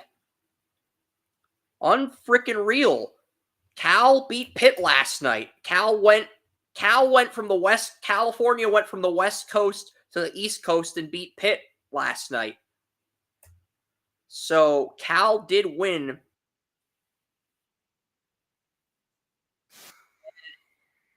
The California Golden Bears did beat Pitt in soccer last night. So that's on NCAA.com. It's the top story. So that's big. That's a big upset. But I don't know if the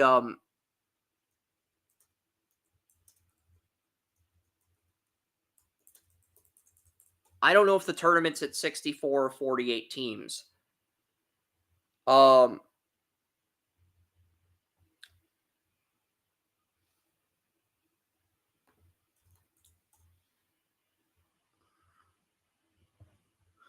That's what I'd like to know. Is it gonna be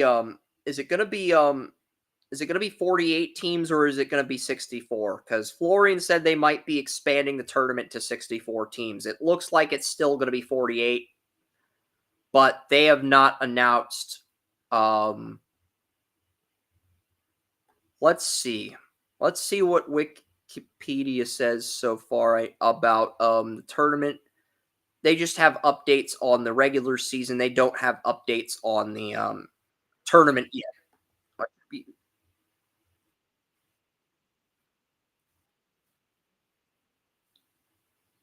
They have Tigers have a double. Yep, I see that. Appreciate the update. Just wish I knew what the heck's going to happen here. What? Okay, so Eric Zabrowski's in.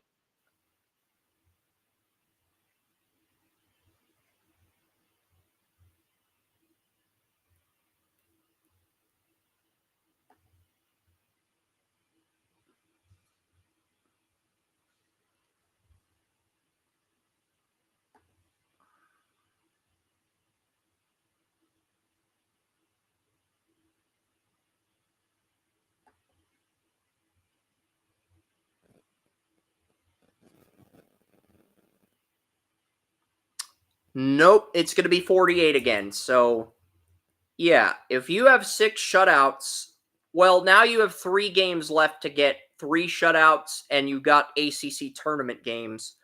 But yeah, that was a huge upset by Cal to go into Pittsburgh. I'm pretty certain that Stanford will probably be the new number 1 team in the country. But yeah, that is big upset there. But Nicholas Sorensen's been really dominant as a freshman for Pittsburgh at center back. He's helped Pitts record 6 shutouts on the year. Pittsburgh's 10-2 now. They did, but the thing is, both their losses are 1-0 losses. It's not like the back line's been the problem.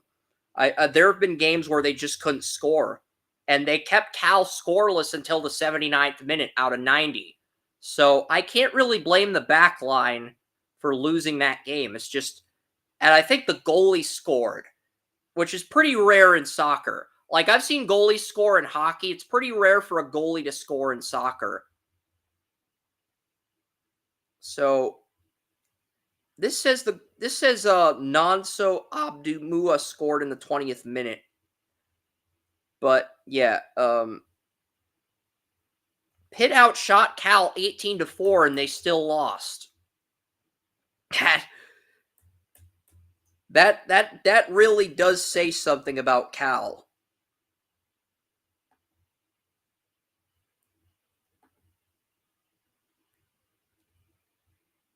But yeah, Jackson Gilman played 90 minutes. Carter Cabral played 90 minutes. Casper Grenling played 90 minutes. Sam Cowell played 90 minutes. Albert Thorson played 72 minutes at striker. Casper Grenning 90 minutes. It sounds like Noah, yeah, Sabrowski's struggling. 2 runners on base.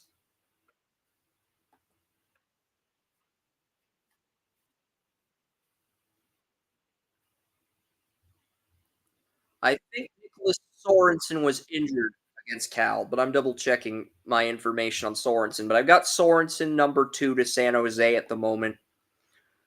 But I'm looking to see if he got injured because I didn't see him in the pit lineup.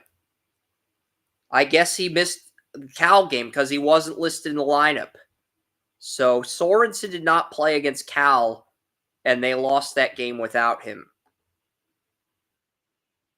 Yeah, I don't see Sorensen in the starting lineup. I don't see Sorensen as a substitute. So I guess he got injured against Denver.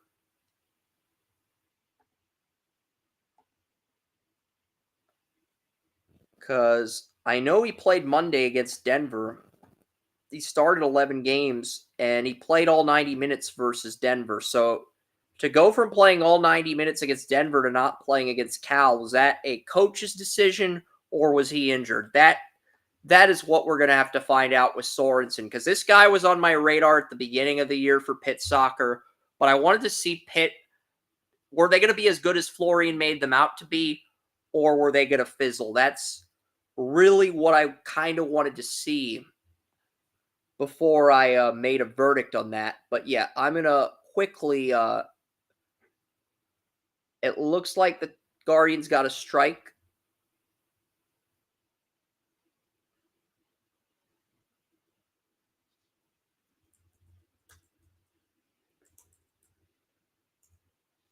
Let's see what can find out about Nicholas Sorensen because he's had a good year for Pittsburgh, but pop up that looks like it's going to be foul ball.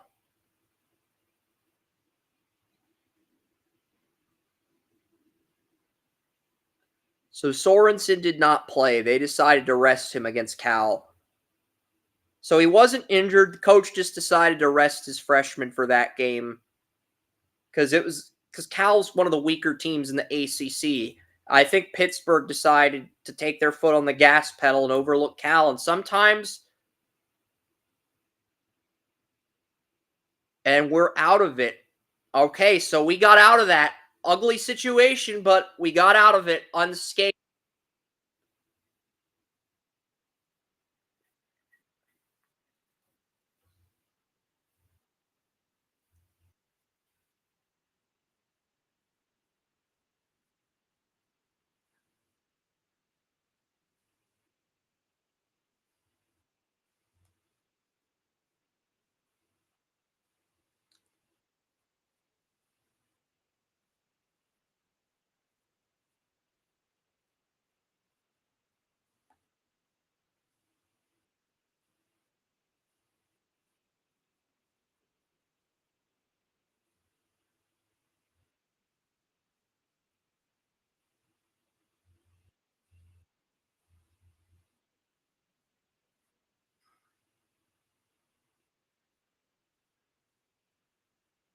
Yeah, but I'm still trying to comprehend why Pittsburgh took their biggest defender and their best defender out of the lineup after a 2-0 shutout versus number 6 Denver. I get wanting to give your best players the day off, but if you're the number 1 team in the country, you cannot rest your best players. Give them a night off after 11 starts against a team that's not very good because if you do that and you lose, it looks like a bad coaching decision in hindsight. So that's the thing.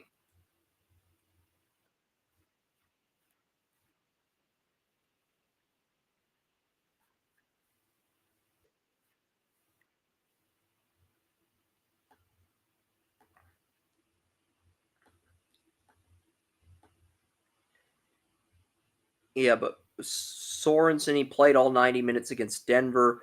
Sorensen's actually played more minutes than their other Jackson Gilman. He's played more minutes. Sorensen is a true freshman.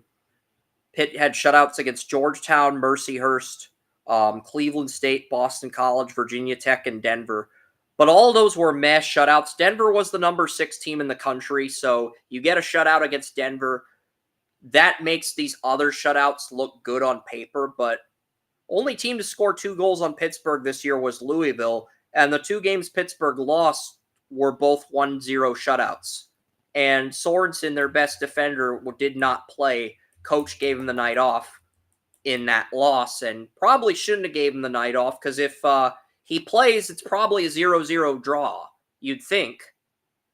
I don't understand that decision, but hey, if you want to keep these soccer players conditioned, you want to give them a night off after 11 starts, and you're playing a weak opponent, and you overlook the weak opponent, okay. But you can't do this in the tournament unless Sorensen's injured if you're going to go far. But you don't see the Guardians benching their best players in playoff games. Just saying. But we'll see. I'm not saying Pitt can't win it all. I mean, you're approaching the home stretch of the season. You've got 3 ACC games left, and then you've got the ACC tournament, and then you've got the College Cup games from the round of 32 up until the finals. So you literally only have the round of 48. That's literally the only other week between now and next month where you can rest your guys who are fatigued or who've played too many minutes in soccer. And I get that soccer's a game of conditioning. I do. I was a former right back on my community college team. So it's a game of stamina and conditioning. But yeah. Skubal gets it. Skubal pitches a pitch here. Skubal's only at 47 pitches. That's the thing. He looks like he could go 7 or 8 innings at the trajectory he's on right now. If the Tigers want Skubal to throw 100 pitches, he could probably go 7 or 8 innings right now.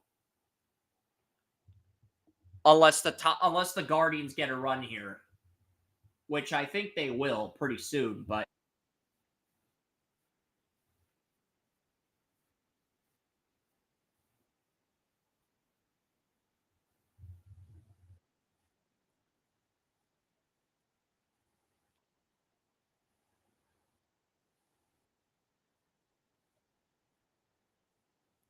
I think he could go 7 or 8 innings. I don't think he's going to go 9 because he's at 50 pitches on my TV. You said he's at 53, so you're 3 pitches ahead of me. Now I'm at 51, so you're 3 pitches ahead of me.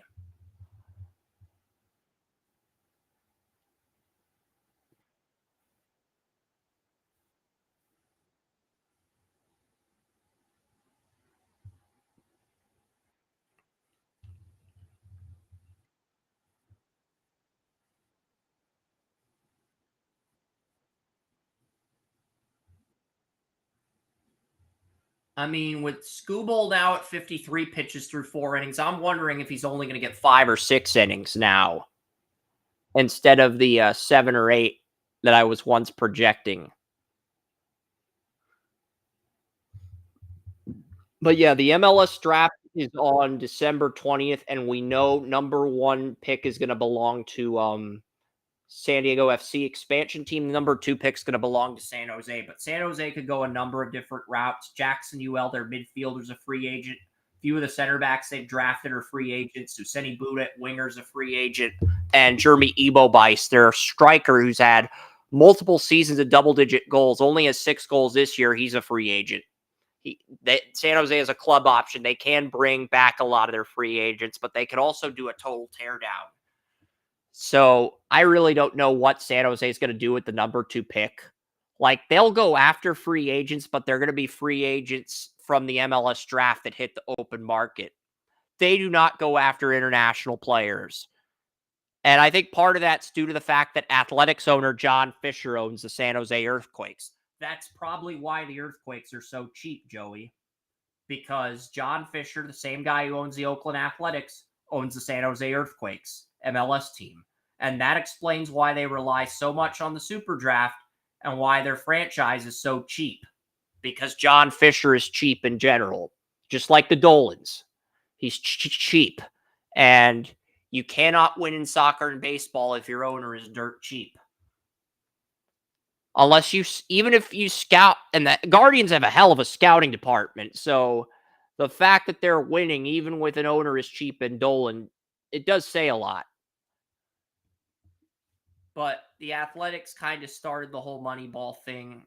Now everybody else is doing it, but applying it their own way, applying analytics in their own way. But yeah, I do have number one. I have Dean Bulls, striker Wisconsin going to San Diego FC, and I have the San Jose Earthquakes taking Nicholas Sorensen number 2 overall. I watched the Pitt-Denver game on Monday before the Monday night game. Sorensen was money.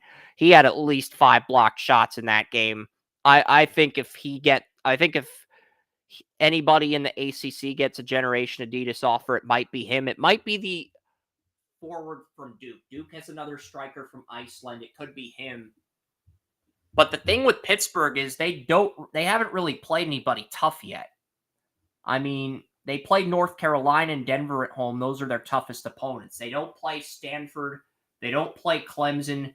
They don't play Duke this year. I mean, they play North Carolina and Chapel Hill on October 19th. And they play Syracuse on November 1st in Syracuse. But a lot of the tougher opponents in college soccer, they played 2 ranked teams at home, Virginia Tech and Denver, and they beat both of them. And they beat SMU in Dallas. So they're 3-0 versus ranked teams this year, and that's great. And they beat Georgetown. So they're 4-0 versus ranked teams. But the thing with Pitt soccer is they're not playing any of the big dogs, the Clemsons, the Stanfords. Clemson and Stanford were both top 5 teams this year. After Clemson and Stanford, the biggest powerhouse in ACC soccer is probably Duke. Pitt is not playing any of those big 3 teams. So even though they're the number 1 team in the country, you could theoretically argue outside of Denver and Georgetown and Virginia Tech, they really haven't played anybody. That argument has merit. So, as much as I hate to say it, Joey, that argument does have some merit because you've played 4 ranked teams and you beat all of them, but none of those teams are ranked in the top 5. And really, there's really 3 ACC programs that have the star power to rival Pitt in this conference: Stanford, Clemson, and Duke. And none of those teams were on Pitt's schedule. So, is this the best team in the country, or is this a team that's a byproduct of a weak strength of schedule? That's kind of what we're going to find out as the season progresses. But they're 4-0 against ranked teams, so that's good. That's encouraging. And Walters is now in for the Guardians. So we've pretty much talked about everything we want to talk about on the podcast. But the thing is, the moment I end this podcast, I end the live stream, the Tigers are going to score a run. I want the Guardians to win, so I'm going to try to stream as much of this as possible. We will sign off by 3 p.m., though, if there's not a winner by 3 p.m. or it's still scoreless by 3. But, I kind of want to see where this game goes. But as far as our sports go, as far as our talking points go, we're pretty much done for today. I mean, we covered everything. We covered Week 6. We covered the NHL Week 1. We covered the Eastern Conference. We covered the MLB playoffs. And, we've covered the MLS Super Draft with a mock draft, the 2 freshmen that I have going 1 and 2 overall. And because only 2 freshmen got drafted in the first round last year, I'm probably going to limit freshmen to 2. Because juniors, sophomores, and seniors can declare for the MLS draft. Freshmen can't. Freshmen have to get a Generation Adidas offer. And outside of Dean Bulls and Sorensen, I don't see a freshman that warrants a GA offer at this point. So, and it's early. I mean, decision day in MLS is next Saturday, so I'm not really going to worry about the MLS draft order until after next Saturday. It's not worth worrying about this early in the process. But yeah, Walters is on the mound, already getting a mound visit in the top of the 5th inning. I would pitch. I would pitch Gavin Williams, but the Guardians, they would rather burn out the rest of their bullpen. Herron's warming up, so they are going to try to wear out this bullpen. I don't understand what Vaught and the pitching coach are doing here, but you know,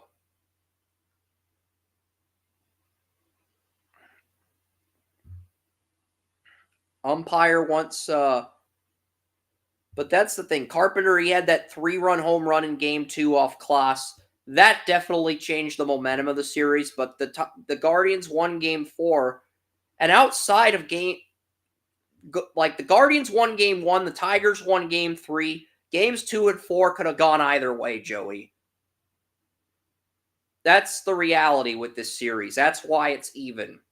Cleveland dominated Game 1, Detroit dominated Game 3, and both games 2 and 4 were very even to the point where honestly could have gone either way.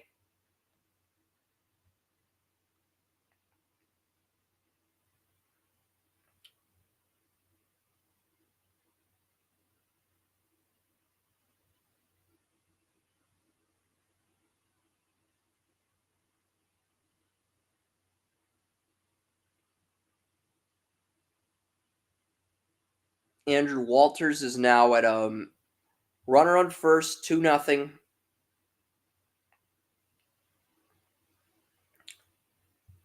I am starting to be a little bit concerned for this bullpen because I think they're going to run out of arms.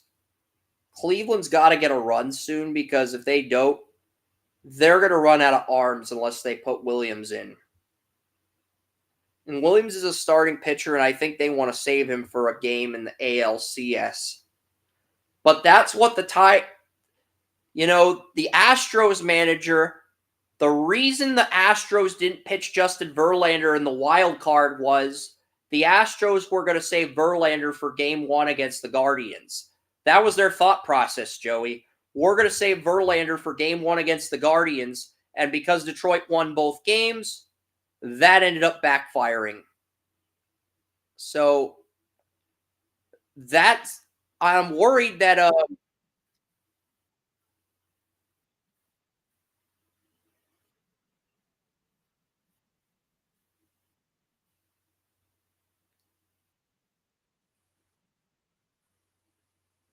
actually he's like 37 now. He was drafted in the 2004 MLB draft or 2003 MLB draft, second overall out of Oldham.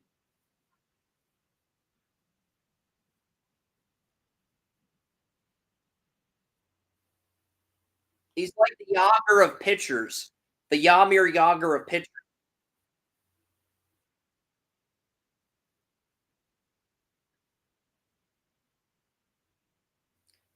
Well, he's still playing hockey, but he's playing hockey in the Czech Republic with Ratiri Kladno, the team he owns. He's not playing in the NHL, and he's like 52 now.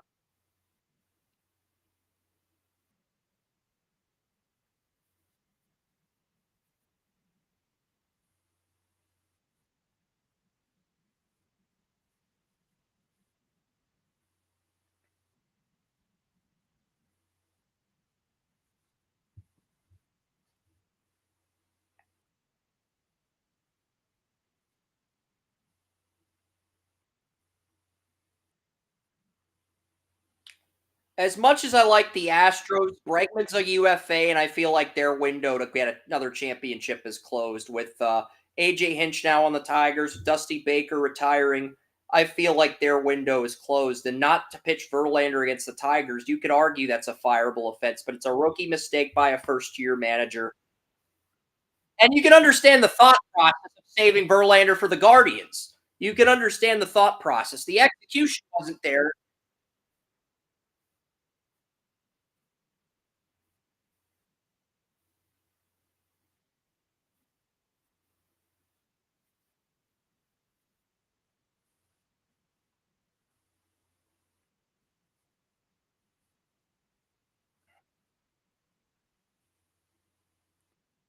Verlander's under contract till 2026 or 2027, so they got him for another year or two. He'll probably retire after that, I would think, because he'll be approaching 40 by that.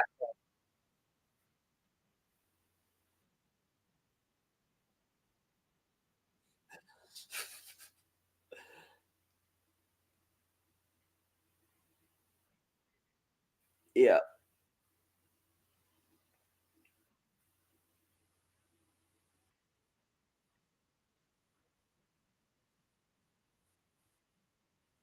And here's the thing, if you had pitched Boyd another inning or two and then went to Smith in the fourth or fifth, this would still be a 0-0 game. That's where the Guardians fucked up, and it's that blatantly obvious.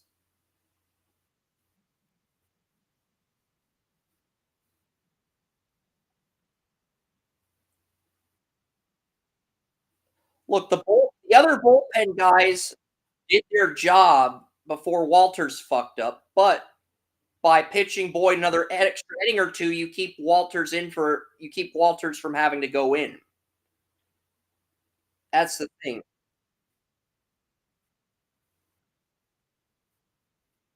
Yeah.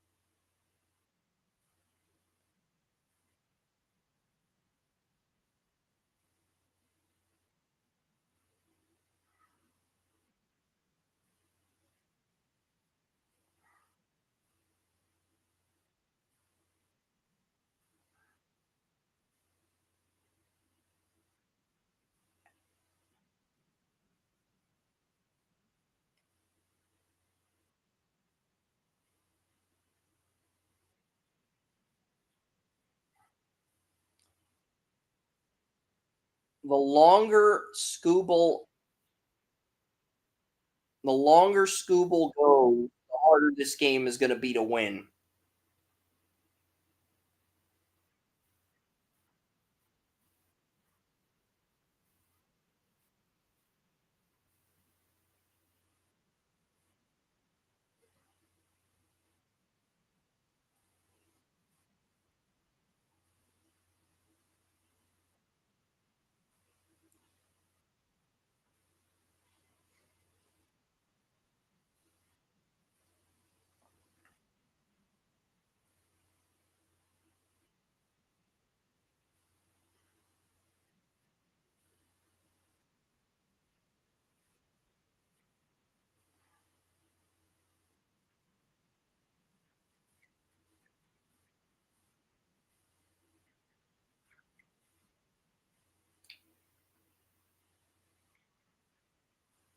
Yeah, so you're saying it's already in the bottom of the fifth.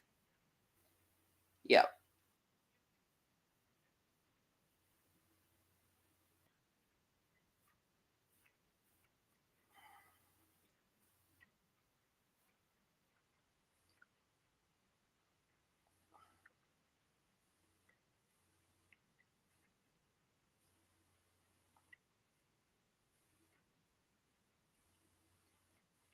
As good as the Tigers are, I don't think they could beat the Yankees in a 7-game series. They might win one game with Scooble on the mound, but that's it.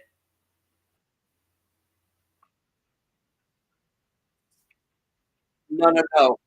Tigers and Yankees were my top 2 in the American League. Like, for regular season record back in March, my top 2 are the Tigers and Yankees, and the Tigers at 1. But if Tigers and Yankees is the ALCS, I think it'll probably be Yankees in 5 with Scooble getting the only win for the Tigers in, like, game 3 or something. That's probably what will happen.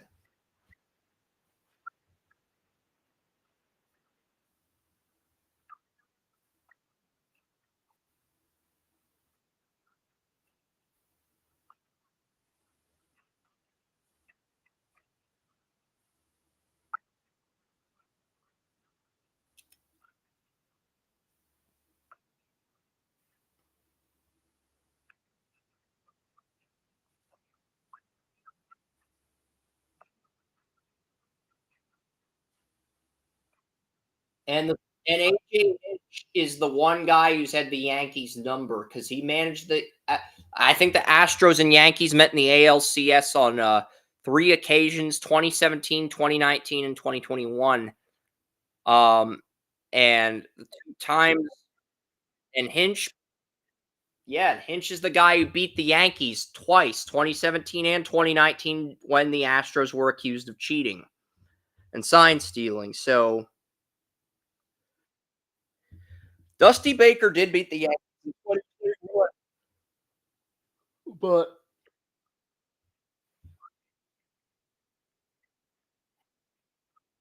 Detroit Tigers. Doesn't make sense to take him out. I mean, he had that 3-run home run. He's a big part of why the Tigers won game 2.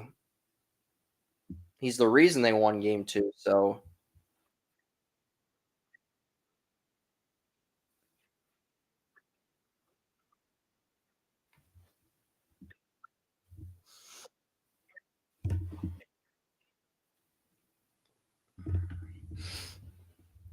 home run's a home run. Regardless of how fluky it is, a home run is a home run.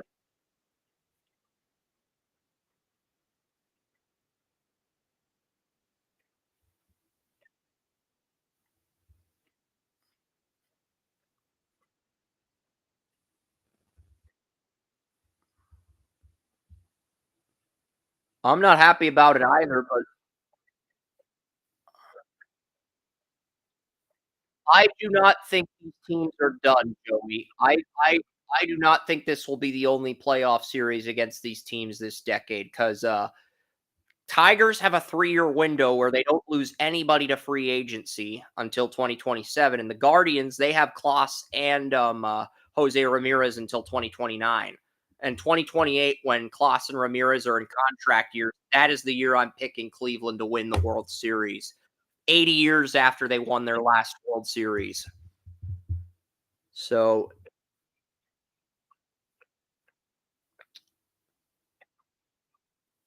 these two teams and the Yankees are going to be back next year.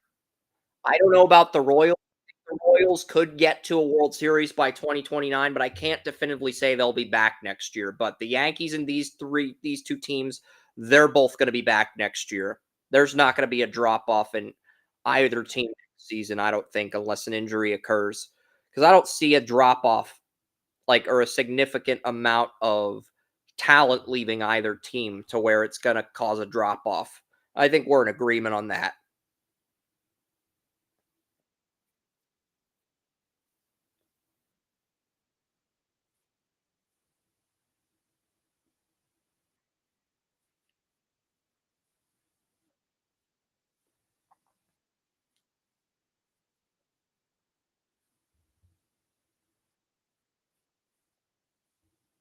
Dealing today. Yeah.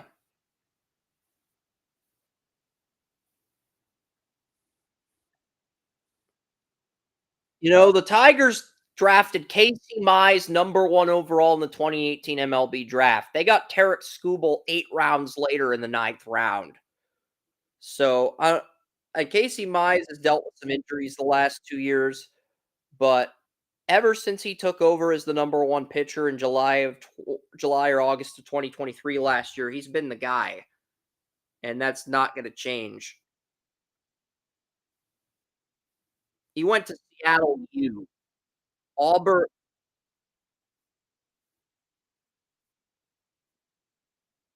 Yeah, because he went to Seattle U. He was an under the radar player. The Seattle U. They're known for their soccer, but Skubal went to Seattle U. He was a small school pitcher. No, he was on nobody's radar, and the Tigers got an absolute gem with him. So,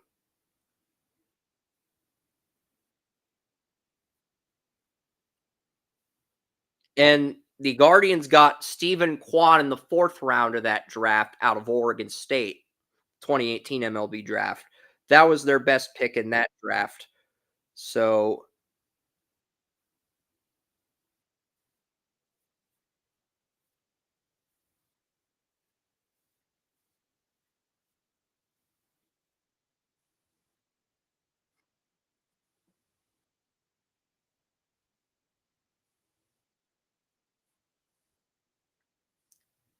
And you know what's crazy, Joey? When Oregon State won the 2018 College World Series, everybody talked about Nick Madrigal. Everybody talked about Adley Rushman. You know who nobody talked about as far as the mainstream media goes? Quan. Now people are talking about Quan. So he was an integral part of that Oregon State College World Series team as well, just as much as Rushman and Madrigal.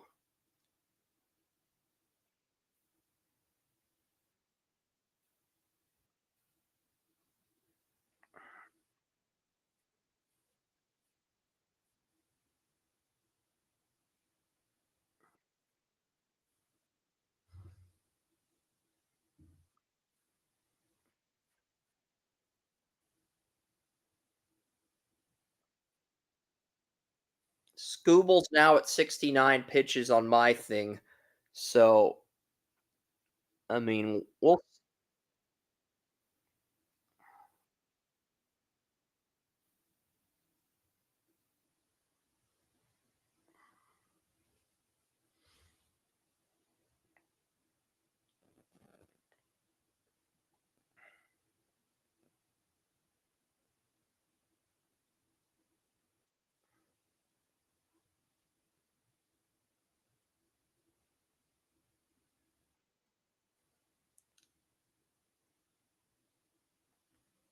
I can tell something bad happened to the Guardians just by your reaction to that last play.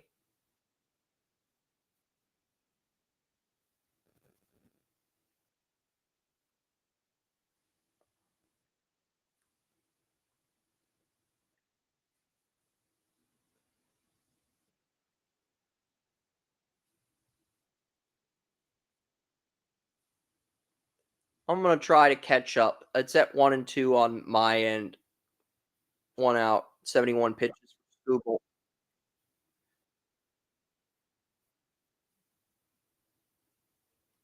Okay, bases loaded, I think. And Jose Ramirez is up.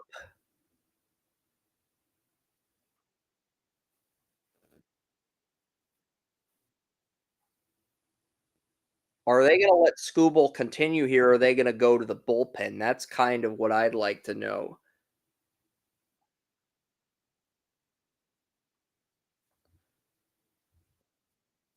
Because you could keep Scooble in the game, but if you give up a grand slam, you pretty much have to go to the bullpen.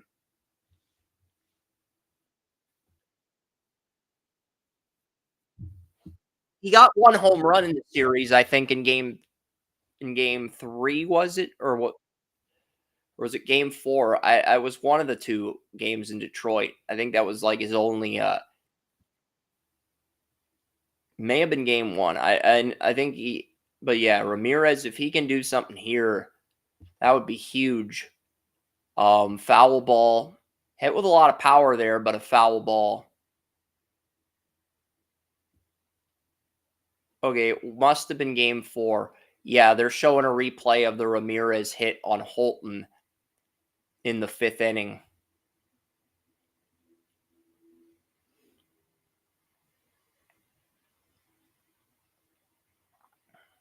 They hit Jose Ramirez.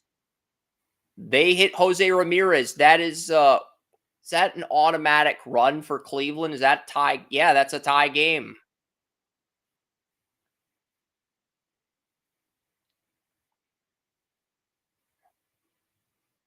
And Scooble's giving this quizzical look like it was an accident, guys. Chill out. It's an accident. Accident my ass, Scooble. Accident my ass.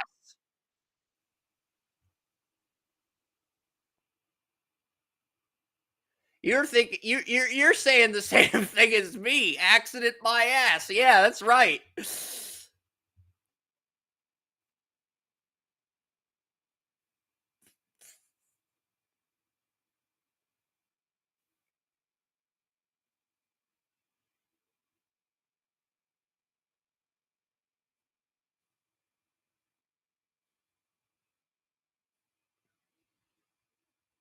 And you got Sandy Alomar Jr. comforting Ramirez, letting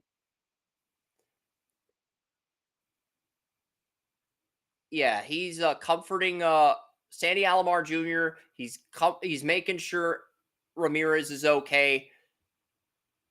But yeah, Tigers, they're having a mound visit with Skubal, a rare mound visit with Skubal. I, I think they're going to take him out after this inning. If they might take him out this inning if the Guardians score again, but they're basically telling him finish this inning and then we'll go to the pen. And if he doesn't, they're probably going to go to the pen this inning if they score here. Is that back? Is that back? Grand Slam! Fuck yeah! Lane Thomas Grand Slam. I love to see it.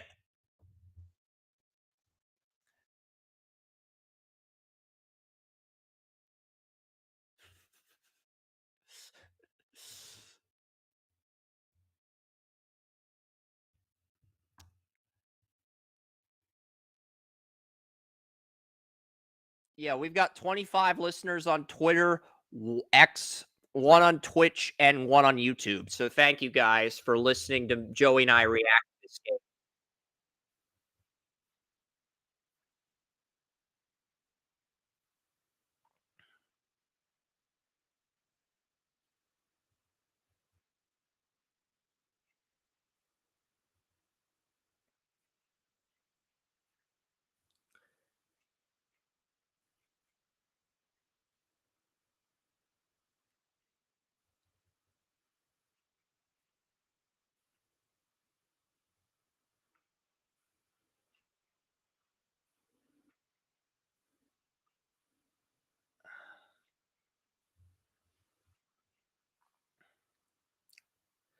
And the last time Lane Thomas hit a grand slam, it was game 2 of the ALDS versus the Yankees. And that was a game I believe Cleveland won before the Yankees won 3 in a row.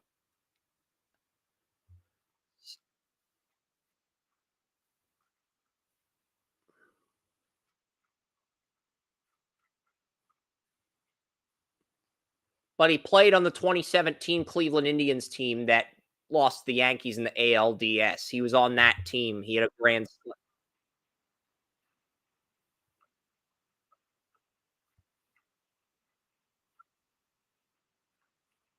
Yep.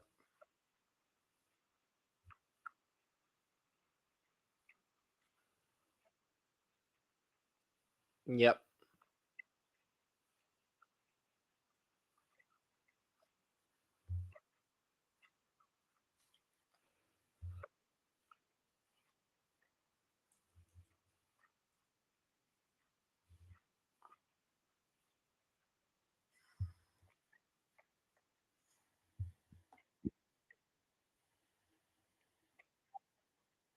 Okay, so Arizona State did beat Utah last night, 27-19. South Carolina only trails Alabama by a point, and they are in field goal range. It's 3rd and 18. Should I flip over to that game during a commercial? I South Carolina versus Alabama. South Carolina only trails Alabama by a point, and they're at the Alabama 36. They're in field goal range to take the lead. So Alabama could lose 2 weeks in a row after laying an egg to Vanderbilt if South Carolina can find a way to win this.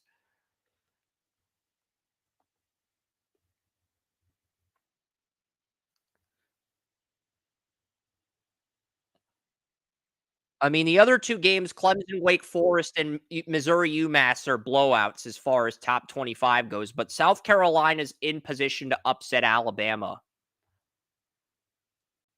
I think South Carolina called a timeout on 3rd and 18. It's 3rd and 18, but they're at the Alabama 36, and they're in position to maybe take the lead over Bama.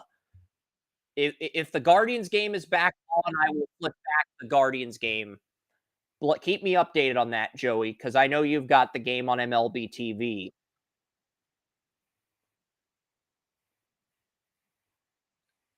But this is a big play and big opportunity.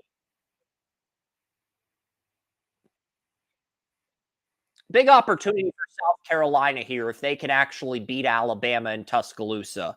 This is huge. It's only a 1-point game.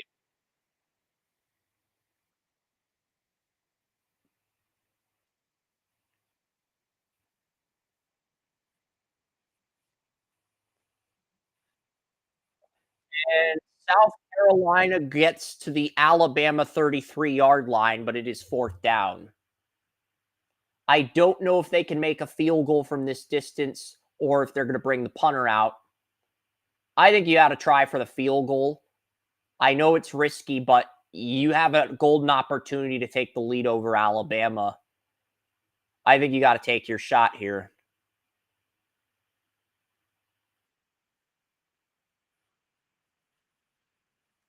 Yeah. As Alex Herrera's career long is 46. This is a 51-yard kick. It is up. It is no good. A knuckleball by the kicker. And yeah.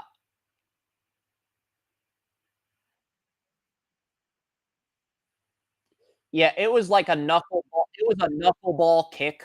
Not a very good kick. Looks like Alabama's going to hold on because now South Carolina's only got timeouts. And it looks like we're in the top of the 6th now.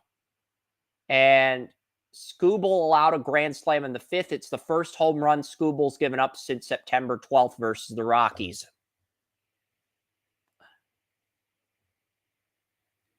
Yeah, but Rhett Lauder looked good in his debut with the Reds, and they're going to have Francona, so I do think the Reds are going to be better down the road. I could see a Guardians-Reds 2028 World Series. And who knows, maybe the Guardians get one before then, and then if they get a second one in 5 years, they're like a mini dynasty or something. I don't know. That's just wishful thinking on my end. I just want one. I don't care if we get multiple or not. I just want to see Cleveland win once.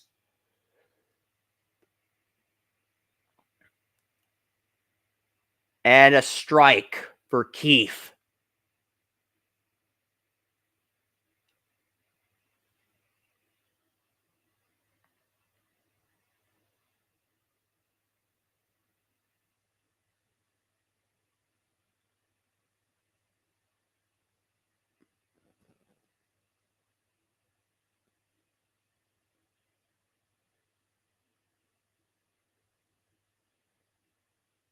What a catch by Jimenez. What a catch.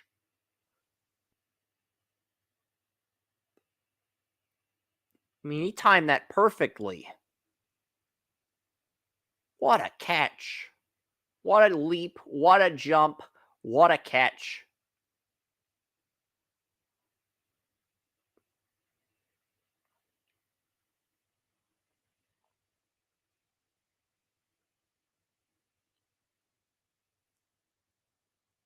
Torkelson, probably Detroit's best power hitter. He's 1 for 2 on the day. Good four-seam fastball there.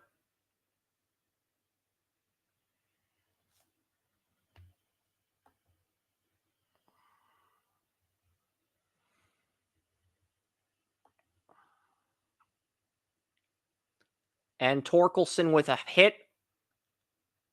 And that is good throw by Quan there to prevent anything more than a double. But Torkelson's on base with a double.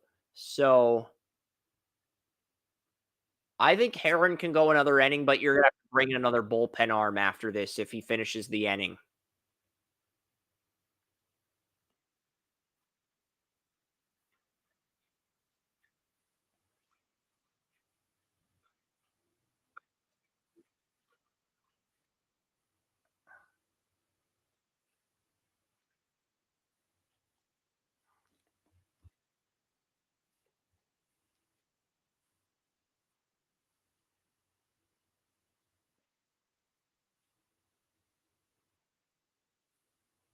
At this, they are bringing in Hunter Gaddis. I think he's played some middle reliever as well as setup this year.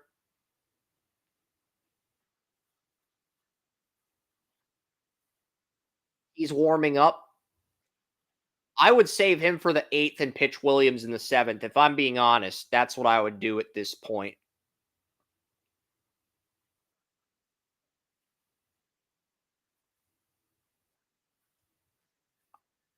You could pitch Williams 1 inning out the bullpen and still start him in game 2 if you don't wanna start him on Monday. You can do that.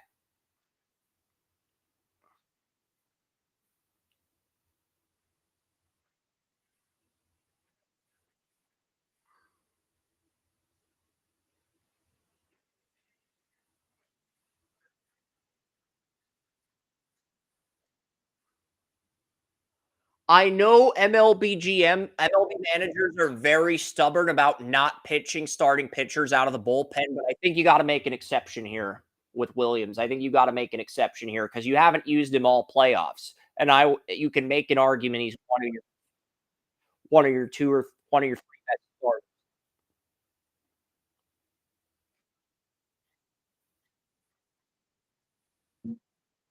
That means Gaddis is probably coming in, and I'm guessing they're gonna save Kloss for the ninth, and if Gaddis screws up, they're probably gonna go to Gavin Williams.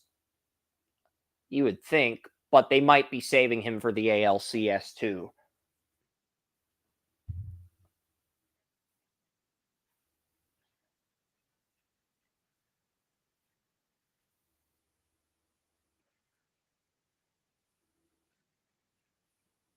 Yep.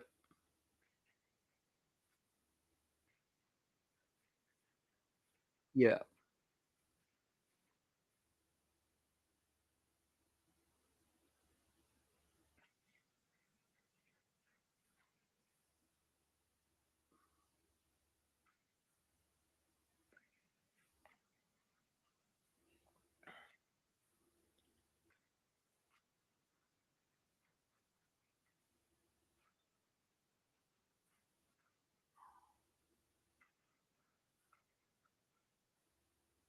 Because I really don't know what else they can do if, something happens to Gaddis. I'm not sure what else they can do. You don't wanna burn through Kloss and have him pitch 2 or 3 innings. You don't wanna do that. So, I don't know what the plan is here. I would go with Williams if Gaddis doesn't work out. I would go with Williams. I don't know if Bott.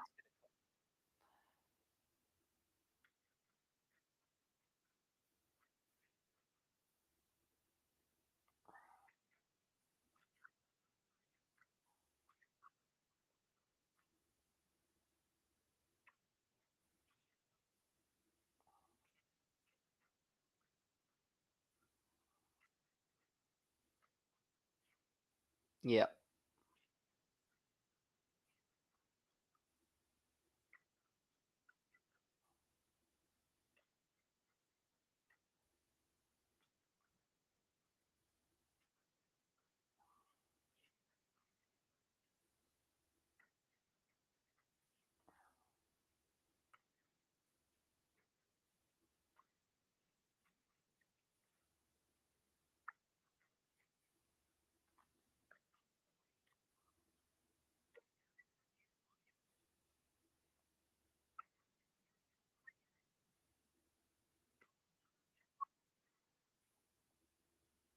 I know Williams is a starting pitcher who can be anything from a substitute starter to a number 3 starter. I know he's that guy, and you'd like to save a player like that for the ALCS, but it's looking like you're gonna have to try to him out of the bullpen.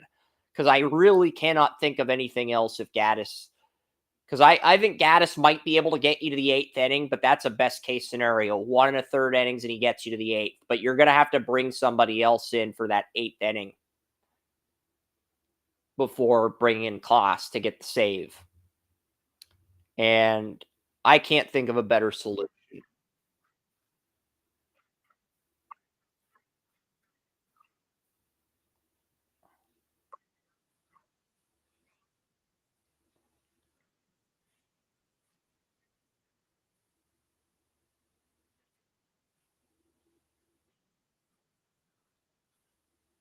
Yeah, Clase's been deadly since he came to the Guardians in 2020.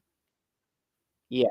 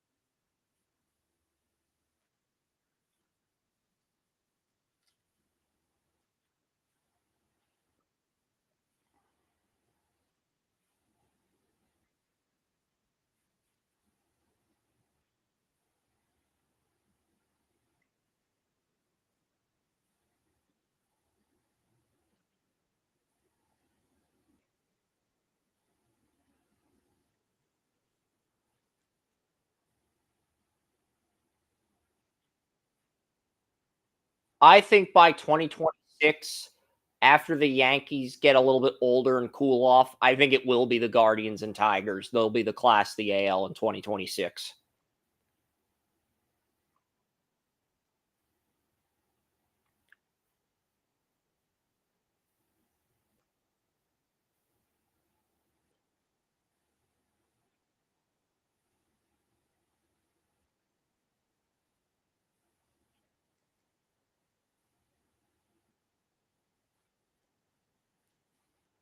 They've got everybody back for the next 3 years. I mean, there's not a single team in Major League Baseball that has every other batter, pitcher, and bullpen guy coming back next year outside of Detroit. So, and they've got everybody back for the next 3 years. Cleveland,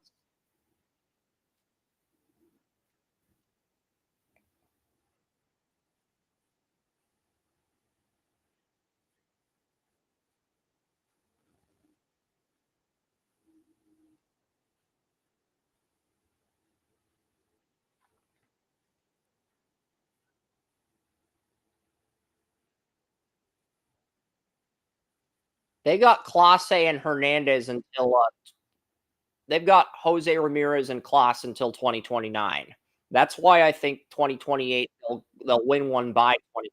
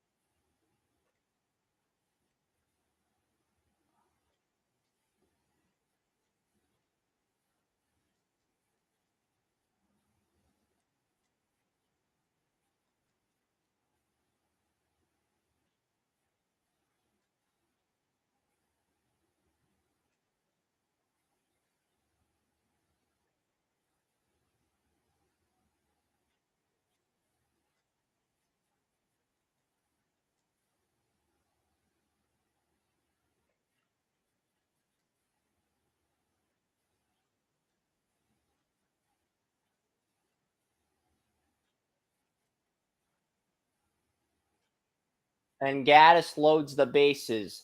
So this is a big. I'm wondering if they're going to bring somebody else in for the next inning. Even if he finishes the inning, I feel like they're going to bring someone else in for the seventh and eighth.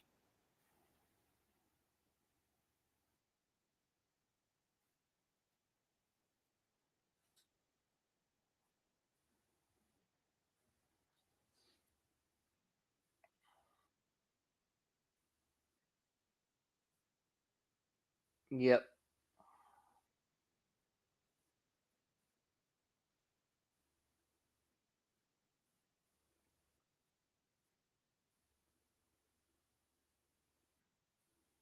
Sometimes managers give the pitcher the pity pat. That felt like a pat of confidence more than a pity pat. We'll see what happens here.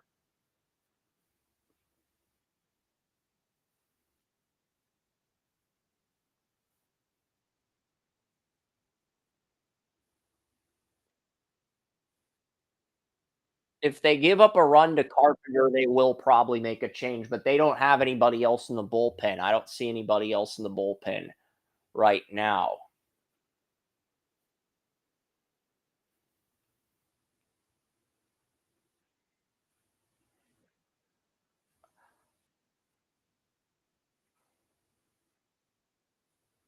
I don't see anybody in the pen, so you can you can roll with Gaddis or you can go to Gavin Williams. You can try him out of the bullpen. I know he's a starting pitcher mainly, but at this point,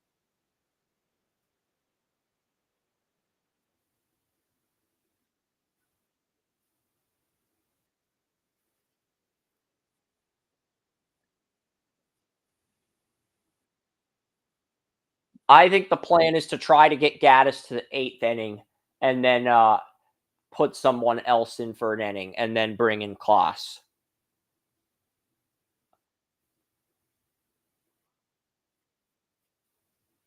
Because given the state of the Guardians bullpen today, I think the plan is to try to get to the 8th inning with Gaddis. I really don't see anything else they can do unless they want to bring in Williams.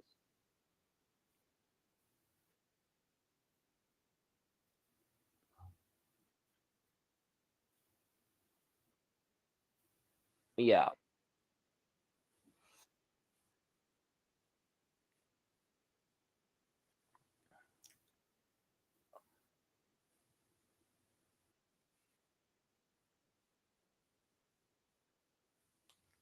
And they got a strikeout. So we're going to the bottom of the 6th. The 3-run lead.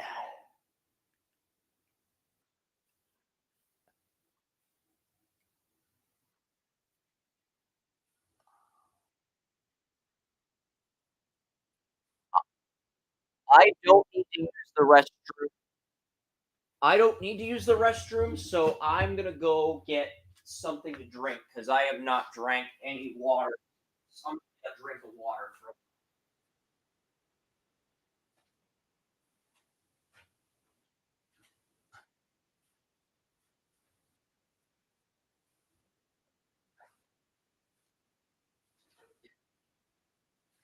So once this game is over, we will sign off. But until then, we will have. It's game 5. It's game 5. It's the team we're both rooting for, so we'll make an exception here by going into overtime. But yeah, I don't know. Maybe I'll make some food during the 7th inning stretch, but I have not ate a lot today. Maybe I'll get some pepperoni. I don't know. It's like my options are cinnamon toast crunch, popcorn, or pepperoni. Let's get some pepperoni.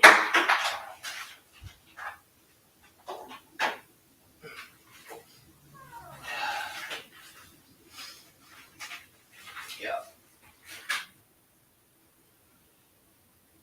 I'm just waiting for the ice to tilt upward in my water. And then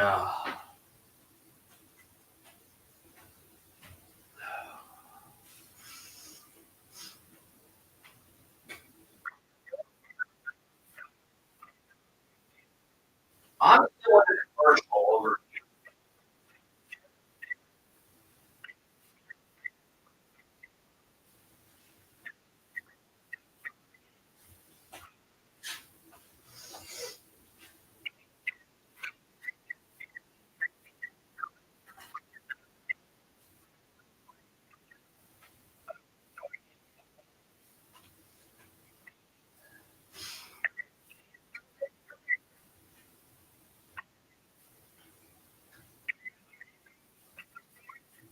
I think the Tigers are banking on the Guardians' bullpen to fatigue and having Scooble go 6 or 7 innings while banking on the Guardians' bullpen to fatigue.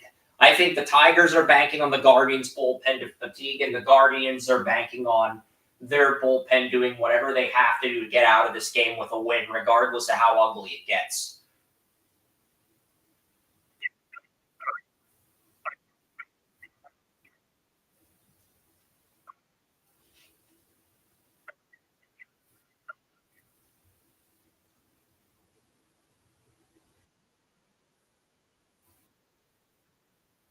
Because there's no point in keeping Scooble in the game. They're banking on the Guardians' bullpen to fatigue. Why else would you keep Scooble in the game after giving up a grand slam? You're,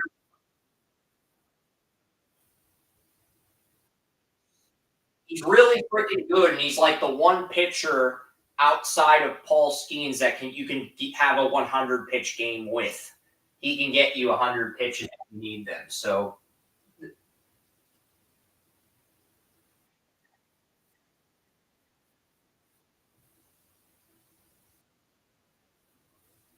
yeah, I'm already at 2 outs in the 6th inning. I'm already at 2 outs. Still waiting for the ice cubes in my water to tilt upward, but yeah, this inning's gone by very quickly. I'm guessing you're already in the commercial for the top of the seventh.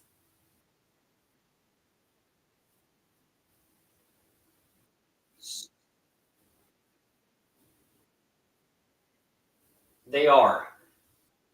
But the Tigers are warming up Vest out of the bullpen, so I'm guessing Scooble's probably going to go to the bullpen after six, but he might pitch one inning, and they might go to Vest in the eighth. But I'm guessing,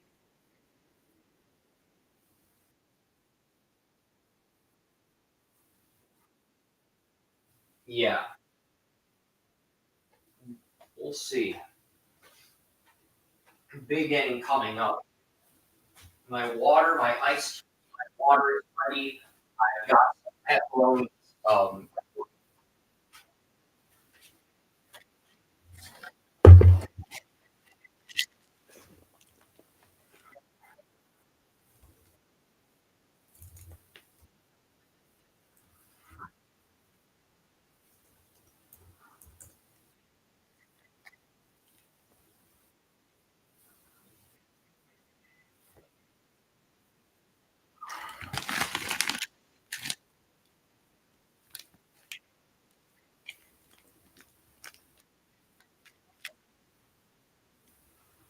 yep.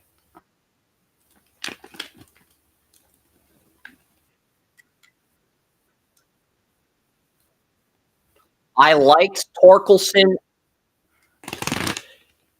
I like Torkelson.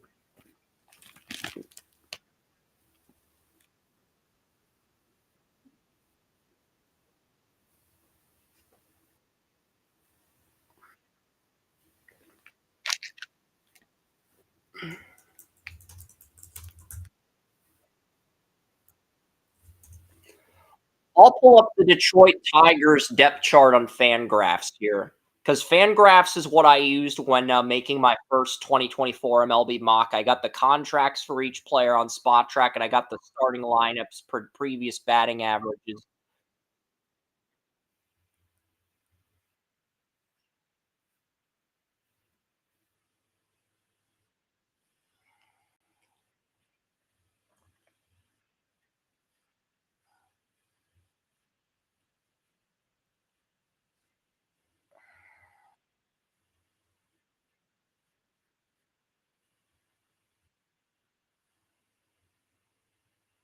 Well, the Tigers have five batters on the bench. Dylan Dillinger, a 2020 second round pick out of Ohio State that I liked. Jace Jung, their 22 first round pick, younger brother of Josh Jung of the Texas Rangers. Um, those are the two big names. Those two high draft picks. Those are the two big names I'm familiar with. They also have Andy Ibanez, Zach McKinstry, and Justin Henry Malloy. So they have five bench players that they can use as pinch hitters. And I am guessing Dillinger or Young will come in as a pinch hitter. If I had to take an educated guess.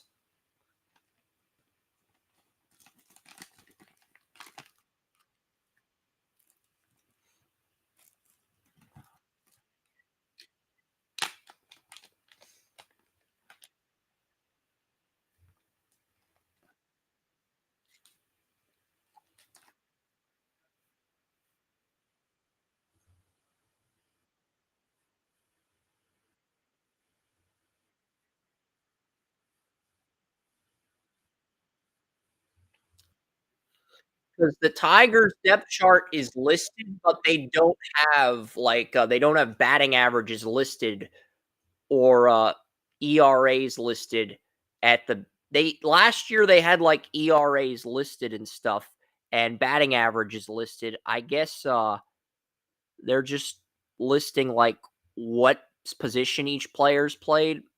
I wish they would list some of the other stuff. Um but yeah,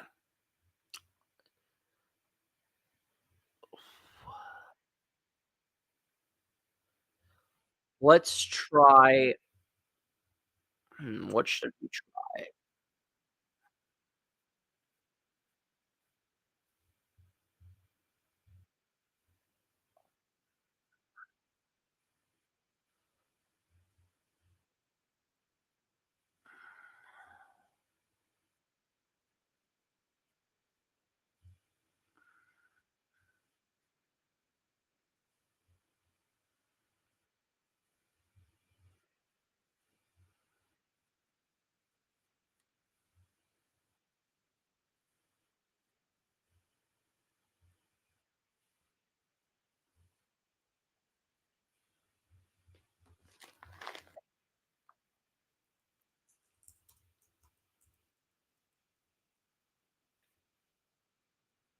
Yep.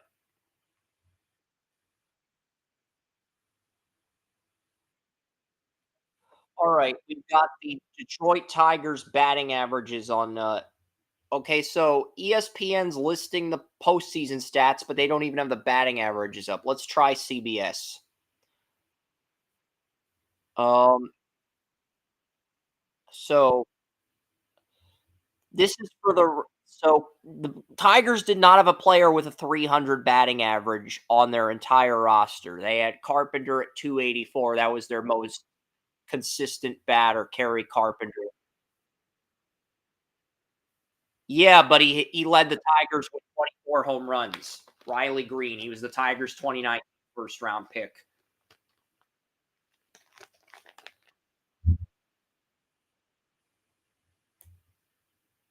Is that 30 is that 31?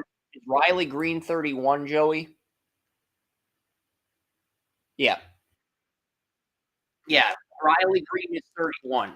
So they are warming up. Is that they're warming up? Who is that? Morgan? So they've got Morgan, Cantillo, and Kloss. They'll they'll they'll pitch those guys, but they won't pitch Williams and are probably saving him for the ALCS.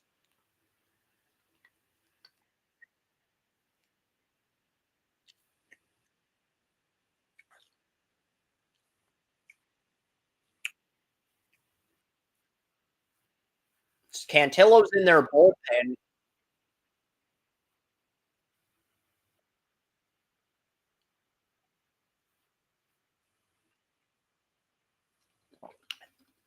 Yes, so they do have Cantillo. They're probably not going to use him. And the other pitcher they have besides Kloss is warming up. So they'll probably use that pitcher in the eighth, but they'd like to use that pitcher in the eighth and go to Kloss. But if they have to use that pitcher in the seventh, they probably will have to pitch Gavin Williams for a third of an inning. It's a third of an inning.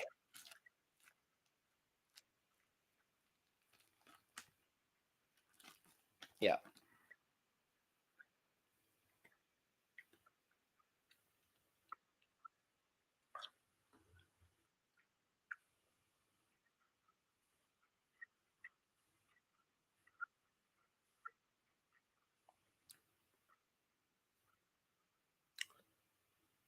And look, the thing with the Tigers is they had 6 batters with 10 home runs, the Detroit Tigers. So they can hit. They just don't hit consistently.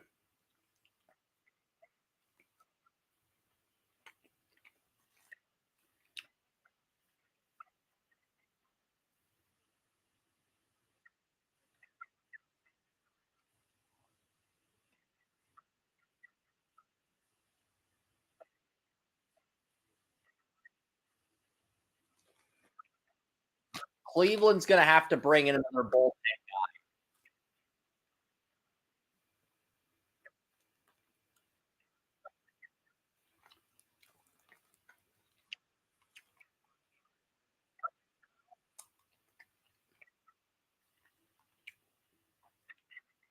They've got Morgan. Only 3 relievers left. Morgan, Cantillo, and Kloss are the only relievers left. And if you don't want to use Cantillo, you can use Gavin Williams out of the bullpen. That's the other option. I don't know if the Cleveland Guardians are going to entertain that option, but that is an option they have.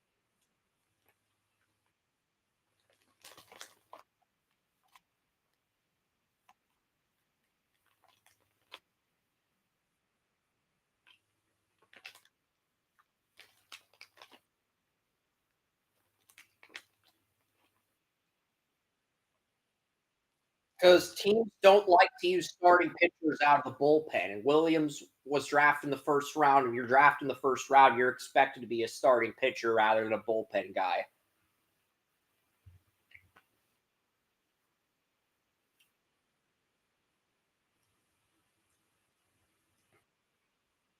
And the lack of innovation is kind of disturbing.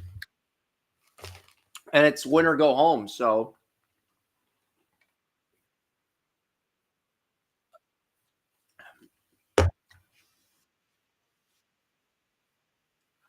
I mean, the Tigers drafted Jackson Jobe third overall out of high school, but they pitched him out of the bullpen. I'm not saying the results were good, but they did pitch him out of the bullpen against the Astros in game 2.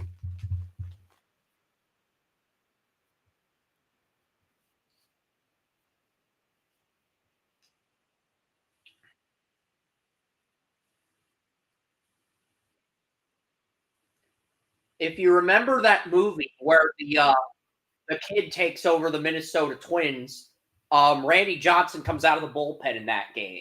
In that movie, it's a movie where the kid buys the Minnesota Twins. I don't remember the name of the movie, but it's a really good baseball movie. A kid becomes the owner of the Twins.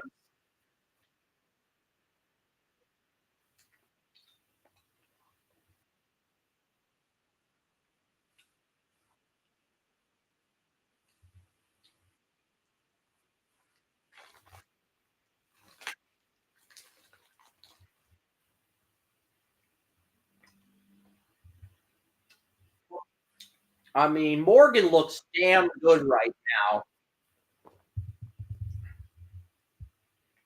Morgan looks damn good right now.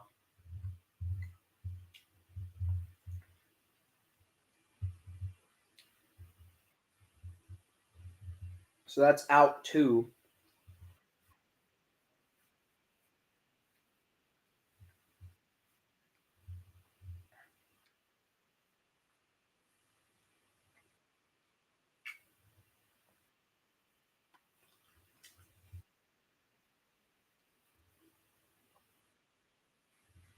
I think Torkelson started this inning, Joey. That's the thing. I think Torkelson actually began this inning.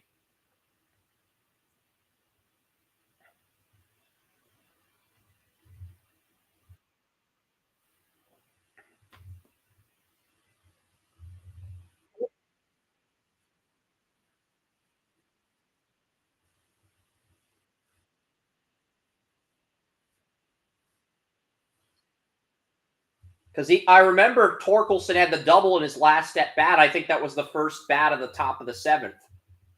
So Tigers have actually managed to get through their entire batting lineup against the Guardians bullpen. That's not easy to do.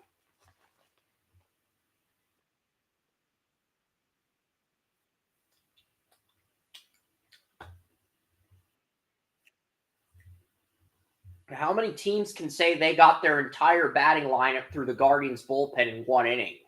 Like, how many teams can actually say they achieved that?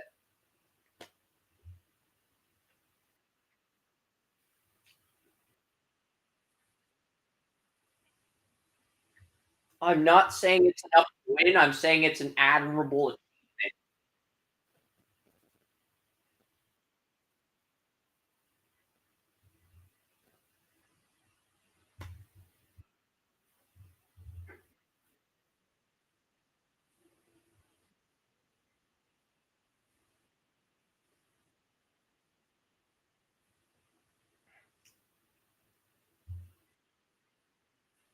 And strike out Torkelson. We're going to the 8th inning here, up by 2. Yeah, very.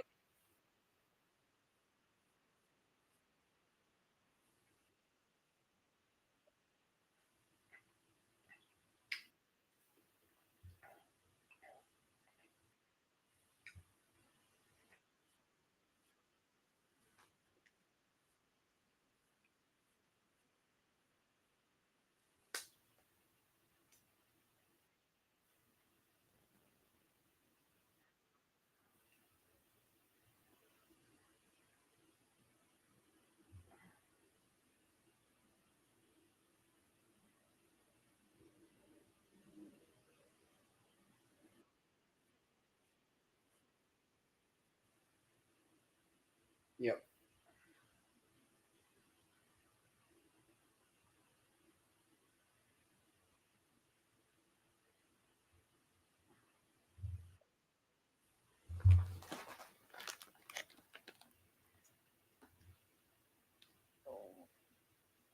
So South Carolina did get a touchdown at the end, but they failed to get the 2-point conversion. After South Carolina missed the field goal, Alabama made it 27-19. South Carolina got a touchdown, but failed to get the 2-point conversion. So Alabama barely beat South Carolina 27-25.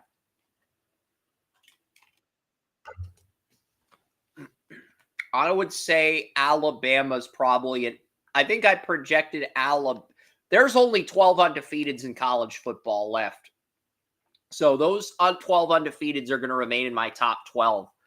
But can Cal beat Pittsburgh twice in one weekend? Because Cal beat number 1 Pitt in college soccer last night. Cal football plays Pitt football today at 3:30. So if Cal football can beat Pitt football, because Pitt and Miami are the only unbeatens in the ACC right now. If they keep winning, Clemson won't get to the ACC title despite being number 10 in the polls.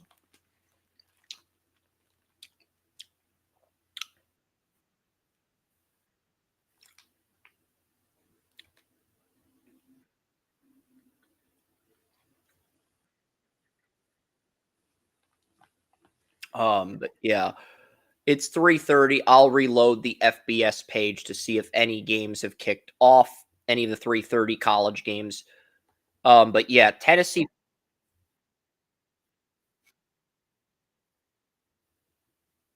I figured best would be coming in. So this is the Guardians' best opportunity to expand the lead here with Scooble out of the game.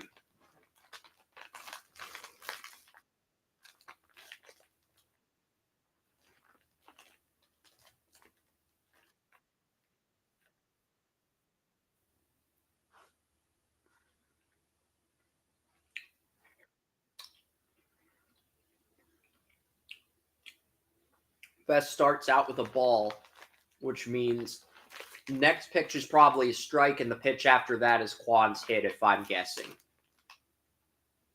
Nope, 2 balls. And then,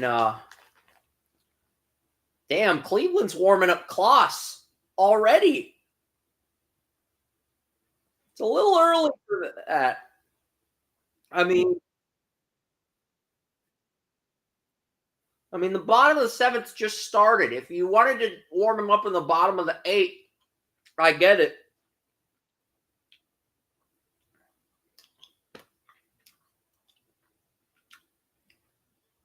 Vaught is managing this game like Kloss can get 4 or 5 outs.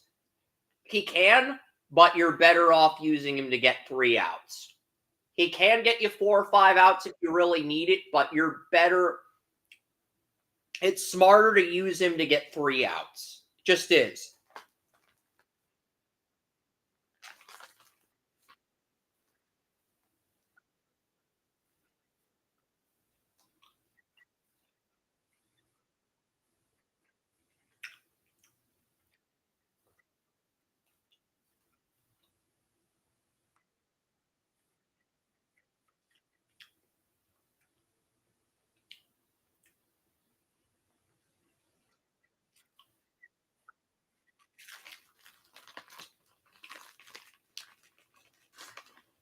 But, if the Guardians can get like 3 or 4 runs and have a 5-run lead, I think you can go with Kloss for the last 2 innings, but it's risky.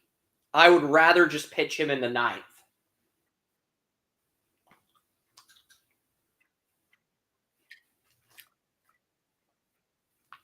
I'm in agreement with.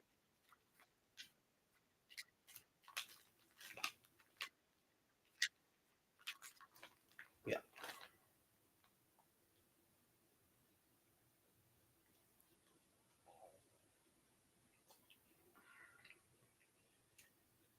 I know the audience is probably looking at me like, why is Chris eating pepperoni? 1, I haven't ate since 6 a.m. And 2, I didn't really have a big breakfast. I didn't have a big breakfast today, so.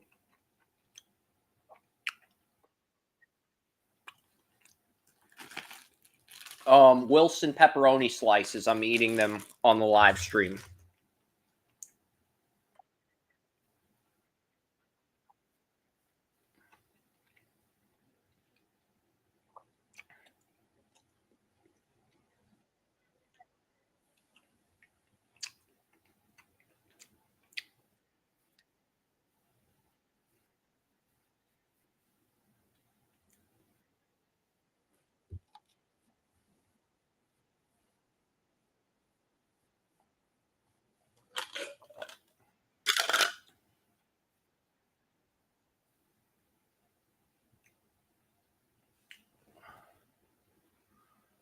I mean, I'd make myself a Jimmy Dean breakfast bowl, but I just don't think that's necessary right now.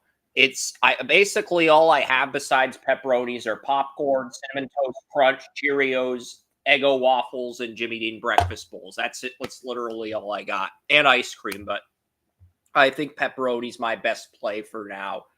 Popcorn probably next, but you risk making a mess with popcorn. Whereas, unless you eat it out of a bowl.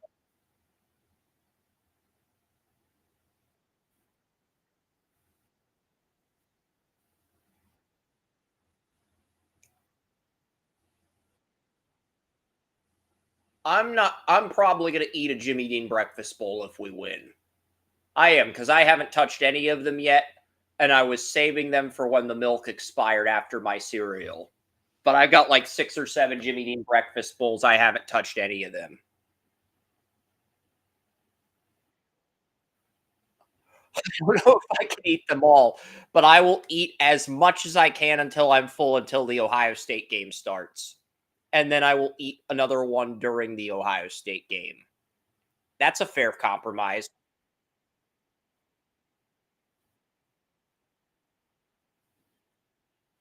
How many do I have in my fridge? Let's double check here.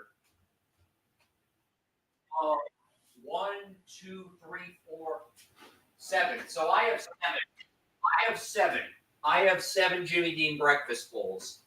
So 7. So seven's not divisible by 2. Well, it technically is 3.5, but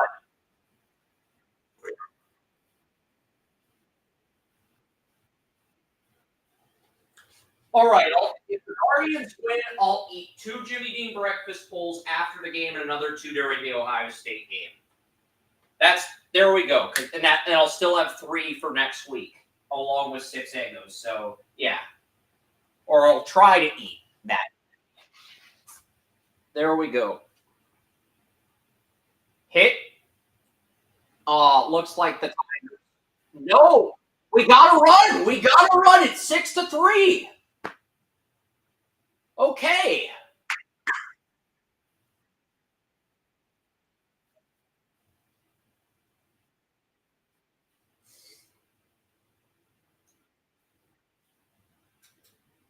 I mean, as much as I like AJ Hinch, Detroit's bullpen is not what he had in Houston.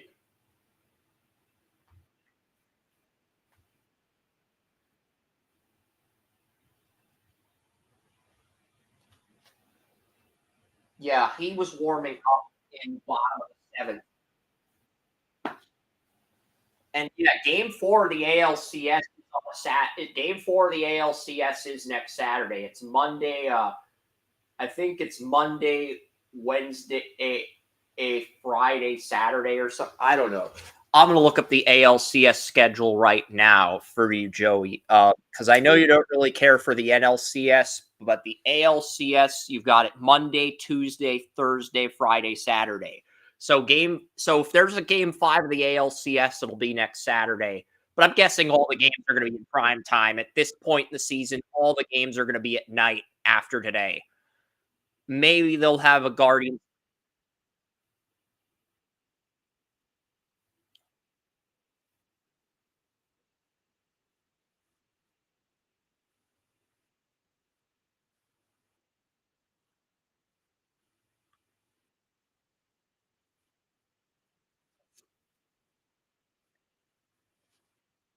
You should air the Thursday game at 4 p.m. That way you don't have to compete with the NFL. If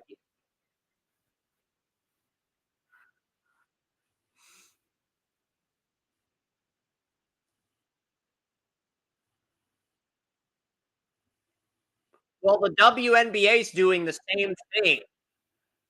They're airing the WNBA finals on Thursdays and Sundays when the NFL is airing. So if this year's WNBA finals,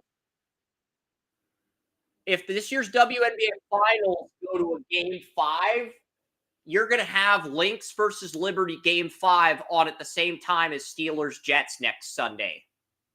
So those both the WNBA finals are going to be competing head to head with the Steelers. I don't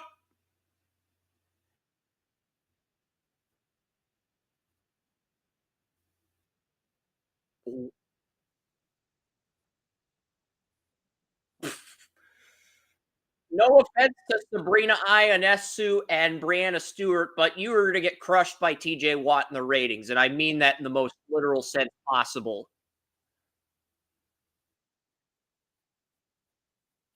I don't want TJ Watt to crush you, but he's just a bigger star than you. He's going to crush you in the ratings. I'm not saying he's going to tackle you for being a woman. I'm saying he's going to crush you in the ratings.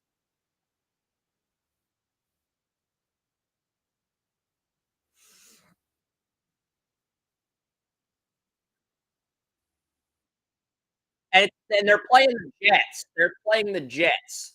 I know this because I have the news ticker for Week 7 up, but I haven't had a chance to write the code for any of the Week 7 games. I haven't had a chance yet. I'll probably do that tonight if I get time, or probably after the Ohio State game tonight.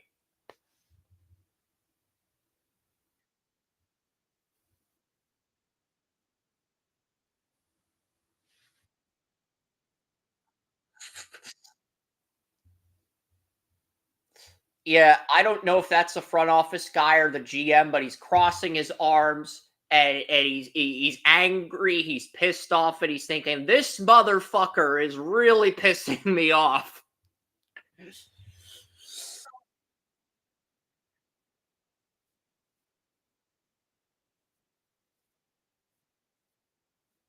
Is Naylor the first baseman, or is Bo Naylor's the catcher? Josh is the first baseman.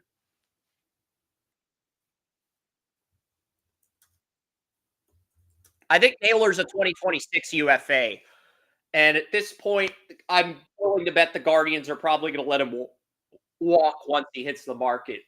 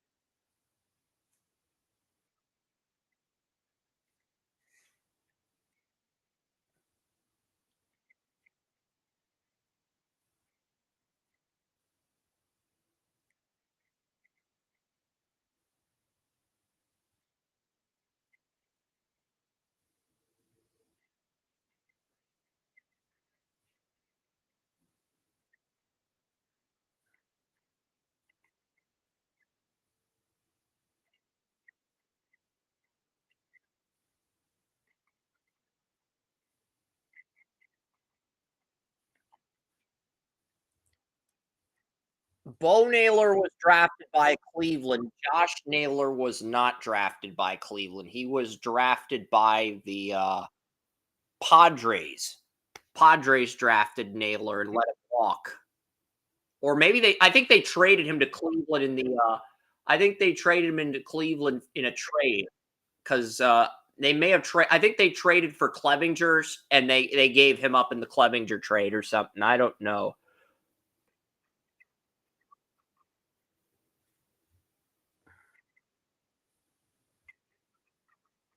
No, the Marlins drafted him. The Marlins took him 12th overall. Marlins took him, and then they traded him to the Padres.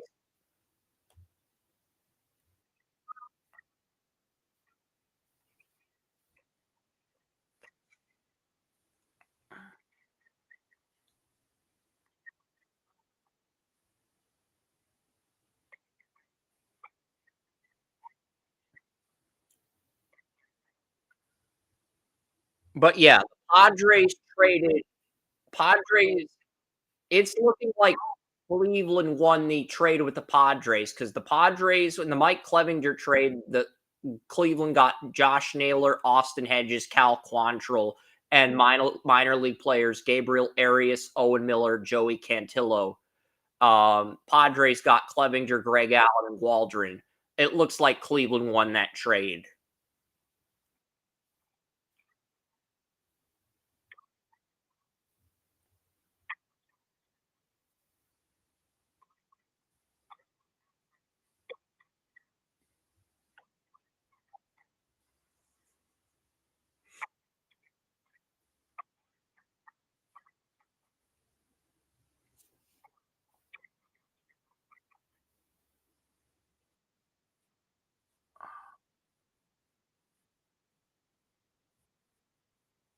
Yeah, he was a 2015 first round pick, but here's the thing, he's only 27. It feels like he's 30, but he's only 27. He's 250. He's listed at 5'11", 250.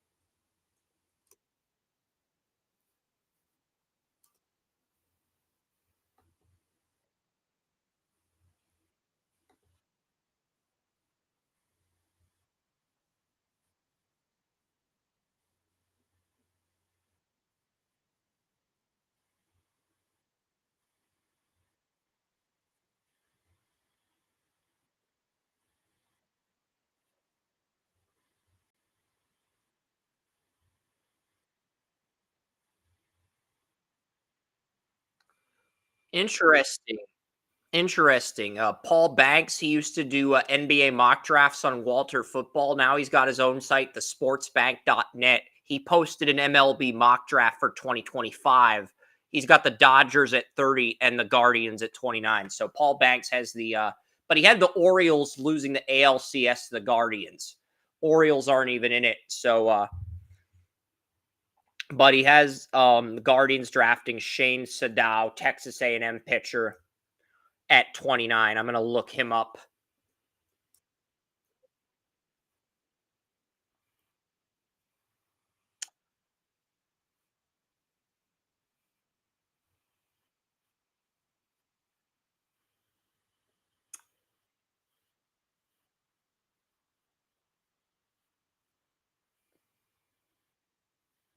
Got hired by the Reds. New manager. Yeah.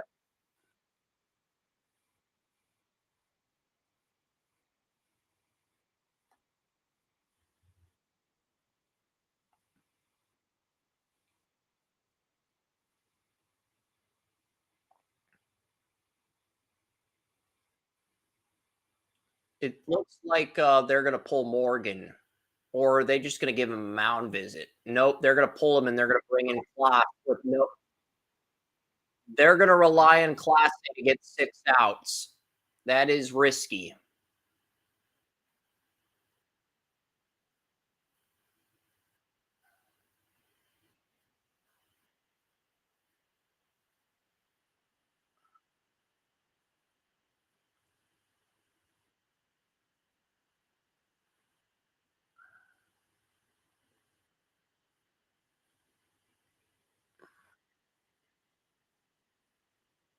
Yep, agreed.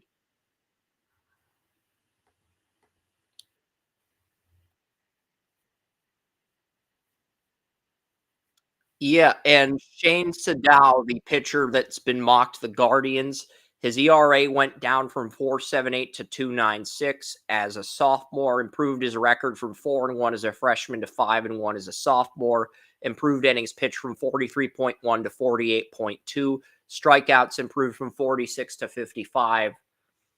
So these aren't bad numbers for a pitcher, but I think you're looking at more of a long reliever bullpen type guy in the MLB versus a starting pitcher, because these are not the analytics you want to see from a starting pitcher and the big league level.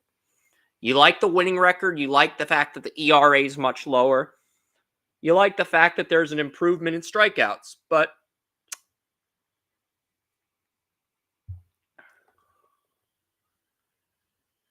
they've got the Tigers picking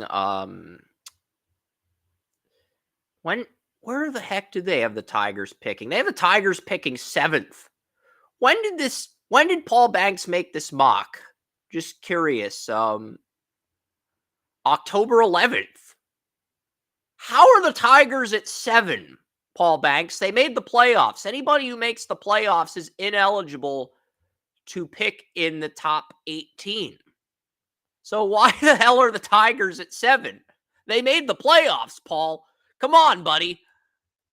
Tigers are not picking at 7. Even Joey knows this. And Joey thinks it's too early to talk about the draft. Even Joey knows that the frickin' Tigers are not picking 7th in the draft. Come on, man. Come on, Paul. Come on, man.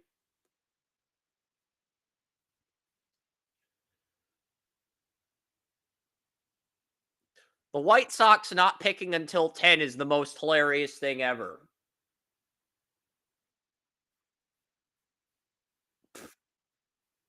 I know the rule says big market teams that have market share clauses are not allowed to pick before 10, but that is just criminal. I get the Athletics picking at 11. They picked in the top 6 each of the last 2 years. Okay? I get them picking at 11. I do. But the White Sox picking at 10. You know, if the Athletics had kept the old, if the MLB had kept the old draft format, the Nationals would have taken Dylan Cruz number 1. The Athletics would have gotten Paul Skeens at 2, and then they could have had Bazana or Condon this year. So the MLB draft format ended up screwing the Athletics harder than any other team, and it also screwed the White Sox. So the owners, I don't know why they voted for this, but they screwed up.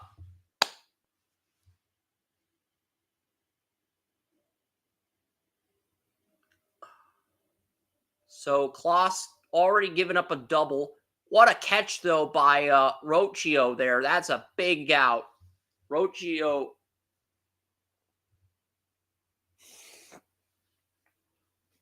And as soon as Rocchio gets an out, we go to a DraftKings Sportsbook commercial. I mean, it's almost like the MLB saying, these are both small market teams. We can go to commercials when a team gets an out. We can run a 30-second ad in this game, but we can't run a 30-second ad in a Yankee game. You know, the nerve.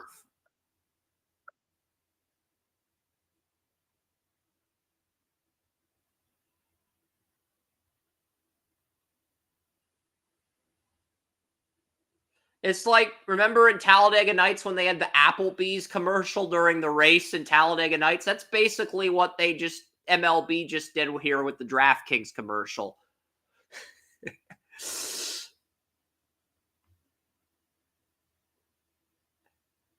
If Kloss can get out of this inning with under 10 pitches, which I don't know if he can, I think that is how you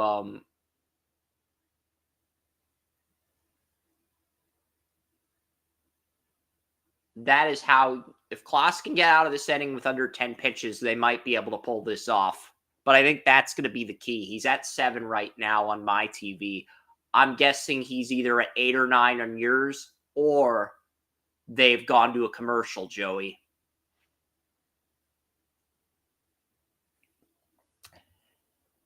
Somebody in the chat on Restream asked me, who do I think is going to win the 2025 MLB lottery, and who do you want to win? Well, I think we're probably going to see I feel like the Texas Rangers or the Pirates will end up winning the lottery again. It might be the Reds who wins it. I want to see the Marlins win it because I want to see. We saw the Pirates and Guardians get the number 1 picks in the lottery. I want to see the Marlins win the lottery so Joey has a player to cheer for when they get to the Jumbo Shrimp. It's only fitting. It's only fitting. That's the only thing that's fitting as far as tradition goes.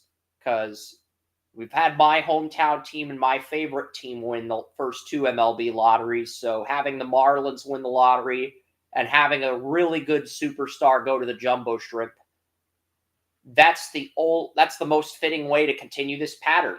So I am rooting for the Marlins to win the lottery.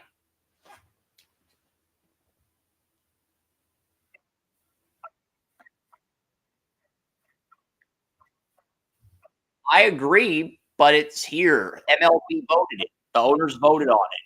But I agree with you. It is an outdated concept. Because the White Sox should be picking at 1, not 10. But because the owners voting on MLB, if a team has a high market size and they rank high in revenue sharing, they can't pick before 10 in the MLB draft. That's a very stupid rule. No other sports league has that rule. Like, if you want to say they're ineligible for a top 6 pick, but put them at 7, fine. But they shouldn't be picking as low as 10. They're getting hosed. They're not just.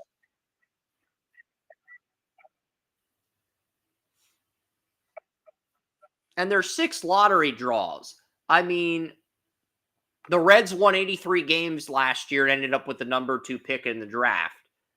The Arizona Cardinals went 89-73 and missed the playoffs. If the Arizona Diamondbacks get the number 1 pick, you have to change your format. You have to. I think giving a team that won 89 games the number 1 pick in the draft is just not fair. It's not.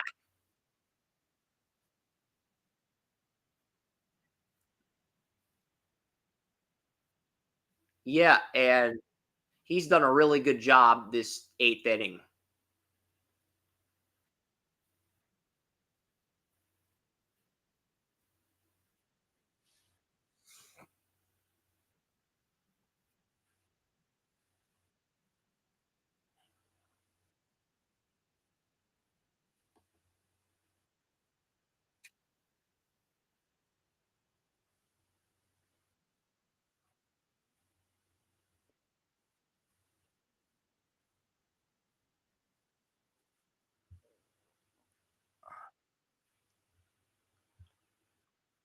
And Clase with some cheese in the upper corner.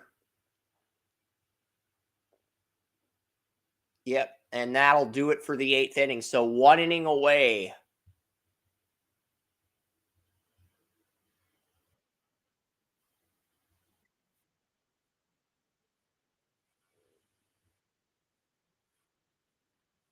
So you're already at the bottom of the 8th. I'm in the commercial for the bottom of the 8th.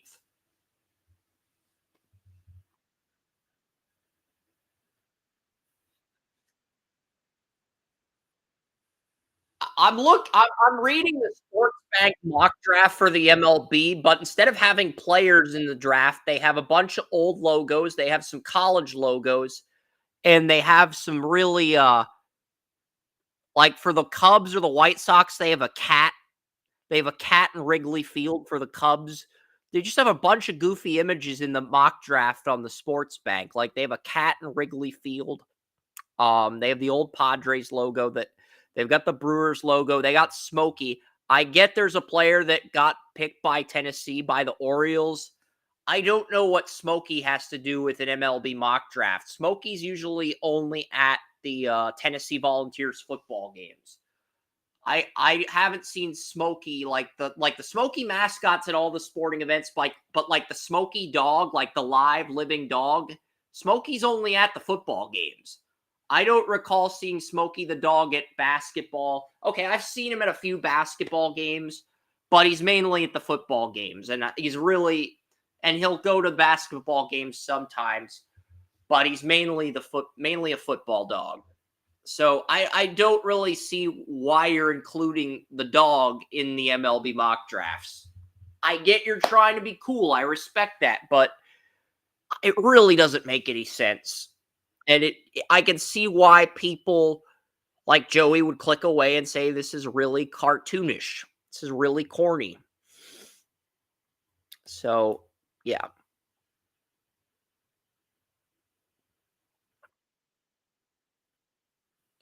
And look, I like the 26 MLB draft better because there were a lot of good freshmen in college baseball this year that dominated, and those freshmen are going to be eligible in the 26 MLB draft. So even though a lot of people are praising the 25 MLB draft, I think the 25 MLB draft is underwhelming and weaker than the last two MLB drafts, which have just been star studded with talent, Joey.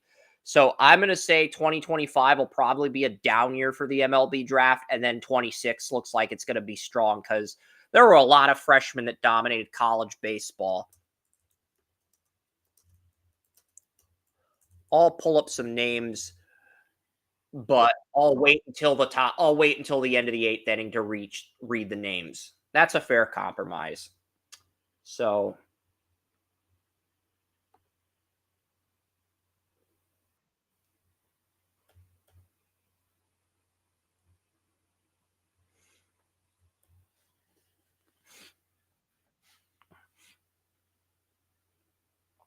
and Holton.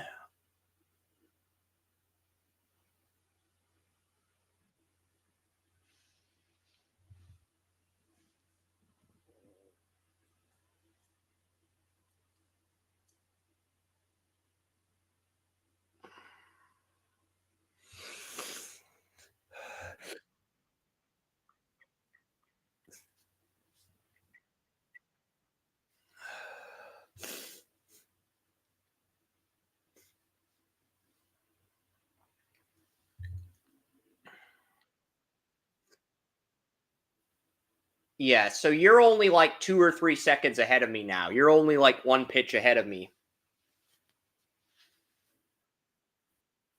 Because I just saw Hedges strike out, which means you're probably on the first pitch for Ramirez now. Or Jimenez. You're on the first pitch for Jimenez, I'm guessing. Maybe the second now. And that is a hit by Jimenez into infield, and that'll be a double.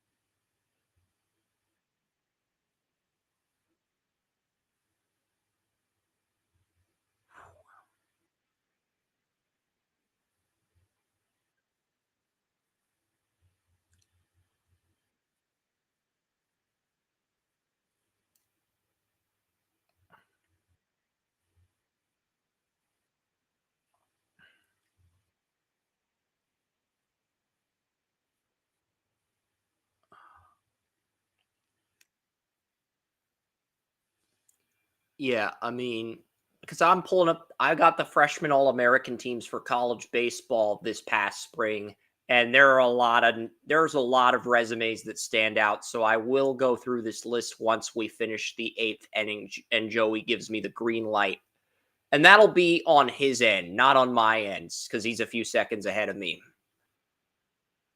I'm gonna put the pepperoni up and refill my water in the meantime.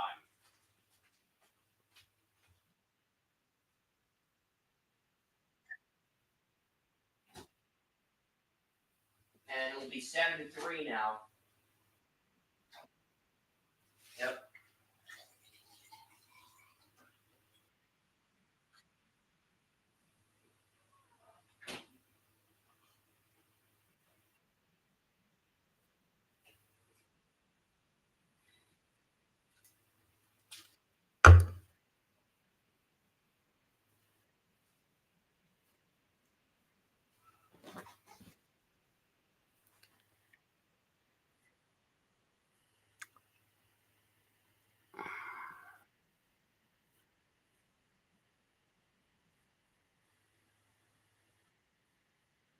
Why is there a pierogi in the stands? I get the crowd is in the game, but it looks like there's a pirate pierogi at Progressive Field. Looks like Cheese Chester's in the stand.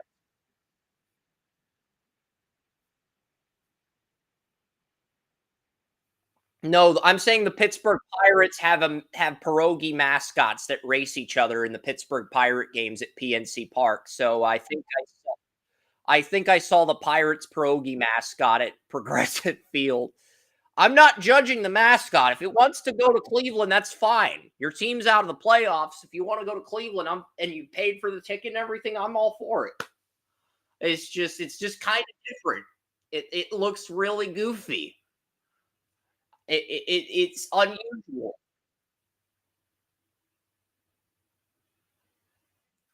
It's still more professional than what the Dallas Stars mascot did. The Dallas Stars mascot, after we beat Edmonton in game 3, like when the Dallas Stars beat Colorado in the second round, the Dallas Stars mascot Victor Green decided to go streaking. The mascot. It took off its jersey and decided to go streaking. And then after Dallas beat Edmonton in game 3 to take a 2-1 series lead, the mascot goes streaking. We lose 3 straight to Edmonton. So the mascot that looks like a Pirates mascot at Progressive Field is not streaking. So I will give the Guardian Pirate mascot that looks like Cheese Chester, the pierogi, credit for not streaking.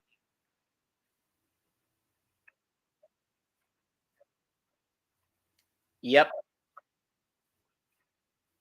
And they're going to the bullpen here.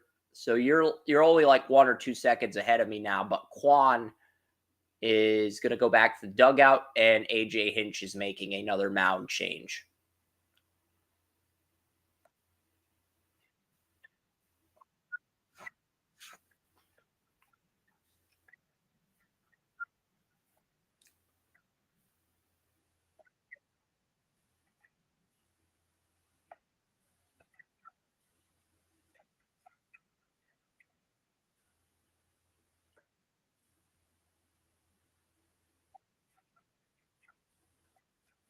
Yep. Yeah, and Miners Guardian CJ Kafis emerges as possible first base solution. So CJ Kafis could be the eventual replacement to Naylor if he leaves. But since we're in a commercial, I'll go through some of the first team names for college baseball, like freshman Luke Stevenson, North Carolina catcher. He had a 284 batting average, 14 home runs, and he helped the Tar Heels win the ACC title and reach the College World Series. These are 2026 MLB prospects. Henry Ford, Virginia's first baseman, 336 batting average and 17 home runs as a freshman, broke the previous record for home runs by a freshman held by Mark Reynolds.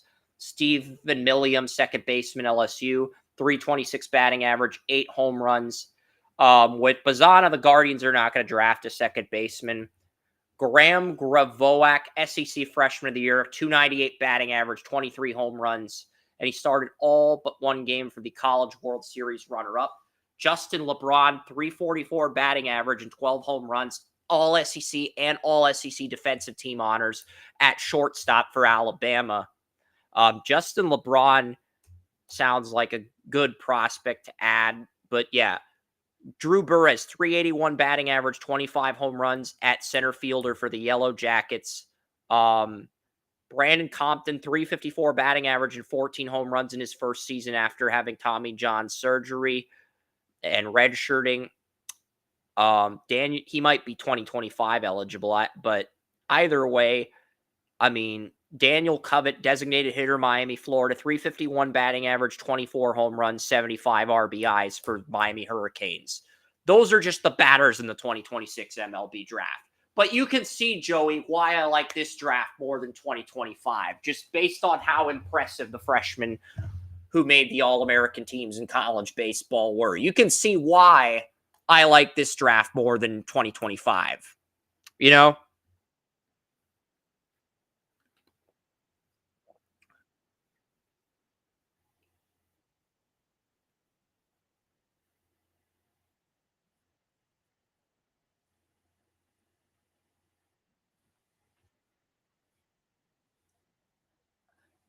Yeah, and a lot of these freshmen have impressive resumes for first years where you're seeing them consistently hit 10 or more home runs and they have good batting averages to go with it. So that's the thing. And if they build on that,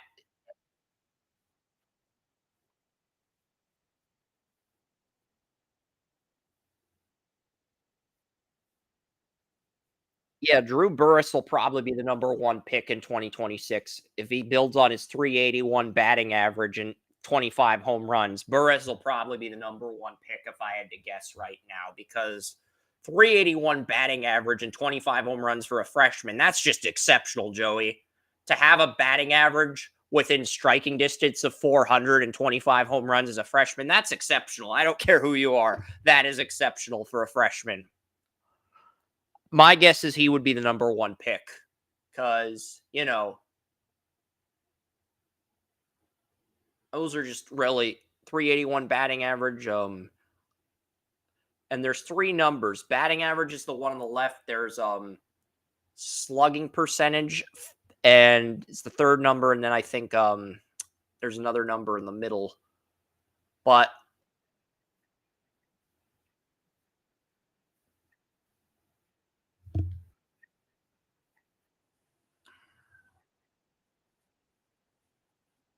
here are the pitchers in the 2026 MLB draft. Jason DeCaro, he was the number one starter as a freshman for North Carolina, 6-1 with a 3.81 ERA in 18 starts, 89.2 innings pitched. DeCaro's probably going to be the first pitcher at 26.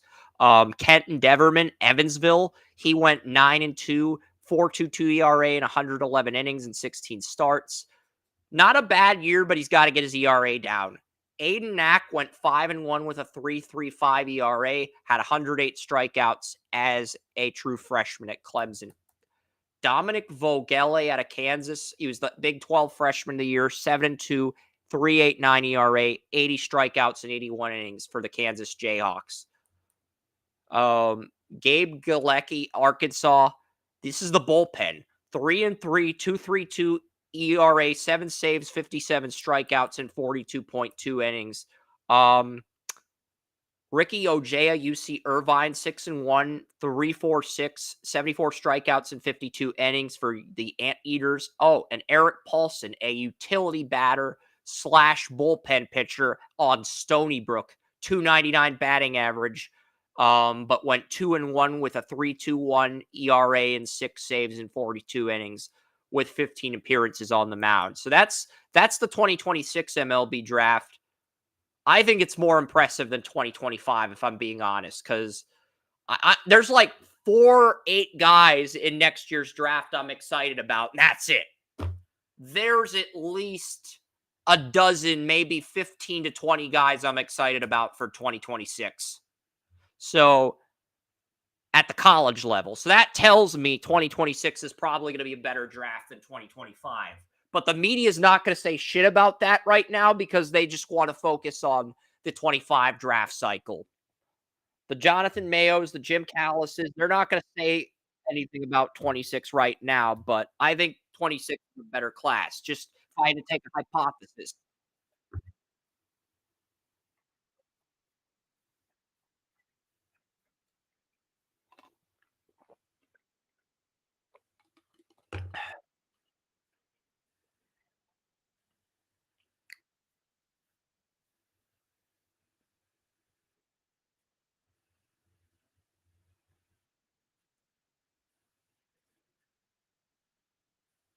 Yeah.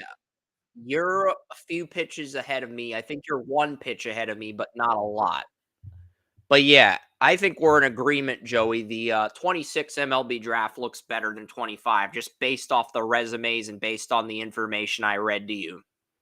I don't want to give the media, the people that work on the MLB draft content, shit for their hard work and their constant traveling, their constant film evaluations. I don't want to, because that is a lot of work. And we do appreciate that work. But yeah, Class A with a strike. Um,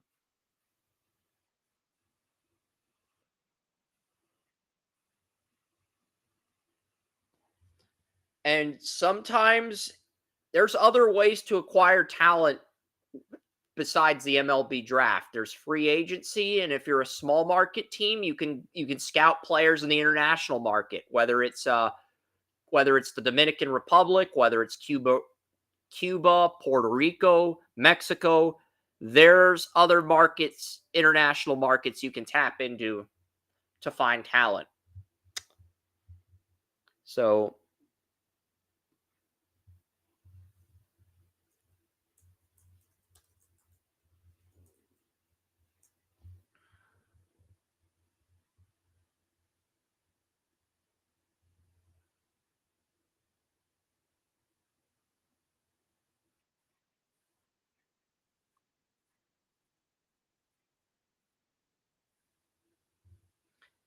yeah, and with Clase, he was an international player from the Dominican Republic.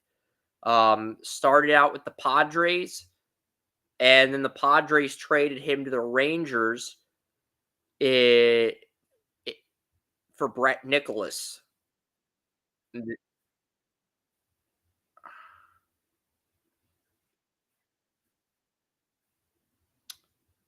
So the Rangers traded Kloss to the Cleveland Indians for Kluber. So that's literally so basically Cleveland got out of Kluber's contract at the right time when they traded Kluber to the Rangers, and the Rangers gave up on Kloss way too soon. And it just allowed Cleveland to reload in the bullpen.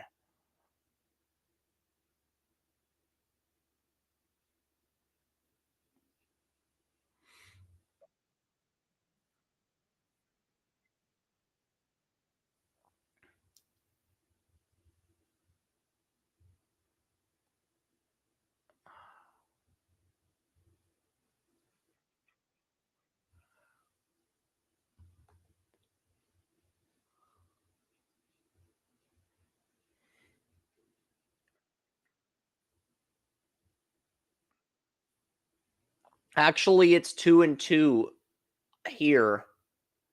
I'm guessing the next pitch is a strike and then the game's going to end. But yeah, Cleveland's man, people, I don't know if that's a front office guy or a owner crossing the arms with the sweater on, but and now that is game. Clase and Cleveland does it. It's funny, the person that had the Yankees winning the World Series had the Tigers winning today, and the Guardians won very convincingly. And the World Series memorabilia was leaked for the Dodgers and the Guardians back in August. So if that is, I would not be shocked if that's the World Series we end up getting. Because I just think it's weird that World Series champions memorabilia for the Dodgers and Guardians would leak in August. I just think that's very weird. And these could be counterfeit companies producing this material on Google Images. I don't know. I just saw the images. I did not click on the links to the images, and I didn't buy anything because you got to earn it first. And Cleveland earned the right to get to the next round despite a hell of a series by Detroit and a war of attrition. And this is a huge step for the Guardians. So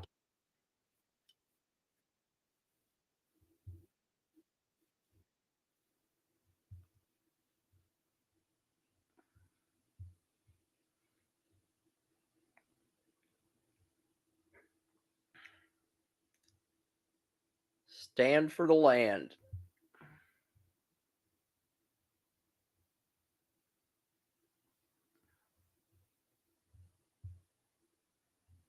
Yeah, and it was just a few years ago, this team, they played the Yankees in the 2021 ALDS.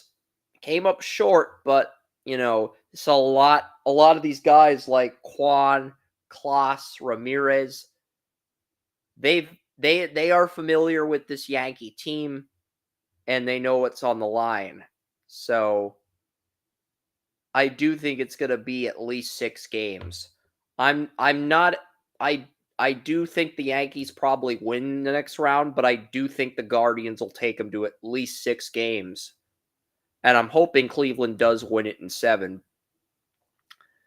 But yeah, Cleveland's going to get 3 home games after going to New York for the first 2. So if you can finish it in 5, that is good news. But, we'll see what happens. I think it's going to go at least 6.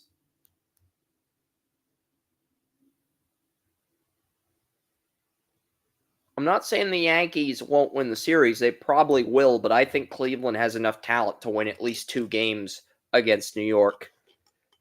They might push it to 7. But I'm just happy we got into the next round.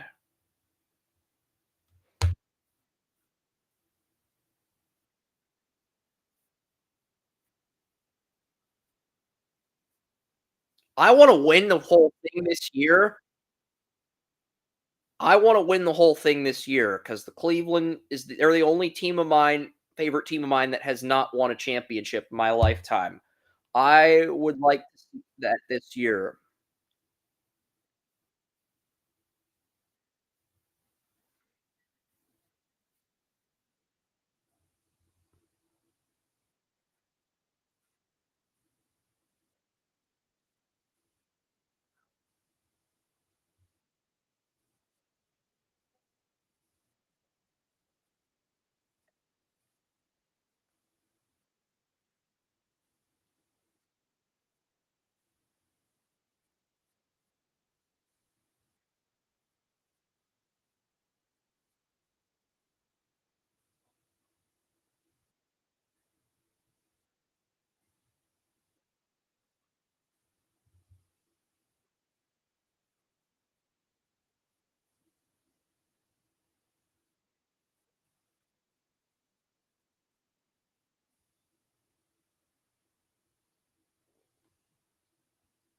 Yeah, and the Yankees, they beat Cleveland in 2017 and 2021, and this is the team you got to get through in order to get to the World Series. This is the team Cleveland's going to have to get through.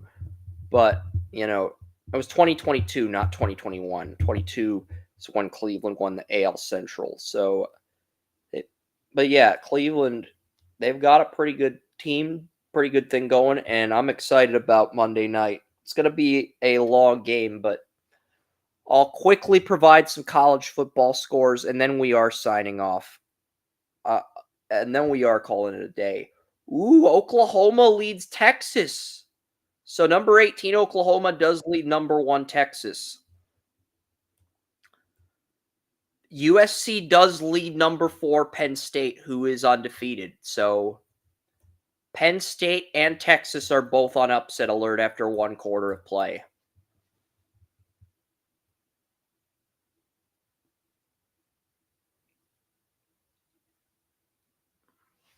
All right. We'll be back next Saturday. Western Conference in the NBA will be next Saturday. Tight end rankings. I don't think we'll have as long of a show as we did today because we had to cover the receiver rankings. We had to cover. We still have the NFL stuff like the draft simulator, but we only have 2 teams. And in addition to the draft simulator, we will only be picking for 2 teams, the Bears and Cowboys, and there will be 14 games for Joey and I to break down. So there will be some stuff. But yeah, game 5 of the ALCS, which will be in Cleveland, will be next Saturday. And the Guardians are 2-0 whenever Joey and I cover a Cleveland playoff game. So we will cover next week's game if the Yankees or Guardians don't sweep the ALCS, because it's good luck for Cleveland. But yeah, that will do it for today. I've got some college football to watch and some code to get up for next week. Joey's got some other stuff to do. We'll see you guys next Saturday. Have fun.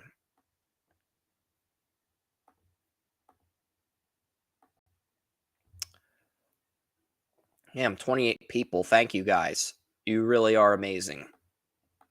Oh, we got a chat room. I'll quickly read this. I love your stream, joining buddies on the upcoming stream. Message me. Okay. That is from Kick.